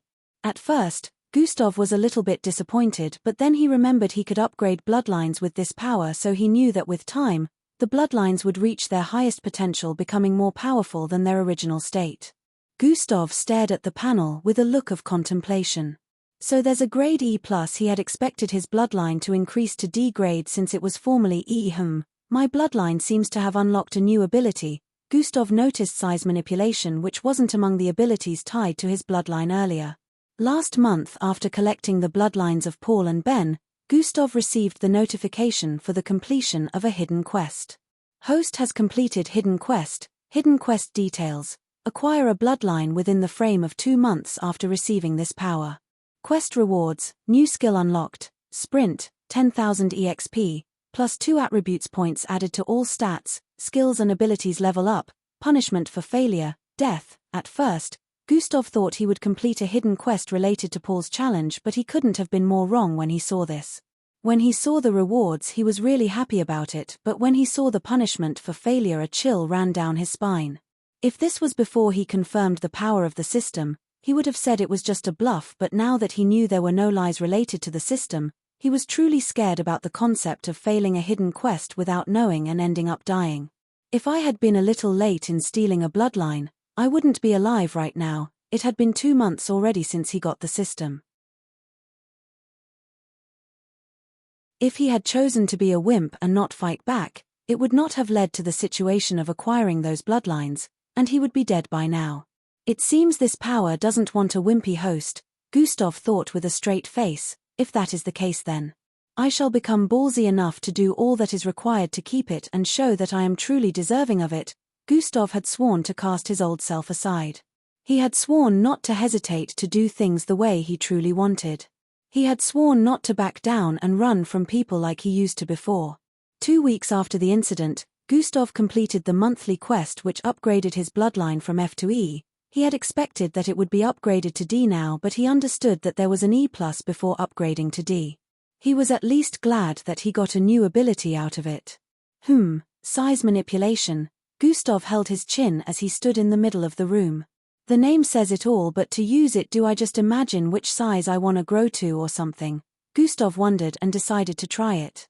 He stared at his hand and thought about it growing bigger. After waiting for a few seconds, nothing happened. It doesn't work that way. Gustav held his chin in contemplation. For confirmation, he tried imagining his leg get bigger this time, and the result was the same. It would seem it doesn't work for relative parts of the body, so let me try this instead.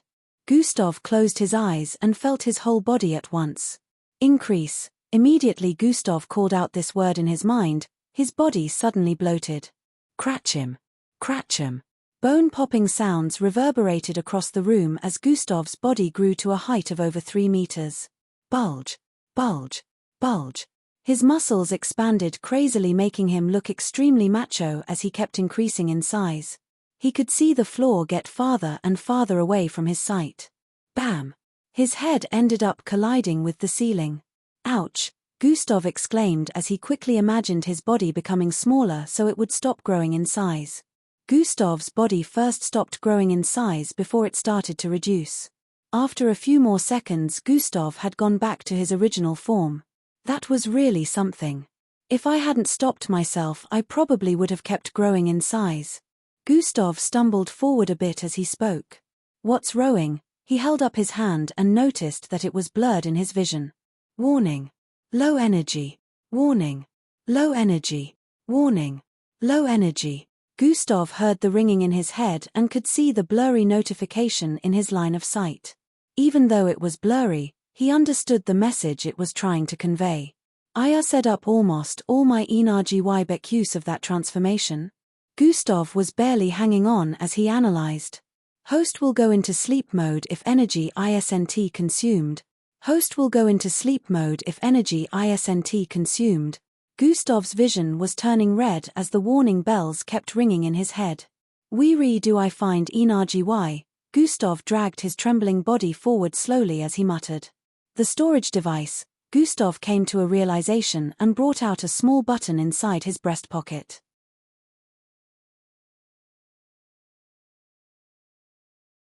Chapter 28. He wasted no time before tapping the surface. Truin. A projection of 4 things was displayed. The first was a rectangular-shaped board. The second was a wad of cash arranged in a neat row. The third was a small briefcase, while the fourth was a piece of oven-like equipment. Gustav tapped on the image of the oven-like equipment and it appeared right in front of him. It was 2 meters in height. He could feel his consciousness fading away, but he still struggled to open up the large oven-like equipment. Upon opening it up, the space within it had foods of different kinds. Snacks, Juicy meats, etc. Gustav quickly grabbed onto a juicer-looking large piece of meat. He opened his mouth wide and stuffed it inside. Chew, chew, chew, chew. Chewing sounds were heard as Gustav ripped the meat to shreds in seconds inside his mouth. +1 energy point has been recovered. Gustav didn't stop after seeing that notification. There were tons of food inside the oven-like equipment. Gustav brought them out one after the other and a huge feast began. +1 energy point has been recovered, +1 energy point has been recovered, +1 energy point has been recovered. The way Gustav's cheeks bulged due to the amount of food stuffed in made it look like it would burst open. Nevertheless, he kept stuffing one food after the other into his mouth. Crunch, crunch, crunch. A mixture of bakes, fries, meat, fish, almost everything could be seen here. Gustav had been keeping a lot of food that he never had the opportunity to taste for almost 10 years. He enjoyed eating a lot and had these foods kept down for easy access. Who knew that they'd come in handy today? In a few more seconds, Gustav had neatly finished the stash of food he kept within the large oven-like equipment. Sroove. The doors behind slid up and a female sporting long grey hair could be seen walking into the room through it. She was clad in a yellow long coat, blue top, and miniskirt with black pop socks. She had a look of indifference written all over her face as walked in gracefully and lightly. Gustav stood up from the floor upon noticing her presence. "Miss Amy?" he muttered while gulping down the food in his mouth. "Hey, we'll leave." Miss Amy was in the process of speaking when she noticed something. "Why are you naked?" she questioned while glaring at Gustav. "Huh? Naked?" Gustav asked with a confused look before turning his head to look down. "Ah." His eyes widened and he quickly covered his little brother, which was exposed. When he used size manipulation earlier, his uniform was ripped to shreds. He didn't notice at that time that he was naked due to low energy. "Miss Amy, why didn't you knock?" Gustav's face was currently beet red as he stood behind the large oven placed in the middle of the room. "Why would I? I paid for this room after all," Miss Amy stated. "Gustav, why is this place in such a mess?" Miss Amy questioned as she walked further. She noticed the large oven-like equipment in the room and also the slightly cracked ceiling. "Miss Amy, would you leave so I can, put on some clothes?" Gustav asked with a look of embarrassment. "Why? Just go ahead and put on something if you want to. I'm not stopping you," Miss Amy replied with an indifferent look and sat on the bench placed beside the wall. "Gustav, you have forgotten so soon about when you barged into my office.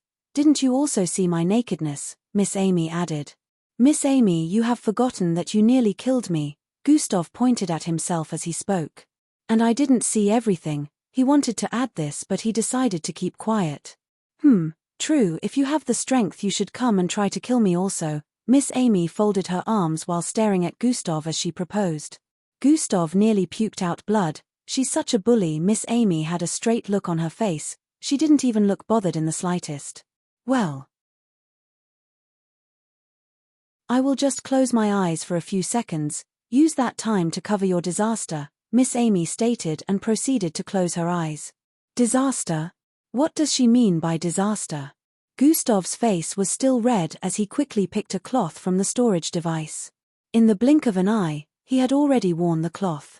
He was now putting on a clean-looking sky blue jeans trouser and a red hoodie jacket. Phew, he sighed in relief after covering up and raised his head to stare at Miss Amy. Miss Amy's eyes were wide opened. "Eck, Miss Amy, since when have those eyes been open?" Gustav flinched back in shock as his face became red again. "Who knows? I already saw your pitiful-looking thumb, so it doesn't matter," Miss Amy replied with a casual look. The way she said it with such aloofness made Gustav want to sink into the floor. "Let's go," Miss Amy said and proceeded to stand up. Go where?" Gustav questioned with a dumbfounded look. "The dojo," Miss Amy answered without turning around. "But school activities aren't over yet," Gustav replied with a confounded look. "Have you forgotten what today is?" Miss Amy said. Gustav stood in place for a few seconds before his face shone with understanding. "Oh, I remember today is supposed to be Parents and Teachers Meeting Day." Gustav recalled that days when this meeting was held, school activities would end earlier. He had already been in here for 1 hour, so he wasn't aware that school activities had ended for the day. Students were currently heading to their homes.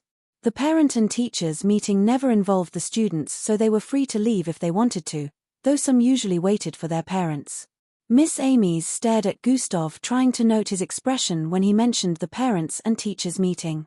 "All right, let's go, Miss Amy," Gustav said while walking forward.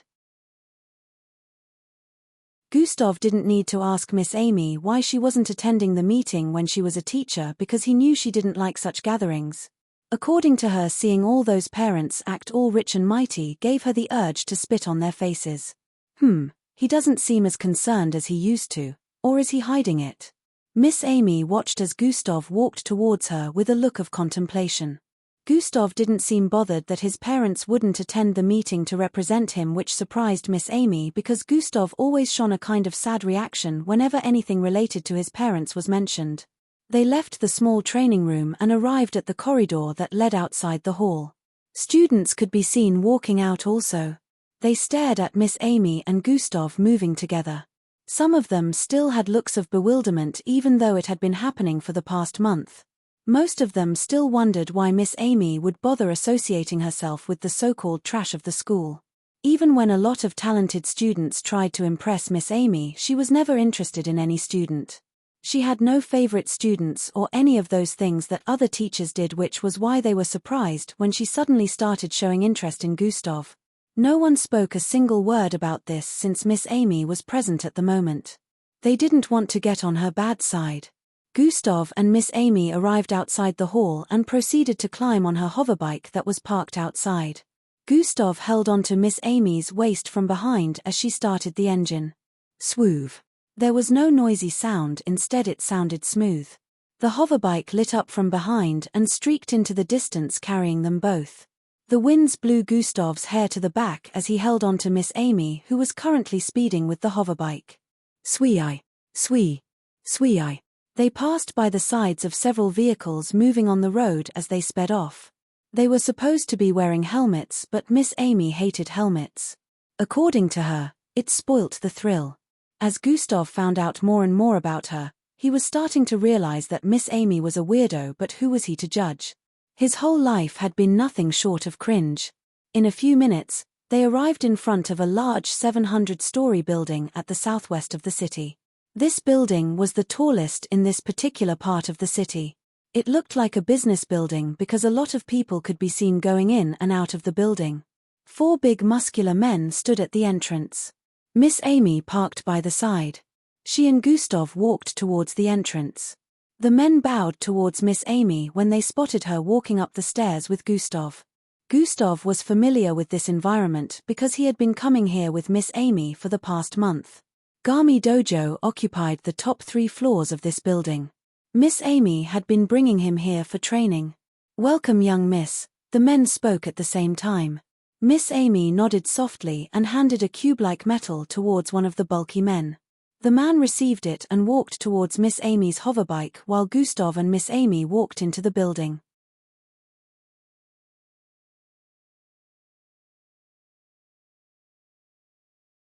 Chapter 29. The interior of the building was well designed. There were counters on the north and east sides of the ground floor. Female receptionists could be seen at the counters. The ceiling was designed with blue and margaret-colored tile that blended well together. Small circular white glows were lined up in rows across the ceiling. A holographic projection of a female in a green business suit was placed in the middle. The female face beamed with smiles as she welcomed the arrival of people into the building. Miss Amy and Gustav headed towards the corridor at the northeast corner of the first floor. They walked through it before arriving at the elevators. The transparent doors slid open and both of them walked in along with 3 other people. Just when the doors were about to close up, a man clad in a red and black striped jacket used his hands to stop it from closing up. The man stared at Miss Amy with a smile as he walked into the elevator. He was sporting shoulder-length black hair and putting on a pair of yellow sunglasses. He had a slightly large build and a tough look, but the way he smiled at Miss Amy was creepy. "Ha, Amy, what a pleasure to see you didn't back down to challenge." He had a wide grin on his face as he pushed the people standing in front to the side with his body. They all glared at him but didn't have the guts to say anything. He walked towards Miss Amy, who didn't even bother to spare him another glance after seeing who it was. Shove. He used his body to shove Gustav towards the side so he could stand in their midst. Gustav was now standing close to the transparent glass walls on the left side. After forcefully putting himself in their midst, the man turned to the side to stare at Gustav with a threatening look. "Brat, prepare to lose today," he said to Gustav before turning back to face Miss Amy on the left. "When he loses, remember our bargain," he grinned as he moved his face close to Miss Amy's cheek. Miss Amy, who didn't speak a word since his entry, finally muttered something as her nose twitched. Such foul breath. The man's face twisted upon hearing that, but before he could retort, Miss Amy walked towards the front. "Let's go, Gustav, we're gonna use the other one," she said and tapped on a button which caused the elevator to open up. Gustav nodded and walked towards the glass doors. "He can't win," the man in sunglasses shouted out as they walked out of the elevator. "This foul breath will be what your lips will taste soon," the man sunglasses stated with a confident look. "We shall see about that." Miss Amy didn't even bother turning around as she spoke. She and Gustav left the elevator to enter the other one beside it. The man in the other elevator gritted his teeth with annoyance. "That brat. I will make sure he is dealt with so I don't see him around you anymore," he spat as the elevator glowed up. A circular blue light descended from above and surrounded them. In a blink of an eye, everyone disappeared. The elevators within these buildings weren't ordinary. They were teleportation elevators that would beam them to their desired floor. Anything that had to do with spatial travel was very expensive, that even a lot of wealthy people couldn't afford it. This proved just how high-class the building was, even though the teleportation elevator was not comparable to teleportation circles. Gustav and Miss Amy entered into the next one. They didn't speak about what happened a minute ago because it was nothing new to them. Gustav reminisced about the last month when he arrived in Miss Amy's office just as she demanded. "You are the reason for Hung Joe and Ben's condition, aren't you? Also, you killed Paul, didn't you?" Gustav's eyes widened in fear after hearing her questions upon his arrival. His palms started sweating as he racked his brain for excuses. "Don't worry, there's no cause for alarm. I already knew," she stated with her usual indifferent look. "Besides, they deserved the punishment they receive. You stood up for yourself, which is a right everyone should possess, but this world is full of discrimination. Without power, you will always be at the bottom of the food chain. Oppression, depression," Miss Amy said with a disappointed look. "Miss Amy, even with that, I still committed a crime. Why would you help me?" Gustav questioned with a baffled look. "Because you finally stood up. You fought back. If you had left them to keep doing to you as they pleased, I would never have stretched forth my hand to assist you. I hate weak-minded people. Being physically weak is understandable, but being mentally weak means you can never be truly powerful." Miss Amy's words kept ringing in his ear, mind, and heart. "You took the first step to become powerful. I don't know what luck you have received recently that could have helped you to achieve what you did, but it's all right for you to keep it a secret. After all, everyone has a secret or two." Gustav finally calmed down after hearing Miss Amy's explanation and point of view.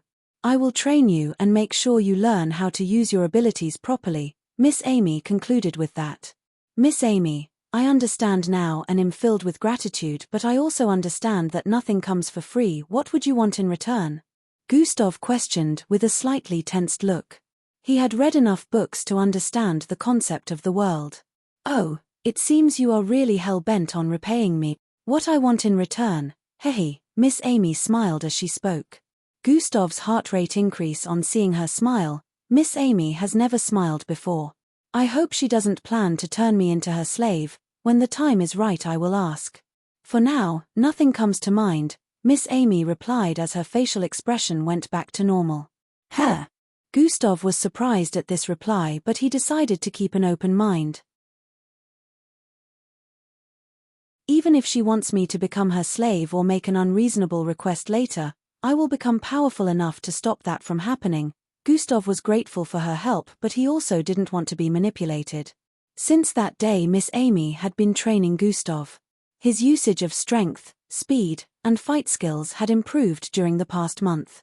Of course, He didn't let her know that he had other bloodlines within him, he only revealed that his genetic transformation bloodline could increase in grade, which shocked Miss Amy greatly. She told him never to reveal it to anyone, if not he'd be turned into a lab rat. Gustav figured he shouldn't have mentioned it after seeing her reaction, but Miss Amy had done enough for him to give her the benefit of the doubt. When Miss Amy first brought him to Gami Dojo, they ran into the man they just met at the elevator a while ago. John Brown. He was a well-known powerful mixed blood trainer around here.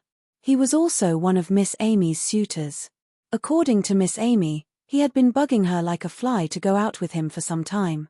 She always turned him down. When he saw Miss Amy bringing Gustav, he approached them again and found out that Gustav was Miss Amy's student. When he questioned Gustav about his bloodline grade, he was shocked that Gustav was an F-grade mixed blood. He never expected Miss Amy to personally train an F-grade mixed blood. Since then he had been trying to separate Miss Amy from Gustav.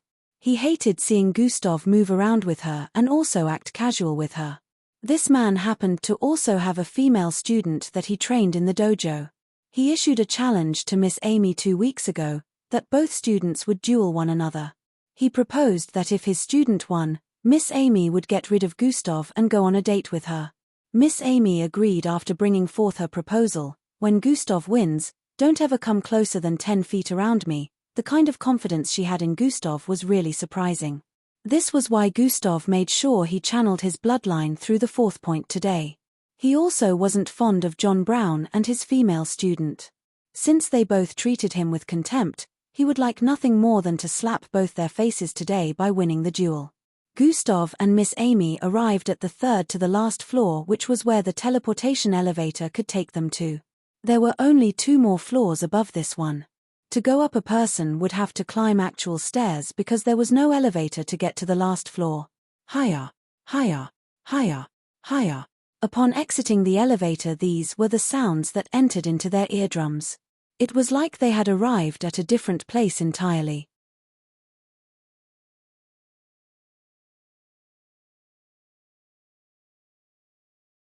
Chapter 30. A patch of grasses and flowers could be seen planted in the environment. The ceiling was constructed in such a way that a person would think they were outside the building. The ceiling looked like the blue skies. Small bungalow-like buildings made of wood could be seen around. These bungalow houses had white sliding doors with black lines plastered on them, forming rows and columns. This place was larger than 10 stadiums joined together, so it was able to house other structures. Nevertheless, it was surprising to see that structures like this could be built in a business building. The environment gave off an ancient vibe to Gustav. When he first arrived here he was very shocked, but he also found it to his liking. Even though it looked ancient, there were still some technological types of equipment put in place. There was a bloodline grading device standing at a corner. There was also a power output device and some other pieces of equipment out in the open. The sounds that they heard when they arrived here were coming from the small bungalow structures constructed with wood. This place was Gami Dojo, a prestigious place for training mixed bloods in the city. It was also very expensive. Teachers usually rented one of the buildings to teach their students here extra time. Teachers who did this also charged the parents of the kids, but Miss Amy paid for everything herself. Most of the kids that come here were also spoilt brats, so Gustav had never associated with them since he started coming here. The environment was conducive for teaching mixed bloods and enabling them to learn faster. Equipments, materials, and other different things were provided here to also help the students train well. Master mixed blood trainers existed within this building. Miss Amy and Gustav headed towards the stairs. They always had their sessions on the last floor, so that was where they were headed. Anytime a person saw Miss Amy they would greet her by saying, "Good day, young miss." This sounded like a casual greeting, but they would also give a standing bow while greeting. This made Gustav more suspicious of Miss Amy's background, which she never revealed to him. He figured she must have been coming here for a long time. After climbing the stairs for a few minutes, they arrived at the top floor. Unlike the 2nd and 3rd to the last floors, this floor wasn't crowded or packed with many of those bungalow buildings. They were only about 10 in number, and the atmosphere gave off a soothing feeling. The 3 floors were built using some energy crystals. The energy crystals helped mixed bloods in meditation, especially to channel their bloodline faster. The higher the floor, the better the service. Miss Amy and Gustav went towards the dojo on the east side. The design was pretty luxurious and beautiful flowers could be seen surrounding it. They slid the doors to the side and walked in. The interior was just like how a dojo would look. But it was mixed with both modern and ancient types of equipment. It had a weapon rack at the side where katanas, sabers, and some combination of a sword and gun could be seen. The floors looked wooden, but the truth is, they are harder than titanium yet still soft to the feet. Miss Amy went into the changing room. Gustav walked up to the front where some weights could be seen. There were blue-colored steel weightlifting plates placed on both sides of the rods, also some other steel weightlifting plates stacked upon each other by the side. They were in different sizes, but Gustav moved closer to one carrying about 6 weight plates on both sides. Gustav held his chin as he thought of something. I haven't completed today's task, Gustav muttered and proceeded to squat. He placed his right hand on the metallic rod holding the weight plates and lifted it. Gustav lifted it with ease, carrying it above his head. The last time he came here he couldn't lift this weight because it weighed more than 1,000 kilograms. He opened the system interface as he did this to check his progress, quests, daily today's task, 1/3. Travel 120 kilometers, status, 116-120 kilometer. Climb to a height of 806 meters, status, 806-806 m. Carry a total of 2,450 kilograms, status, 1,224.50 kilogram. Gustav purposely didn't lift anything today just so he could figure out how much this weighed so he could use it to calculate his current strength. 1,200 kilograms. I don't feel sore, but also I can tell that if I add more plates to this it would only struggle to lift it after some time. Gustav lowered it. Let me see how fluid I can be with this. Instead of lifting it normally, Gustav held it like a baseball bat. The only difference was, he was still holding it with one hand. Swing, swing, swing, swing, swing. He swung the weight several times casually. After doing it more than 10 times, he stopped. I can probably go 50 more times before my stamina runs out. Gustav's reason for doing this was to properly gauge his current level of strength.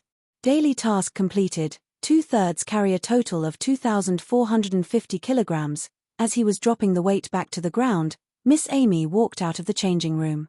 She was dressed in a butter color and red yukata. Butter color for the top and red for the bottom reaching her feet.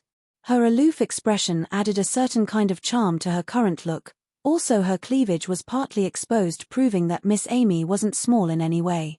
She stared at Gustav dropping the weight. Oh, you can lift that now?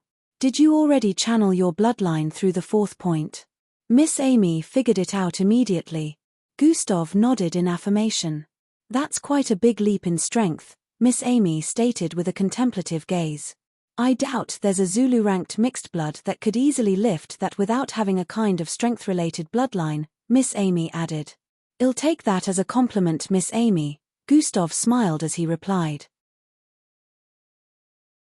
Strength isn't everything though. Always remember a well-skilled mixed blood can easily deal with a mixed blood who doesn't know how to use their strength properly, Miss Amy stated before turning around. Do not fear the man who has practiced 1,000 techniques only once. Fear the man who has practiced one technique 1,000 times. Miss Amy's method of complimenting me is really weird, Gustav sighed after hearing Miss Amy's speech even though he knew it was right. I have been training you on your areas of weakness, highly predictable attacks and movements, leaving too many openings after completing an attack. If you want my compliment, let me see the fruits of your training today. Go get dressed, Miss Amy said as she walked towards the door. Gustav nodded and walked to the dressing room. In about 2 minutes he came out wearing the same clothes as Miss Amy. The both of them walked towards the west side of the floor where a large stage that was half the size of a basketball pitch could be seen. Some people stood around the stage area, mostly young people who seemed to be around Gustav's age. 2 buff men wearing green yukatas also stood at the right. A man and a young female stood on the stage. He and the female were dressed in a yellow and red striped yukata. The female was sporting green backlength hair. She was a 53 beauty, but her gaze was laced with pride. The man started smiling once he saw Miss Amy approaching. This was the same man that they met at the first elevator, John Brown. The female was his student, Aurora Bright. Is that him? He looks pretty weak to me. I heard his F grade, so this duel will be finished in no time. The voices of other students within the vicinity drifted into the ears of Gustav as he walked towards the stage with Miss Amy. His look was indifferent, almost like he didn't hear them speak. They arrived before the stage and walked up. Oh, good thing you didn't run, but you can still accept that date proposal before Aurora puts him in the hospital. John Brown smiled sheepishly as he spoke.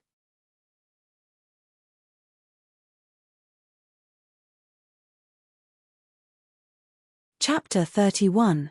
Please read the author's note below. I wish to correct some misunderstanding. We don't have time to waste here, so let's get to the point. Samzuma, Bola, my student is ready for the duel. Miss Amy turned to the two men clad in green yakuta while speaking. All right, we have heard the terms of the duel and we will make sure that whoever fails between the students keeps up their end of the bargain. The man on the left with a bald head spoke. He was very slim, but he had a deep voice. According to the terms, injuries are allowed. The teacher is meant to take care of the medical condition of their student if they end up receiving any form of injury. Also, no form of bullying shall be tolerated by a teacher once their student lossy. The other Gosi spoke. He had white hair and looked fairly tanned with a stout body. Both teachers nodded in understanding. Aurora, go easy on him, has just an F grade after all. Ha ha ha, John Brown ridiculed before turning around to leave the stage. Gustav, you know what to do, Miss Amy said with a low voice before leaving the stage. Gustav and Aurora, who were several feet away from one another, exchanged glances. Humph, trash that doesn't know his place. I will send you to the hospital today, the female said before standing in a battle pose.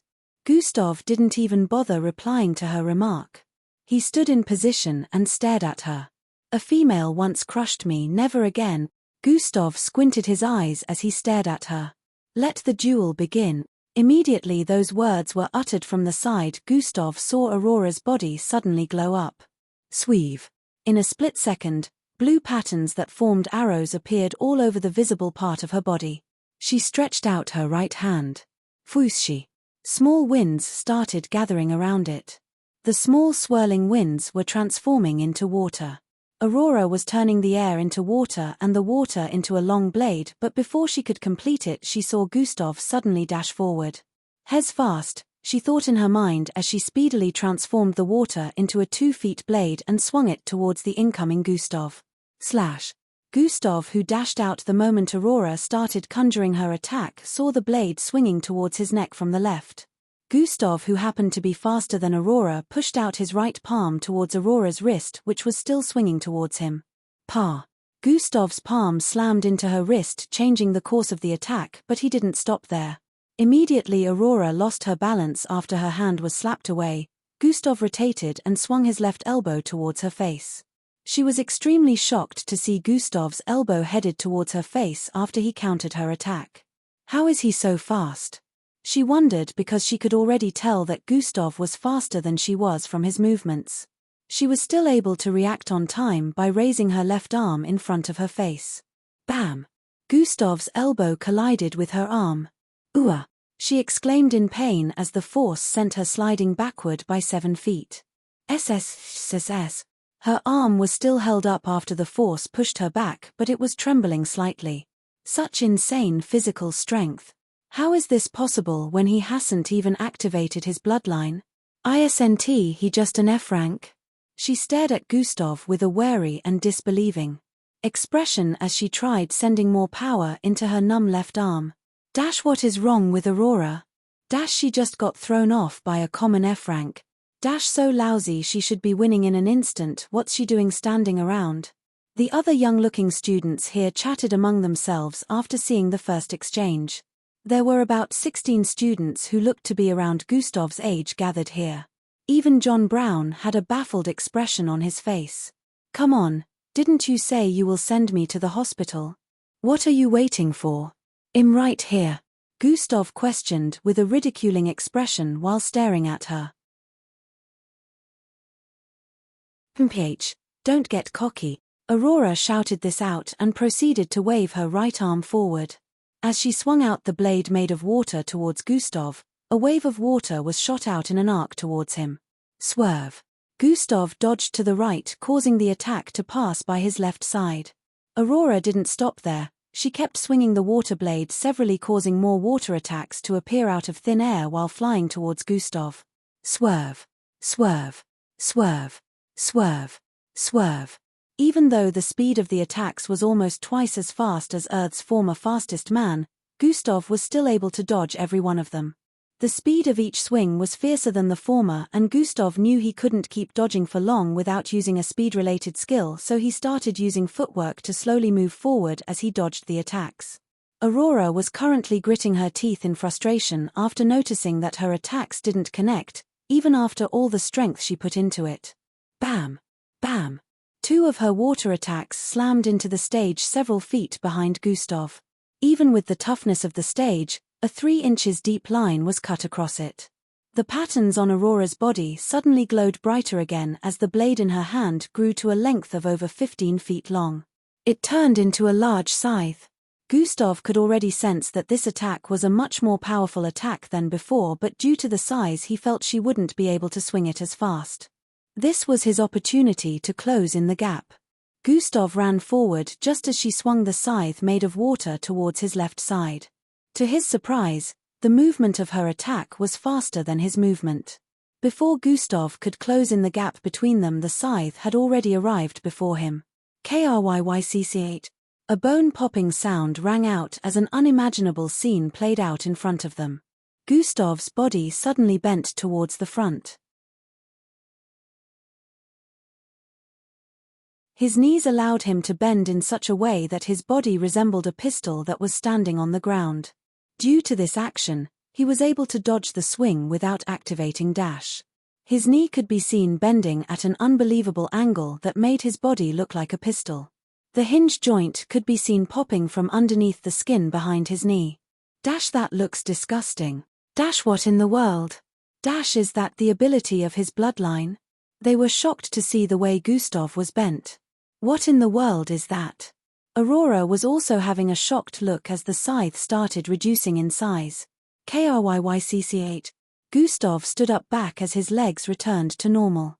Gustav had just activated joint movement, causing his knee joint to reverse its functions. At that moment his ability to or kneel was reversed. Instead of his leg being able to bend towards his butt, it was capable of bending towards in the other direction. He used the force from his dash coupled with that to dodge the attack. Immediately Gustav's body went back to normal. Aurora was already sending out another attack towards him.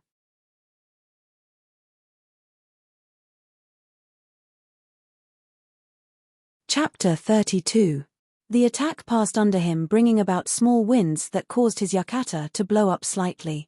Gustav somersaulted in the air as he was landing. His left leg was heading for Aurora's body.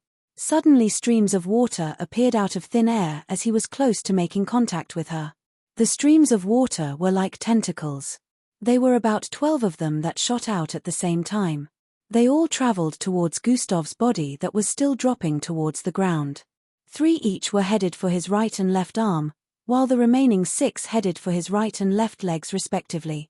Everyone felt it would be impossible for him to dodge this attack since he was still in mid-air and the tentacles were close to making contact. To their surprise again, Gustav suddenly retracted every one of his limbs and tightened them to his body while folding himself in mid-air. He was practically curled up in a ball-like format as the tentacles passed by his sides, missing him by a hair length.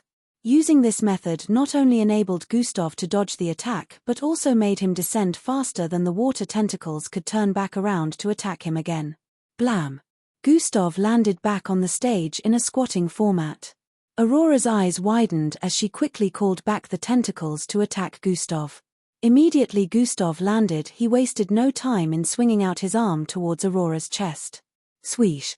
His attack was extremely faster than she could call back the tentacles, but just as Gustav's hand was close to hitting her chest, she's a female, it would be wrong to touch her there instead, Illinois. In less than a millisecond he concluded and changed the trajectory of his palm. Aurora, who had already conjured a small barrier of water in front of her chest, was shocked to see Gustav's palm swing upwards. Pa! A loud slap resounded in the environment as Gustav's hand collided with Aurora's left cheek. This is more like it, Gustav said in his mind with a sadistic grin as his palm pushed against Aurora's cheek. He could feel some of her teeth forcefully removing from her gum. The heaviness of the slap caused Aurora's cheek to ripple as her entire body was lifted off the ground in a rotating motion. Su-ch intense strength. I low-st. These were the thoughts that drifted into her mind as her body was currently falling to the stage with her legs up and her head traveling down. The left side of her face had 5 bloody fingers imprinted on it. Bang! Her head slammed heavily onto the stage and she felt her vision fading. A speck of blood coated her head area on the stage. Gasp! Aurora! John Brown ran from his position with a panicky look towards Aurora, who was lying on the stage with a blooded face and swollen head. How is this possible? An F grade winning a B grade mixed blood. Is he truly an F grade? Chatters could be heard coming from the students surrounding the stage as they stared at Gustav in disbelief. The winner has been decided. Samzuma spoke with an authoritative voice. This duel is officially over. Teacher Amy's student has won, he added with a voice of authority. John Brown, who was currently squatting in front of Aurora, glared at Gustav with a look of hate. He brought out an orange pill and placed it in her mouth. Aurora, who had a red face earlier on, slowly started to regain her former look. Her swollen head that slammed onto the stage started to reduce. The bloodiness on her cheek slowly started to return to its normal color. She could feel her teeth that were uprooted from her gum due to the intense slap slowly grow out once again. In a few seconds, she was healed completely. She opened her eyes properly as she recalled everything that happened a while ago. She was feeling an intense amount of humiliation right now. There's no way I could lose to trash like you. You're just an F grade. She shouted out with a look of hate as she glared at Gustav, who was currently standing on the stage.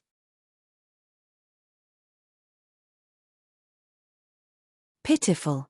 Gustav uttered these words before turning around to leave the stage. You lowlife, fight me again, she shouted out as she stood up and ran towards Gustav. Teacher Brown, control your student. The man with the bald head spoke. John Brown quickly held her back before she could move further than 3 feet. You're just asking for another round of humiliation. Frankly, you're not worth my time since I can't do that. Gustav's voice streamed into her ears, filling her with intense frustration, but John Brown held her back firmly. If only I could steal a B-grade bloodline, maybe I would have indulged you a little bit more, Gustav sighed in his mind as he walked off the stage. Now, in accordance to the terms before this duel commenced, Teacher John is not meant to come closer than 10 feet to Teacher Amy. Failure to hold up to the end of this bargain will result in a permanent ban from entering Gami Dojo. Bowler spoke with an authoritative look. How could this be? It's a shame to high-graded mixed blood toy. The dissatisfied voices of the students could be heard around the stage. You did well, Miss Amy said with a smile as Gustav walked towards her. Gustav smiled back and stood in front of her. Such level of strength from a first-step Zulu ranked is unheard of. Even Miss Amy was shocked. She had expected Gustav to win, but this was far too easier than she expected.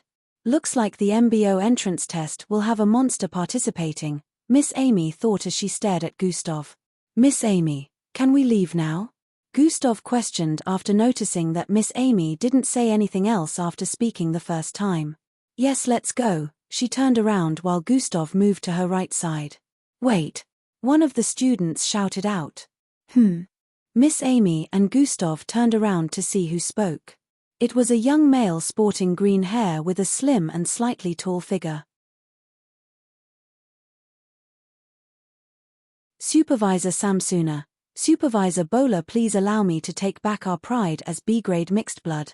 The male spoke before shouting out, Gustav, I challenge you to a duel. Oh my, Masuba can't seem to hold back. Gustav's humiliation is certain, now that Masuba has challenged him. Trashy F-grade needs to be put in their place. The chatters of the students could be heard again. Masuba, a duel cannot happen without agreement from both sides, Samsuna spoke. Gustav, accept my challenge if you dare. Masuba shouted out after hearing the words of Samsuna. Gustav stared at him for a little while before turning around once again. I refuse, Gustav said and proceeded to keep walking away with Miss Amy. Everyone was dumbstruck. They had expected Gustav to agree to it immediately since boys of their ages tend to get provoked easily. You coward! Do you not have any shame? Accept my challenge.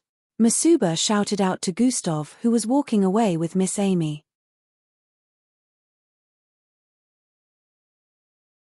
Chapter 33. Trying to use such unintelligible means to provoke me won't work since, not only would I easily defeat you, I would also get nothing out of it. I have better things to do with my time, Gustav stated from ahead without even turning his back to look. Masuba gritted his teeth in annoyance after hearing that. What if you could get something out of it? Can we make a wager? Masuba shouted out. This time Gustav finally paused his footsteps. Although I can't steal his bloodline, there are things I still need and he can provide them, Gustav smiled as he turned around. A wager sounds good to me, Gustav answered and started walking towards them once again. After a few minutes, Gustav and Masuba stood opposite one another on the stage. Since I don't want to waste time, I might as well end this as soon as possible, Gustav thought internally as he waited for Supervisor Samsuna to give the go-ahead for the duel to start. Masuba stared at Gustav with a wary look. After the fight earlier he could tell that Gustav wasn't one to be trifled with, yet he couldn't bear the thought of an F-grade winning against a B-grade. He must have a high amount of strength. If that's the case, I shall not let him get close to me, Masuba analyzed and came to a quick conclusion after replaying the last duel in his mind. What he didn't know was Gustav wasn't putting everything into winning because he decided not to use any speed-related skill earlier. Which is the best to use in this situation? Dash is slower than sprint, but sprint takes more energy points. Only if I don't end the duel on time, so sprint it is. Gustav came to this conclusion immediately. Supervisor Bowler decided to speak. Let the duel begin. Sprint activate. Gustav called out in his mind. Sprint has been activated. Host speed will be multiplied by 2, 20 energy points will be expended for every second sprint is activated, -20 EP. Immediately Gustav activated it, everything slowed down around him including Masuba that was currently trying to conjure an attack with his abilities. Gustav smiled and dashed forward. Swoosh. In an instant, Gustav had closed in the gap between them and arrived in front of Masuba while throwing out his fist. You're not a female, so I have no qualms with hitting you on the chest, Gustav thought as his arm traveled with intense force towards Masuba's chest. Masuba only saw a blurry figure appear before him with an outstretched fist. He had not even conjured his attack. The duel only started a second ago and yet he could only watch as the fist made contact with his chest. Bang! Gustav's fist collided with Masuba's chest, causing a loud bone-cracking sound to ring out. Blarg! Masuba vomited out a trail of blood as his body traveled in mid-air with his back arched out due to the force of the punch. How do SNF GERD have teachers mu-ch stringth? This was Masuba's thought process before landing on his back just a few centimeters outside the stage area in front. Plop! Masuba's eyes rolled to the back as he fell unconscious. He kept vomiting out blood even after fainting. Deactivate sprint. Gustav called out in his mind. Sprint has been deactivated. Silence. There was total silence as everyone stared at the stage area with their jaws hanging loosely from their mouths. What they had just witnessed was something unbelievable. Something that no one would believe if they didn't see it with their very own eyes. An F-grade defeated 2 B-grade mixed bloods in less than 30 minutes. The second mixed blood did not even last for up to a second before the battle ended in his loss. Everyone couldn't process their thoughts. Even Miss Amy had a shocked look on her usually expressionless face. That outburst of speed is not something a Zulu ranked should not be able to achieve. Miss Amy stared at Gustav with a look of suspicion. Gustav stood on the stage with a look of contemplation. I haven't used it before, but it is very satisfying. Except for the amount of energy it consumes, Gustav thought. Originally his punch wouldn't send a Zulu-ranked mixed blood flying more than 3 to 7 feet away, but after coupling it with his speed multiplied by 2, The punch packed twice as much force. Masuba ribs and sternum were currently fractured due to the punch. Gustav wins this duel. After many seconds had passed, Supervisor Bowler finally broke the silence. Everyone came out of their reverie but still stared at Gustav with a look of astonishment. How did he manage to defeat Masuba in a single second? Maybe he's a step 4 Zulu ranked in disguise. How is this possible when he's just F grade? The students could not wrap their heads around what had just happened. Aurora had widened eyes as she watched Gustav walk down the stage. Doesn't this mean he was holding back when he fought me? It was hard to believe for everyone, but they had no choice since they had seen it happen before their very eyes. Supervisor Samsuna walked towards Masuba that was on the ground and raised his head before putting an orange pill in his mouth. Masuba, who had a pale face earlier, began to heal up back little by little. Mixed bloods could have battles like this because they were tenacious enough to survive even though they received a fatal injury. If this was a normal person, Gustav's one punch would have ended their life in an instant. Masuba slowly opened his eyes after his bones were put back in place and his broken ribs joined together. "Ooh!" he blurted out with pain after another broken bone got joined together again. After a few more seconds he stood up. "Remember our wager. Now hand it over," Gustav shouted out from the other end of the stage. Masuba had a dejected look as he took out a small blue cube and walked towards Gustav. "Here," he handed the cube over to Gustav. Gustav collected it with a smirk on his face. "Your donation is appreciated," Gustav said after collecting the cube. He turned around to leave with Miss Amy. "Hey," Masuba called out to Gustav with a hesitant look. Gustav paused in his steps as he turned his head to the side to stare at Masuba. "Can we put everything behind us and become friends?" Masuba proposed. Gasp. The rest of the students gasped in surprise even though they understood what Masuba was aiming at. "Friends?" Gustav questioned with a confused look. "Yes, friends. My father is chief of." Before Masuba could complete his statement, Gustav cut him short. "You want to be friends with an F-grade trash?" Gustav questioned him with a ridiculing look. "No, I mean yes, I mean no, you're not trash, but yes, I want to be friends with you," Masuba stuttered while answering the question. "No thanks, trash doesn't want to be friends with you." Gustav turned him down and immediately turned around to continue walking. Everyone was surprised once again. Did he just turn Masuba down again? Everyone knew how Masuba's father was the chief of police in Plankton City. There was no one who wouldn't want to befriend him, yet he was turned down by an F-grade. Masuba had a look of humiliation as he watched Gustav leave with Miss Amy. "Friends? Ha ha ha, who needs that?" This was Gustav's thought process as he walked towards their training room alongside Miss Amy. He stared at the blue cube in his hands with looks of greed visible all over his face. "Gustav, what do you plan to do with such an amount of money?" Miss Amy questioned. In the duel earlier, the wager was 50,000 rad would be given to Gustav by Masuba if he won, while if he lost, Masuba demanded that Gustav bowed to him whenever they crossed paths. Miss Amy wants some money maybe?" Gustav said with a playful tone. "You cheeky little brat, you're becoming arrogant after winning, eh?" Miss Amy said and proceeded to knock Gustav's head. "Ouch!" Gustav held his head as he exclaimed in pain. "It's all right if you don't want to say," Miss Amy added with a look of understanding. "I plan to be independent," Gustav stated after a few seconds of silence.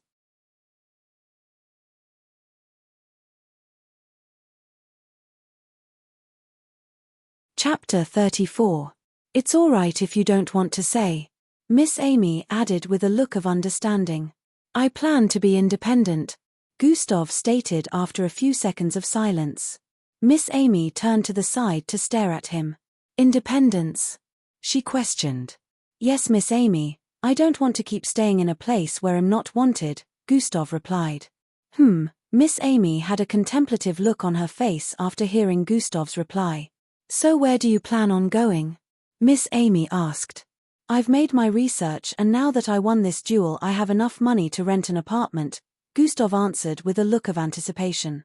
"That's not a bad idea since you're already of legal age, but it might also be a waste to rent an apartment right now," Miss Amy said as they came to a pause in front of their dojo. In this time and age, the legal age for humans, Slarkoffs and mixed bloods, was 16 years. At 16 years a person would be considered to be an adult, and right now Gustav was already 17. What do you mean, Miss Amy? Gustav questioned with a confused look.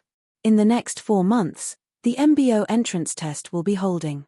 If you can pass and get picked to enter the MBO training camp, you won't require accommodation or feeding since the government will provide this for you, Miss Amy explained.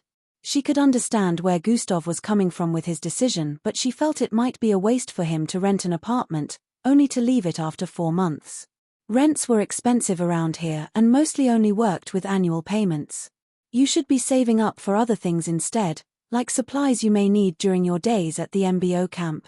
I can tell you that it won't be easy to survive there without having supplies that differ from military provisions, Miss Amy said with a slightly worried look. Miss Amy sounds sure of what she's saying. If that's the case, I will just have to receive more compensations, Gustav thought. Thank you, Miss Amy, but it would be better if I just move out now. About the issue of saving, I plan to do that by making even more money. Gustav bowed slightly to Miss Amy with a smile. Alright, just make sure you plan well enough, because I can tell you that having only power might not be enough. Wealth is also an attribute, Miss Amy added before climbing up the 3 stairs positioned in front of their dojo. She suddenly paused and turned around to stare at Gustav. Since you won the challenge today, you and I will go on that date instead, Miss Amy stated and turned back around to walk in. Hey, date? Gustav had a confused look on his face after hearing that. Come in and change back into your casual outfit, Miss Amy shouted from inside the dojo. Gustav was still confused by Miss Amy's sudden statement but still proceeded to walk into the dojo. 20 minutes later Miss Amy and Gustav were sitting inside a large restaurant. A ton of food was placed on the table in front of them. Beef turkey, mutated gigantic prawns, fried tiger fish, black rice, fried crabs on a stick, etc. The table was packed with exotic foods of different kinds. Gustav's eyes shone excitement and he gulped down saliva while staring at the feast before them. Who knew Miss Amy was also a foodie? Gustav was surprised after Miss Amy ordered all these. They were currently in a well-known restaurant on the 634th floor of the building. Miss Amy decided to take Gustav out on a treat to reward him for his performance today. She reckoned that since she would have to go on a date with John Brown had Gustav lost, then she should give that reward to Gustav instead since he won. This was supposed to be a date, instead, it was more like a food treat. Gustav was the first to order when they arrived at the restaurant. Miss Amy had told him at that time not to be modest and order whatever he wished, but still, he decided not to order much.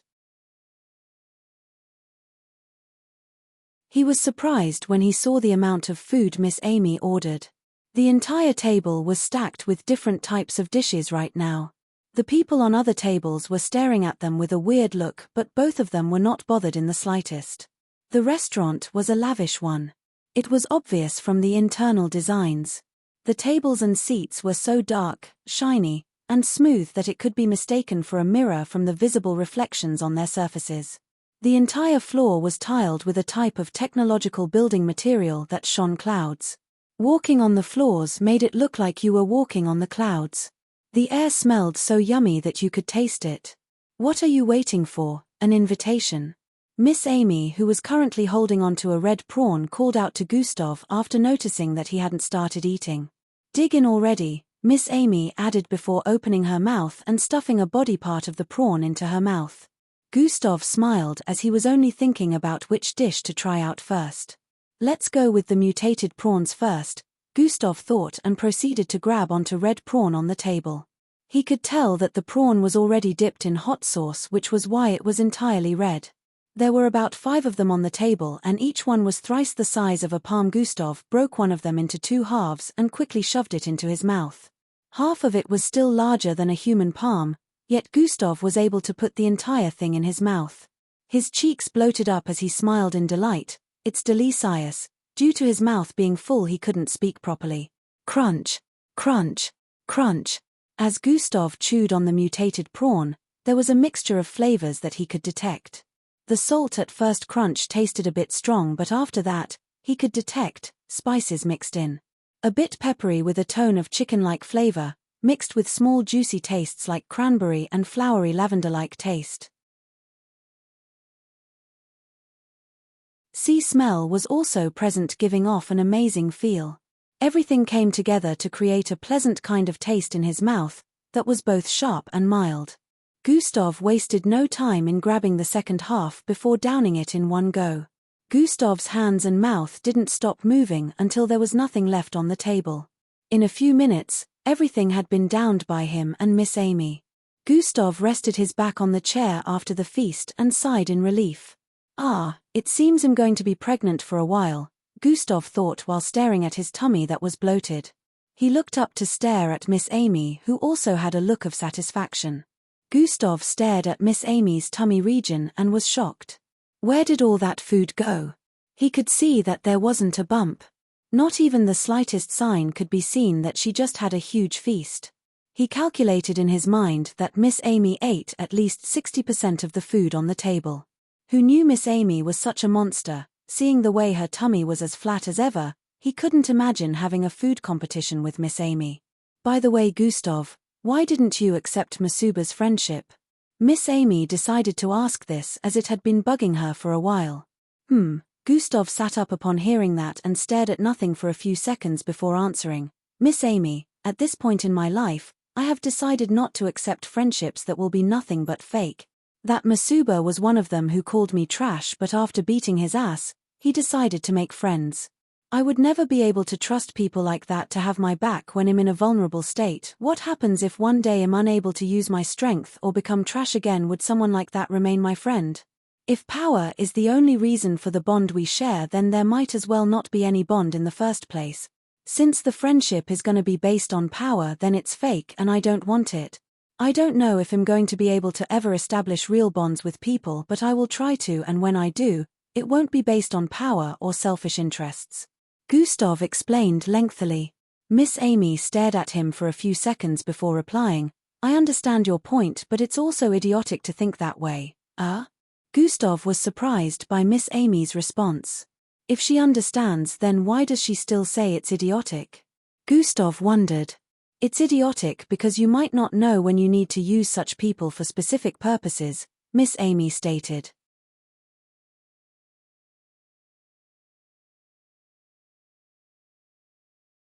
Chapter 35. Gustav was still staring at her with a dumbfounded look. I'm not asking you to be friends with them, you can just be some sort of accomplice or acquaintance to them and use them when you find yourself in a sticky situation that power might not be able to solve. Sometimes connections are useful, remember this, Miss Amy said and proceeded to stand up. We're leaving? Gustav questioned after noticing Miss Amy's action. Do you want to order another round? Miss Amy questioned. No, I'm all right, Gustav replied as he stared at his tummy before proceeding to stand up. After Miss Amy settled the bill and they left the restaurant and afterwards the large building. Miss Amy dropped Gustav at home with her hoverbike. The eventful day ended this way. Gustav woke up the next morning and opened the system interface. Host attributes, skills and abilities, bloodlines, quests, shop. He wasted no time before calling out host attributes. Host attributes, name, Gustav Oslov level, 4 class. EXP, 260-9500 HP, 170-170 energy, 80-80, attributes, strength, 32 perception, 30 mental fortitude, 28 agility, 28 speed, 30 bravery, 28 intelligence, 31 charm, null. Attributes point 36. Ever since when Gustav raised mental fortitude to be almost as high as the others, had been saving up attribute points for emergencies. Every week, he would only add 4 to each of the attributes while saving the rest. His other reason for saving up attributes points was so that when he unlocked charm, he would be able to raise it to reach the points of other attributes. Gustav didn't check the system interface the day before when he became a Zulu ranked. Now that he was checking it, he noticed that the stats for his strength didn't go up even though he had undergone a tremendous increase in strength. Does the system only record the stats it gives to me? It seems this is the case, Gustav pondered internally. If the system was to record the stats based on his increase in strength, it should be double what was there right now. I wonder what requirements I need to unlock Charm. Gustav was starting to get worried after not being able to unlock Charm for 2 months. He was thinking about the requirement. A part of him felt he would maybe have to pull a big one with a large audience. Another part of him felt maybe he would need to get a girlfriend or something. He knew the latter part was stupid thinking, but this has been bugging him for a while. He remembered when Bravery was unlocked, it was also in front of a large audience, but Charm wasn't unlocked along with it, so he was pretty confused. But he felt to unlock Charm, the requirement might be something that won't let him remain low-key. Gustav had a slight headache thinking about it. Maybe I'll just ask Miss Amy what her definition of charm is, Gustav concluded internally and proceeded to open abilities. Skills and abilities. Dash, Level 3 Sprint, Level 2 Regeneration, Level 2 Morph, Level 2 Joint Movement, Level 2 Toxin Immunity, Level 2 Recreation, Level 2 Bloodline Acquisition, Level 2 Chopping, Level 5 Palm Strike, Level 3 Frying, Level 7. Gustav had a wry smile whenever he saw the cooking skills underneath. The most shameful aspect was, the cooking skills had higher levels than his fighting skills. Maybe I should just take Boss Danzo's offer and become his successor, Gustav said with a sigh. He had been going to the kitchen more often than using his fighting abilities, which was what caused the growth of his cooking skills to increase. The good side to it was when he found out that he could use some of the cooking skills in an actual fight. He tried using Chop one time when he and Miss Amy were sparring, and it worked as a perfect counter to her attack at that moment. What Gustav felt he was lacking now was experience, and he was still trying to figure out how to garner more experience before the start MBO entrance test. He wanted to increase the level of bloodline acquisition so he would be able to steal higher graded bloodlines, but it felt he might have to steal a lot of lower grade bloodlines before he would be able to level up to that extent, because he had realized that leveling up came with more usage of a specific skill or ability. Gustav stood up from his tub and went to prepare for school. In a few minutes, he was done. I have to look for an apartment today, Gustav muttered as he walked out of the house quietly. Gustav arrived at school in a few minutes of running and went to the school kitchen as usual. The way he worked now was 3 hours in the school kitchen before heading towards class for the day's activities. Even though he only needed to work 3 hours, he was still getting 5,000 rad every month. At this point, what no one knew was Gustav had over 250,000 rad. Although this wasn't a huge sum in the eyes of millionaires and the likes, Gustav was still considered pretty rich. He still remembered that his father earned around 20,000 every month from energy mining, while his mother earned around 15,000 from being a sub-assistant lab scientist. So he could be considered pretty rich even though he received the money from rich brats. The day pretty much ended uneventfully. It hadn't been revealed yet that Gustav was already a Zulu-ranked mixed blood, if not it would have caused a huge uproar. It was well known that it is very hard for an F-grade mixed bloods found it hard to reach the Zulu rank since that was the lowest grade for bloodlines. The grade of a bloodline determined how far a mixed blood would reach in the bloodline ranking. Everyone had seen Gustav as a mixed blood who would never get to the Zulu rank due to his bloodline grade being lower than F. Gustav left the school premises after closing hours. He was currently headed towards the northeast part of Plankton City. Miss Amy had given him today off for training since he decided to go look for an apartment to stay. He was currently heading towards the edge of the city there since that was the cheapest place to rent a house according to his research. Gustav had enough money to use public transport, but he was still contemplating whether he should or not. After all, he was already used to trekking. After a brief moment of thinking, he decided to make use of public transport. He boarded a hover bus at the nearest park. The hover buses around here, just like the others, floated few inches above the ground and the movement was very smooth. No bumpiness of any kind also, there were spatial rings positioned in different parts of the roads. This was only for vehicles to get to their destinations faster. A spatial ring was big enough to fit in 10 huge trucks at the same time, and it was always active on the roads. It was able to teleport bigger masses and farther than the teleportation circle for pedestrians. The only issue was, a person couldn't enter the spatial ring. If a normal person tried entering the spatial ring, Their bodies would be ripped to shreds before they could arrive on the other side, which was why the teleportation circle was for individuals. The hover bus began its movement, and it only took about 5 minutes before it arrived at Gustav's destination. Gustav didn't even have enough time to enjoy the inside scenery of the bus or the sight of the beautiful female student sitting beside him. He never expected the journey to be this short. Immediately Gustav got down, what appeared in his line of sight were small buildings of 30 stories and the likes. Unlike the main part of the city, this place was more like a town. Gustav walked towards a particular building on his right, which happened to be a coffee shop. He walked into the small coffee shop and arrived in front of a small table at the window side. A man in a green business suit was sitting there waiting for him. "Good day," Gustav greeted him. "Good day, can I help you?" The man asked politely. "I am supposed to meet a certain Mr. Kalu here," Gustav replied. "That's me, and you are?" The man replied and also asked again. Gustav replied with his name. "Oh, Mr. Gustav, nice to meet you." The man stood up and reached out his hand to shake Gustav. Gustav returned the handshake with a slightly surprised expression. I had expected he would freak out upon finding out that it was a kid, Gustav thought, and proceeded to sit in front after the exchange of pleasantries. This man happened to be an agent Gustav contacted earlier on through Miss Amy. He was the one who would help Gustav get an apartment around here. Gustav had expected some kind of attitude when the agent met him, but he was surprised to meet such a polite person who didn't even flinch after finding out that he was meeting up with a kid. The both of them started discussions on the kind of apartment Gustav would like to rent. After Gustav mentioned his preferences, Mr. Kalu brought out a device that projected the looks of different apartments. Gustav only needed to touch the projection to zoom in on a particular apartment. After checking through several of them, Gustav finally made a choice. "I think I'd like this one," Gustav said while pointing at the apartment displayed on the projection. "You're tuning in to the Celestial War YouTube channel. Don't forget to subscribe and join us on this journey to catch the most captivating stories.